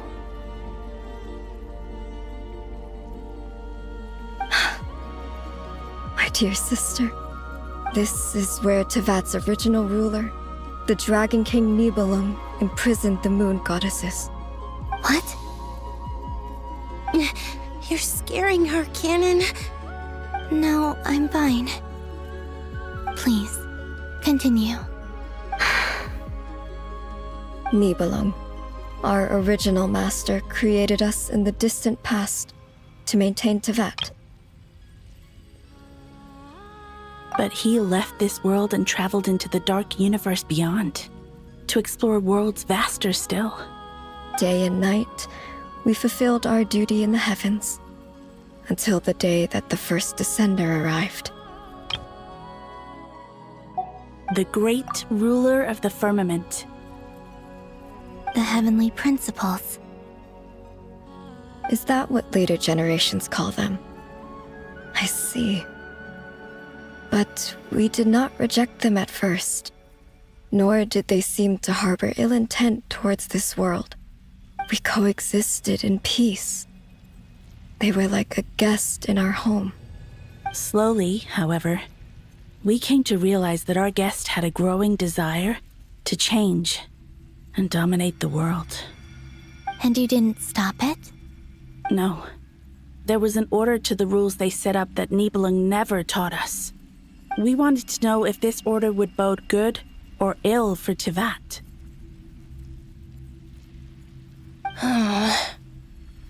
All right. Canon and I wanted to know. Sonnet was against it from the outset. Later, we discovered that this great ruler of the firmament bore an almost paranoid hostility toward the desire of certain life forms to seek power. Or perhaps they feared them. They would even cast down celestial nails as manifestations of their power, to punish the civilizations of the world below. Only this was far beyond mere punishment. Right. Their rules brought order, but the price people paid for merely testing the limits of those rules was far too great. I did everything in my power to help the punished escape catastrophe, but still, too many lives were lost. The ancestors of the Frost Moon Scions were some of the ones you helped. But just when we had decided to take countermeasures, the Dragon King, Nibelung, returned. And so began the War of Funerary Flame. So, that's the name the world gave that war in the future. Well, who won in the end? As far as I know, the Heavenly Principles won, although it came at a great cost. They remained in Tevat, where they continue to rule to this day. And the world's original master, the Dragon King Nibelung, was destroyed. And what of the moons? Are there still 3 moons in Tevat's skies? You can tell us the truth, Columbina. We know we are but remnants of a bygone age. We are prepared for the answer. Only the Frost Moon remains. But it has been cast beyond the false firmament by the Heavenly Principles.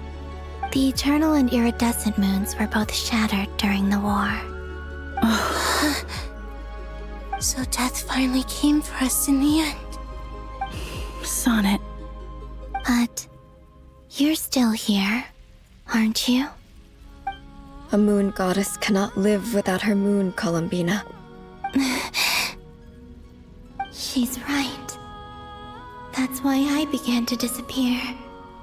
Because the Frost Moon is cut off by the false sky. How much worse it would have been if it were outright destroyed. Our souls may endure within this lunar palace, but if our moons are destroyed, then we shall disappear the moment we depart from it. I'm sorry. There's no need to apologize to us, dear sister. If anything, we owe the world an apology. If only we'd decided to act sooner, rather than arguing amongst ourselves. all the more reason not to spend this time in regret and repentance. Instead, we should focus our efforts on how we might help our future sister.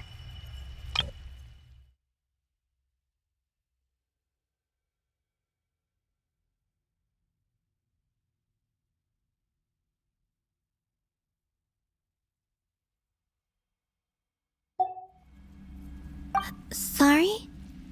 Don't you see, Columbina, your story is not yet over. Is that not why you are here?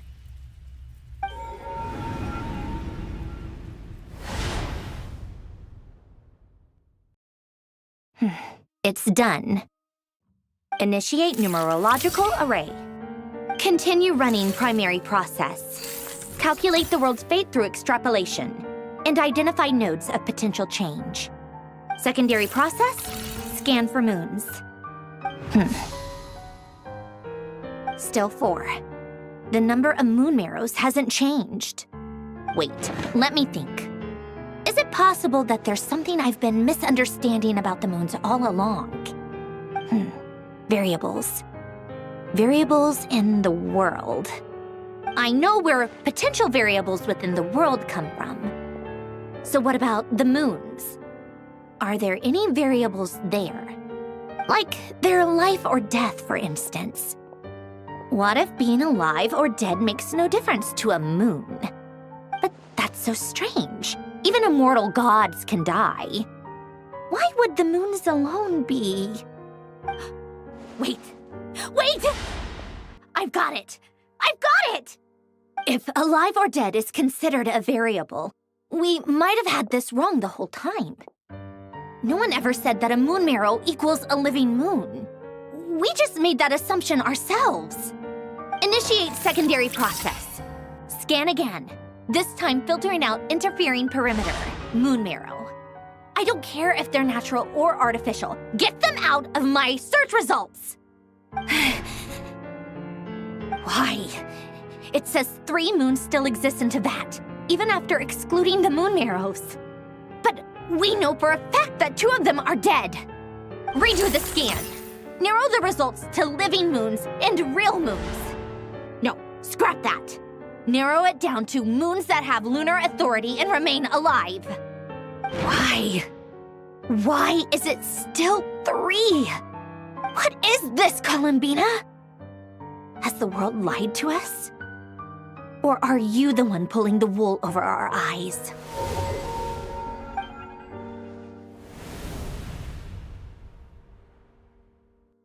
So, you think that the moon's reflection might be where Nibelung imprisoned the 3 moon sisters? Yes, it would explain a lot, such as why that space would respond to a moon goddess's power, opening the moon gate at her command. It would also explain why Miss Columbina has been unable to leave, and why time flows in reverse there. In the messages she sent, Columbina promised us she'd find a way to return, but we have no way of knowing how, when, or where this might happen.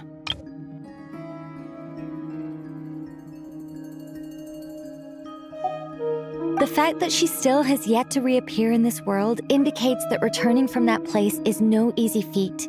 We cannot afford to simply wait for her. So you're saying, if she could return by her own power alone, she would have done so long ago?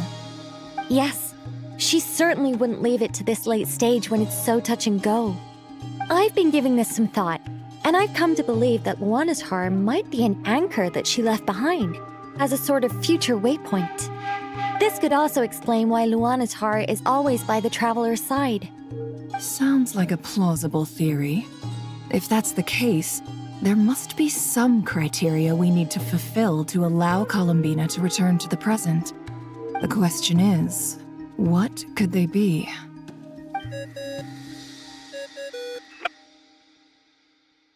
Hello? Listen up! This is extremely important!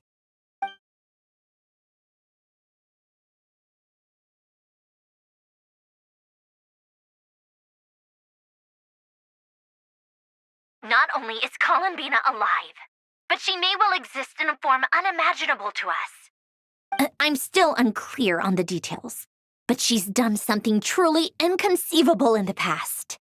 And the clue to what she's done lies in the moon and Tevat's sky. Truly amazing. Oh, I'm so delighted for her.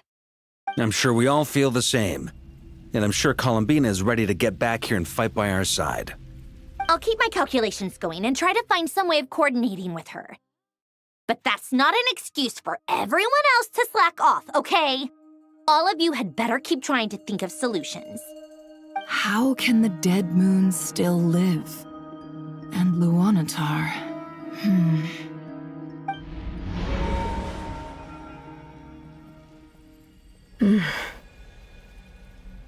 It's hard to believe that's what will happen in the distant future. Our authority is linked to the most fundamental rules of Tevat. I suppose it's no wonder that many would covet that power. I didn't realize that when you said friends, you meant people who live down in Tevat. That's so lovely. I always wanted to go down there and have some fun. Have you ever tried leaving this prison? Of course. Between us, we've tried everything. But no matter where we go, this space will eventually bring us back here. It's like the center of a whirlpool. Everything ultimately converges here, at the moment when Nibelung imprisoned us. In that case, have you tried using any of those pathways that connect this space to the real world? Sorry? What are those? They're passages through which you can make small-scale changes to reality by using Kuvaki. Or am I the only one who can use those passages? Because part of my soul remains in reality. Kuvaki. What is that? You don't know? It's a unique kind of elemental energy found only in Nodcry, the land from which the moons arose. Oh. Well, it's true that the moons first rose up from the part of Tvet you say is called Nodcry. But there is no difference in the elemental energy between there and anywhere else. What? Could you show us some of this Kuvaki? Hyposelenia? Maybe if we see it, it'll make more sense. Okay. Isn't that just your power? What? But it's everywhere in Nodcry. In the air, in the land. Even the creatures who live there have adapted to its influence. How curious. This Kuvaki certainly did not exist anywhere in the world before we were imprisoned. Let alone influence living creatures. So, how exactly does it affect them anyway? Can they float in the air like us? This is so strange. Why would their reality differ so much from mine? Columbina, you're looking for more than just a way out of here, aren't you? Yes. If I am to help my friends, I will need trilunar authority on par with that of our foe. You mean... you'll need our power? This sounds extremely risky. The Three Moons' powers are not mutually compatible. Concentrating them into one goddess will be a very painful process. And if anything goes wrong, it could tear you to pieces. I know. But I'm willing to take that risk. Even so, let's say we successfully transfer our authority to you. How will you take it outside this prison? Nibelung constructed this realm specifically to prevent us from using our powers to interfere in his war. No moon goddess can leave this place alive.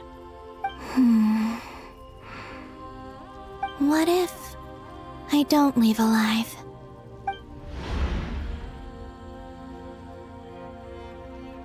Where do we even start? How are we supposed to figure out what we're meant to do to help Columbina?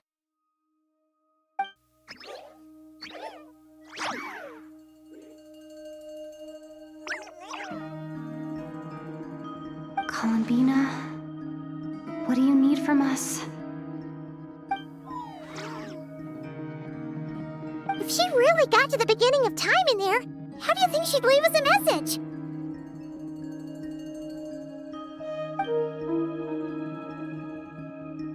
You don't think she'd write it down on a stone tablet somewhere in the hopes that we'd find it, do you? Seems unlikely. Columbina may not talk a lot, but she thinks deeply about issues like this. Let's review what we know.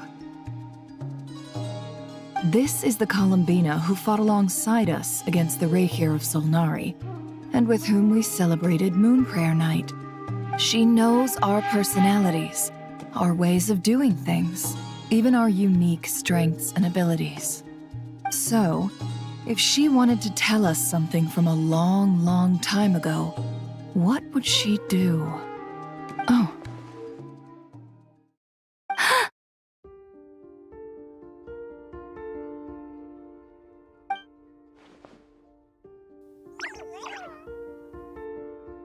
Traveler, you once said that those golden ripples also appeared when Luanatar was born. What if Columbina left Luanatar here, not just as an anchor to the real world, but for some other purpose? If she is part of Columbina, and Columbina knows that I can see past events through her. Oh yeah! Like when you peeked into Rarir's past through his heart! Nefer, wait! If you're right about this, and you can really see past events through Luanatar, your eyes, they'll... Oh, I know. Looking at Rarir's past in Conria was already enough of a strain on my eyes. Looking this far back into the past, it'll surely blind me. But it's our only chance. This is the only way. Boss. We spoke about this once, a long time ago. Do you remember what I said, Yehoda? The day I lose my sight, the Curatorium of Secrets will be yours to run. But... What's wrong? I'd be overjoyed if I were you. This day's come a lot earlier than either of us expected. I need to know you'll honor our agreement, Yehoda. Promise me. Yes, Boss Neff. I promise. Are you sure you don't want some time to think this through? What is there to think through? I should have gone blind after our battle with Rarir. Frankly, it's almost criminal that I got away with it for this long. Then at least let me take some precautions on your behalf. And if you really do lose your sight, I'll visit your office every day and make sure you're well looked after. Oh, please, anything but that. I was actually ready to go through with this. Are you trying to scare me into backing out? As if I could ever scare you.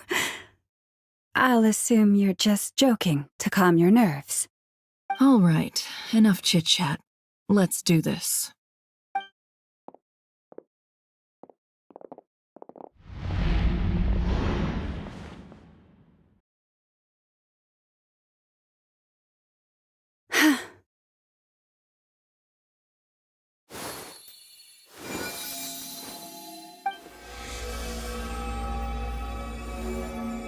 All done. Good. Now give me some space.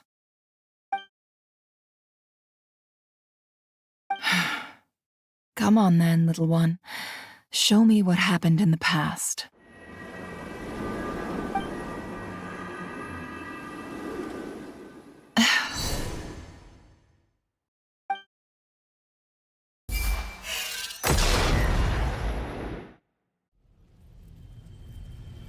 Between the Trilunar Authority, Kuvaki, and the soul-surviving moon, the Frost Moon, I think I might know how to get back.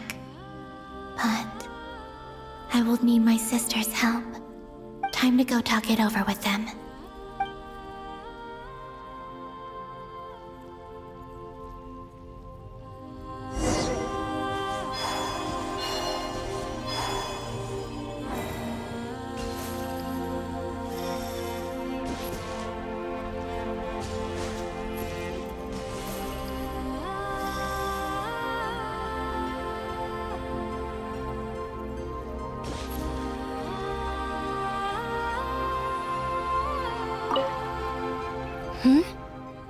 Have you decided what to do? I hope it's not too dangerous. You really scared me when you said that thing about not leaving here alive. Come on, let's go find the other two.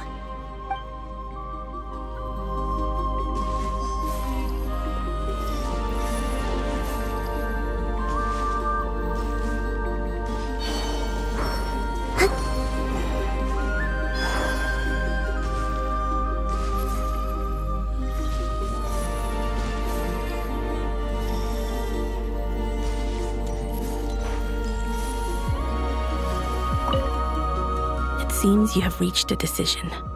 I'm all ears. What do you propose?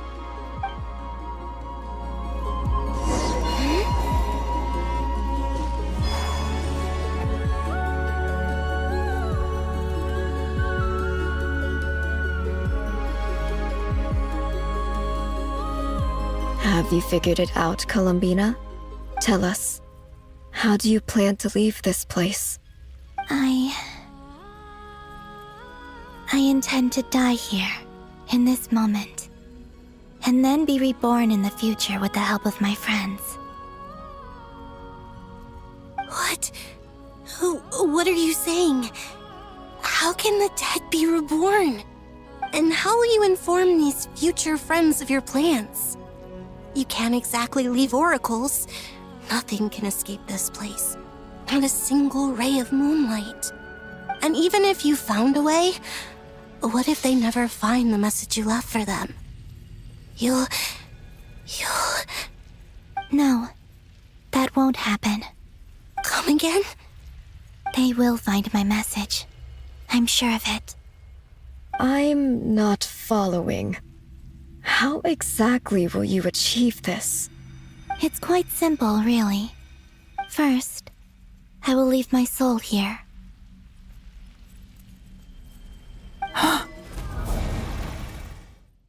I see it. Your soul? You mean your divinity? Yes. I once left a portion of my soul in the future. One so small that this prison barely noticed anything. In this very moment, she can resonate with my soul across time. When the time comes, I believe that she can serve as an anchor to pull my soul from here back to the future reality. Just as gravity connects the world to the moon. Exactly. In the future, where I came from, the moon has been cast beyond the false sky, but I can still feel that it is there. In a similar way, I can feel a connection to the soul fragment I left behind even now. My friends can use it to detect my presence. But how do you just leave your soul here? Is that even possible? On my way here, I met an ordinary mortal who entered this place long before I did. Her body is long gone, but her soul remains. And before that, I encountered an old enemy whose entire soul survives here intact, while the power that once corrupted his body has faded away. So, perhaps this space is specifically designed to imprison divinity and authority, but not the physical body. Still, even if your body can escape, would it not just be a lifeless husk without the soul inside? Wait, is that what you meant when you said you wouldn't leave alive? Yes. I shall turn my body into moonlight and pour it over Nodcry. That power shall protect the land and quietly blend into it, awaiting my soul's return in the future. However, I cannot do this on my strength alone. I would need your help to do this, so I'm humbly asking for your assistance. Oh, dear sister, you need not be so formal. As I said before, we are but remnants of a bygone age. You, on the other hand, were born alone in that distant future, and you have walked a long and lonesome road since then. How could I bear to let your story end here in this dungeon?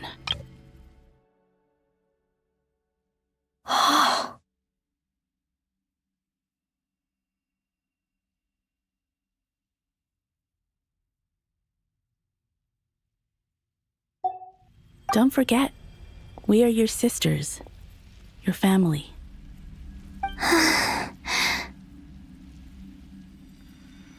Arya's right. Actually, I've always wanted a little sister. Can you imagine how it's been for me? Getting nagged by 2 older sisters all the time. Now, I finally get to be the big sis. And not just that, but I get to help you return to your world, too. How could I say no to that? Sonnet. Canon?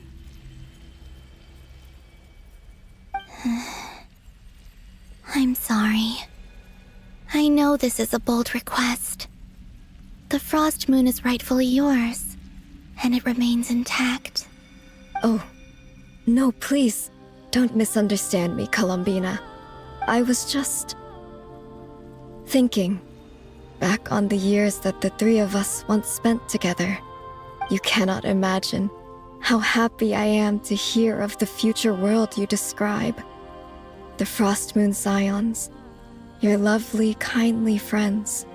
For the 3 of us, whose purpose in life was to maintain the peace in Teyvat. It is a great relief to know that the people of this world live in such an abundant future. If your plan can save them, and save Notcry, I will gladly give you all that I can. Besides, the 3 of us have been together since the day we were born. I could never abandon them to live on alone without them. Canon. Still, I do have one question I would like to ask you before we proceed. Certainly. What is it? Why do you cover your eyes?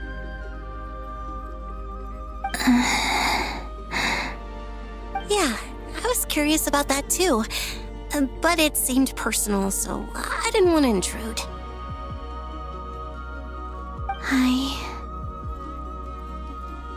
There was a time when I refused to look upon the world. I believed it was full of nothing but lies and falsehoods. I wished to hide my feelings, seal my heart, until I could return to my true home. I see. Perhaps that decision saved you from ever having to see the false sky again. But at the same time, you likely missed out on many true and precious things, like the smiles on your friends' faces. Promise me this, Columbina.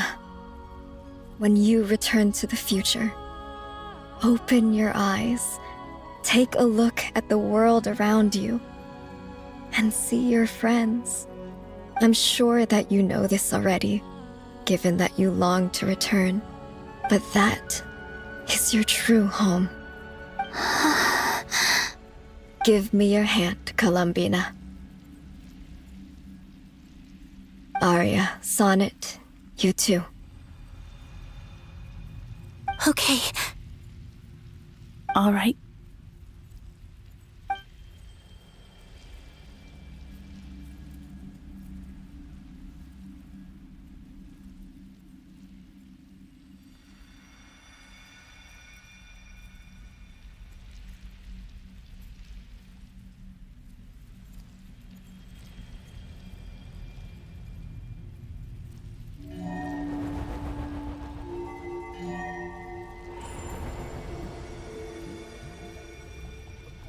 We once were the songs sung for eternity, but now it is you who must continue to sing. We once were the tides in the great river of time, but now we subside, and you arise. We were the messengers of madness and inspiration. But now, the lies have faded, and your truth must endure. We are souls awaiting the sun. You must return to be with those who smile when they see your face.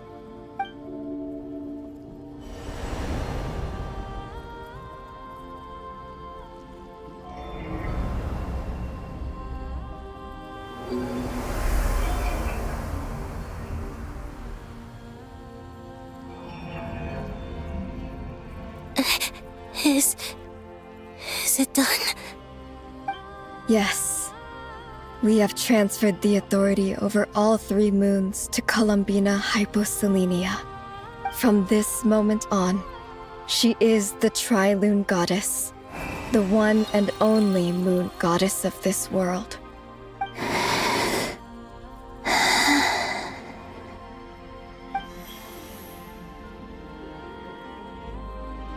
Thank you. Thank you, my sisters. Now go, and do what you believe is right, Columbina Hyposelenia. Be aware that we cannot grant you the power of the 3 moons beyond these prison walls. The conflict that arose over their remains following our disappearance will still take place. I understand. Sisters, oh, my body. It feels... Now that we have given up our power and authority, our bodies are merely mortal shells. This prison is dissolving them as we speak. It's okay, Sonnet. The end must come for every god, just as it does for every human. That's all this is. The final destination of our lives. Canon and I will be by your side the whole way. We have one final request, Columbina. Could you use the 3 moons' power to send us back into the real world? Now that we have lost our powers, I doubt this space will seek to hold us further. It's just... we would like to spend our final moments together in the only place we ever called home. Of course. Gladly.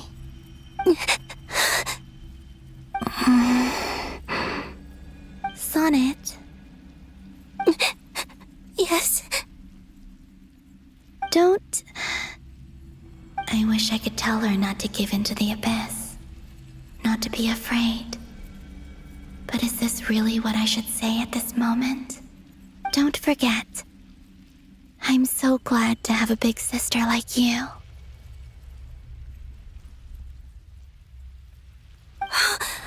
No, Hypo. Thank you. I'm okay. I'm not afraid. As long as my sisters are with me, I won't be afraid.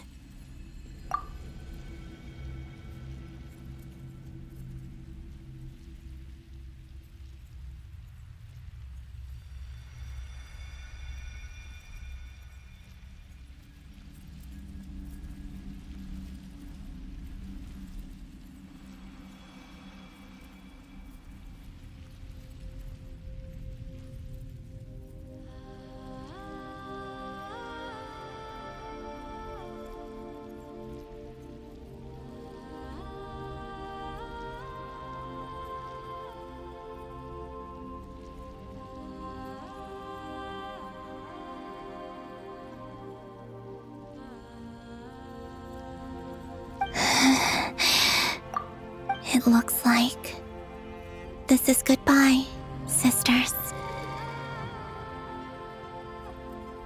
Goodbye, Columbina. Take care of this world in our stead. I will.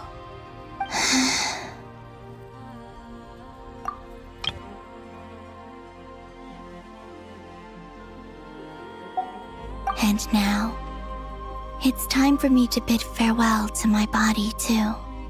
May it become the moonlight that keeps Nodcry company through the long years ahead. So this is why Nodcry was not always home to Kuvaki. It only appeared after I poured my body out upon this land, and only this land.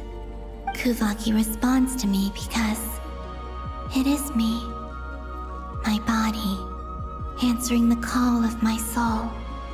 And the golden energy I've encountered on my way here was, in fact, that very soul, which I am about to leave here to guide me. O power Tri-Lune, eternal moonlight, I, Columbina Hyposelenia, lay aside my body. Let it be cast into the dark night to illuminate the future. May it be a companion to all who dwell beneath the moon.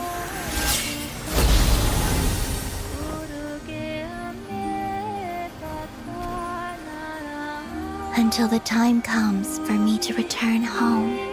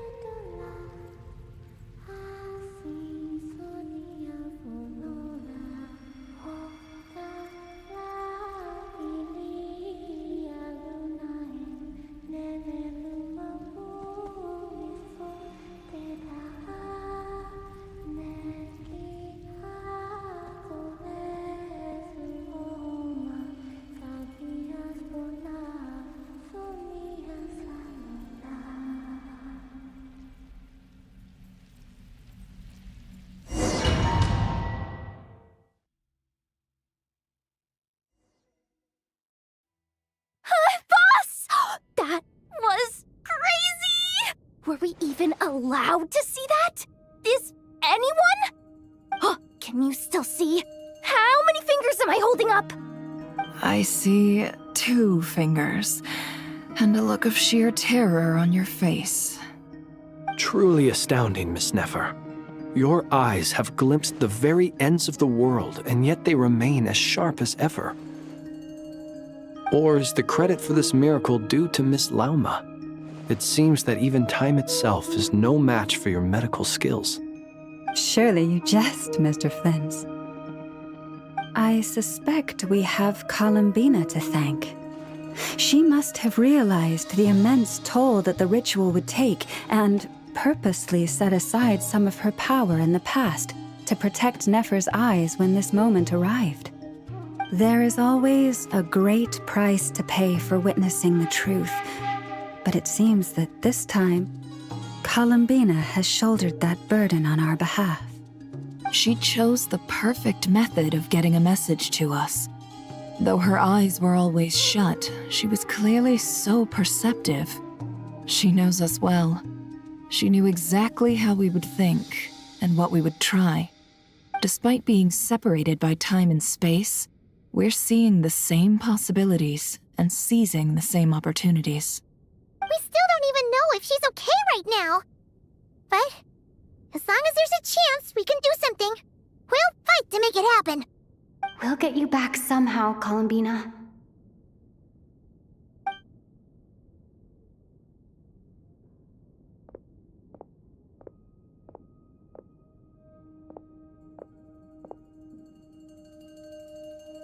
Well, based on the information we now have, let's figure out our next moves. Thanks to these gentlemen, we have a much clearer picture of the situation with Dottore. The civilian population has been moved to safety, so we no longer need to hold back. Miss Androne, how are the calculations going? So far, so good. I'll keep seeing how far I can push the system, though. Can't have Hatman being powered down for nothing. There's still a long road ahead. Where should we begin?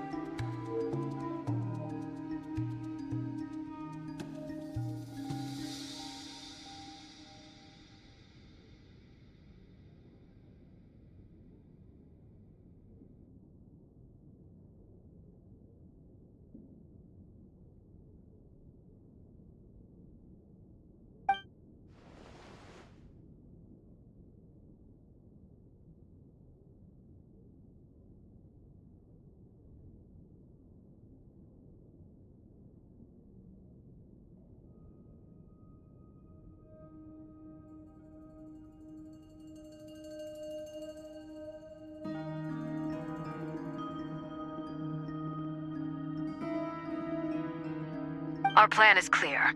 Time is short, so let's get moving. There's just never enough time, is there? Time is the bane of my existence. Ugh. Anyway, I'm gonna get back to work. All right, we'll do our part too.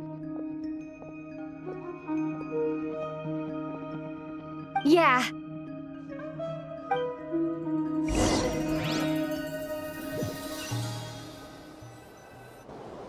Albedo's theory says that elemental energy can dilute the light realm's power, but I'm no expert in building elemental defenses. Sounds like something out of the advanced elemental theory section of the library. Whew.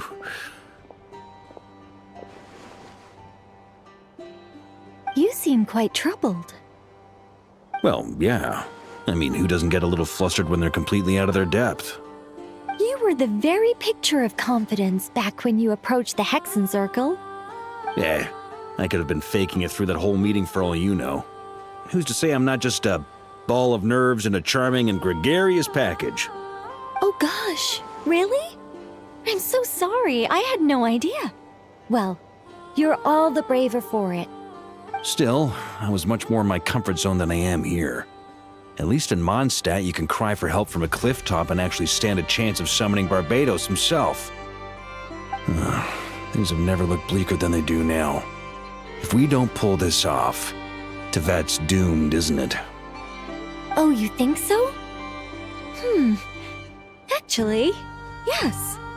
Yes, it probably is. It's a shame. Don't put too much pressure on yourself.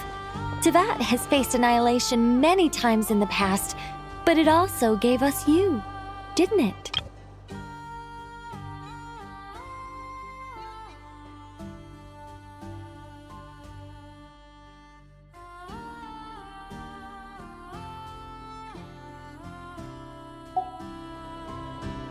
Hey, don't give me that. It's not like I'm anyone special. I disagree. Every human born in this world is special. We angels have always believed that. In that case, this humble human being has a big favor to ask of you. I thought you might say that. I'm sure Alice, in her great wisdom, sent you here precisely to help us in this difficult time, yes? Well, that has less to do with her wisdom and more to do with my power. Of course, of course. Well, the thing is, these elemental defenses we're about to build, I don't think it's a question of if they'll fail, but when. Durin's findings from his patrols make it clear that Dottori is constantly expanding his territory. First it was his lab, then the design bureau, and now this. It's not realistic to completely stop him encroaching on the rest of Nagrai. Rather, our goal should be to stall him for as long as possible. If Miss Sandroni's calculations are correct, well, they're the closest thing to certainty we have in this situation, so let's assume they are. Anyway, her calculations suggest that our best hope for victory lies in Miss Columbina's return. It's up to us to slow Dottori's advance and buy time for her to make a return. Are you asking me to help you with building the defenses? No. I'd like you to prepare for what comes next. When he eventually reaches us, we will have to fight him. You were an angel once and a mage now. I'm asking you to lend us your protection. Oh. Can I take it that you're triggering the terms you fought for during our three-way talks? Well, technically those terms were about protecting Mondstadt. But if you're happy to agree to the change in location, then yes, let's do that.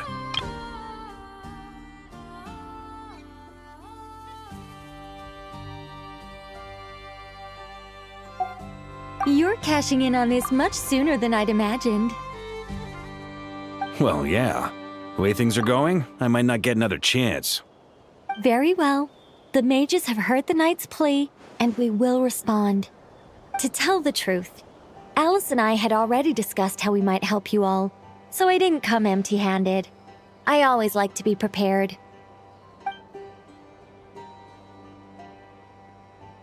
This is... wow. Yeah. This is great. Seriously, thank you. been many long years since I had a chance to dazzle humanity with a little divine intervention. To humbly serve as a reliable and responsible guide. Anyway, Knight of Boreas, please accept this gift in recognition of your great virtue. Go now. May the angel's blessing deliver you safely to your destination.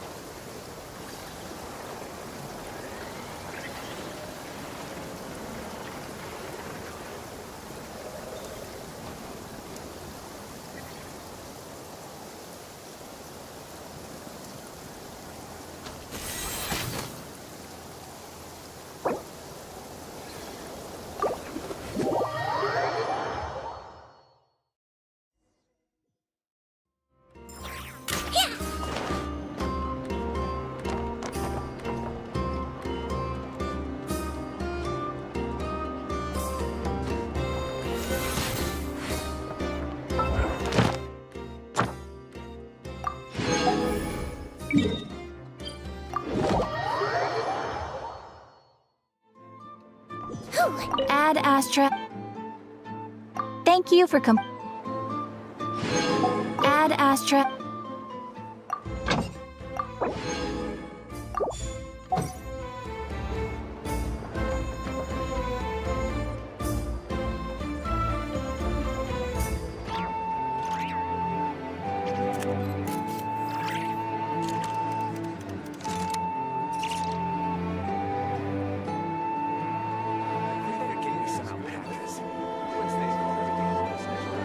This land holds nothing but promise for adventurers from all walks of life.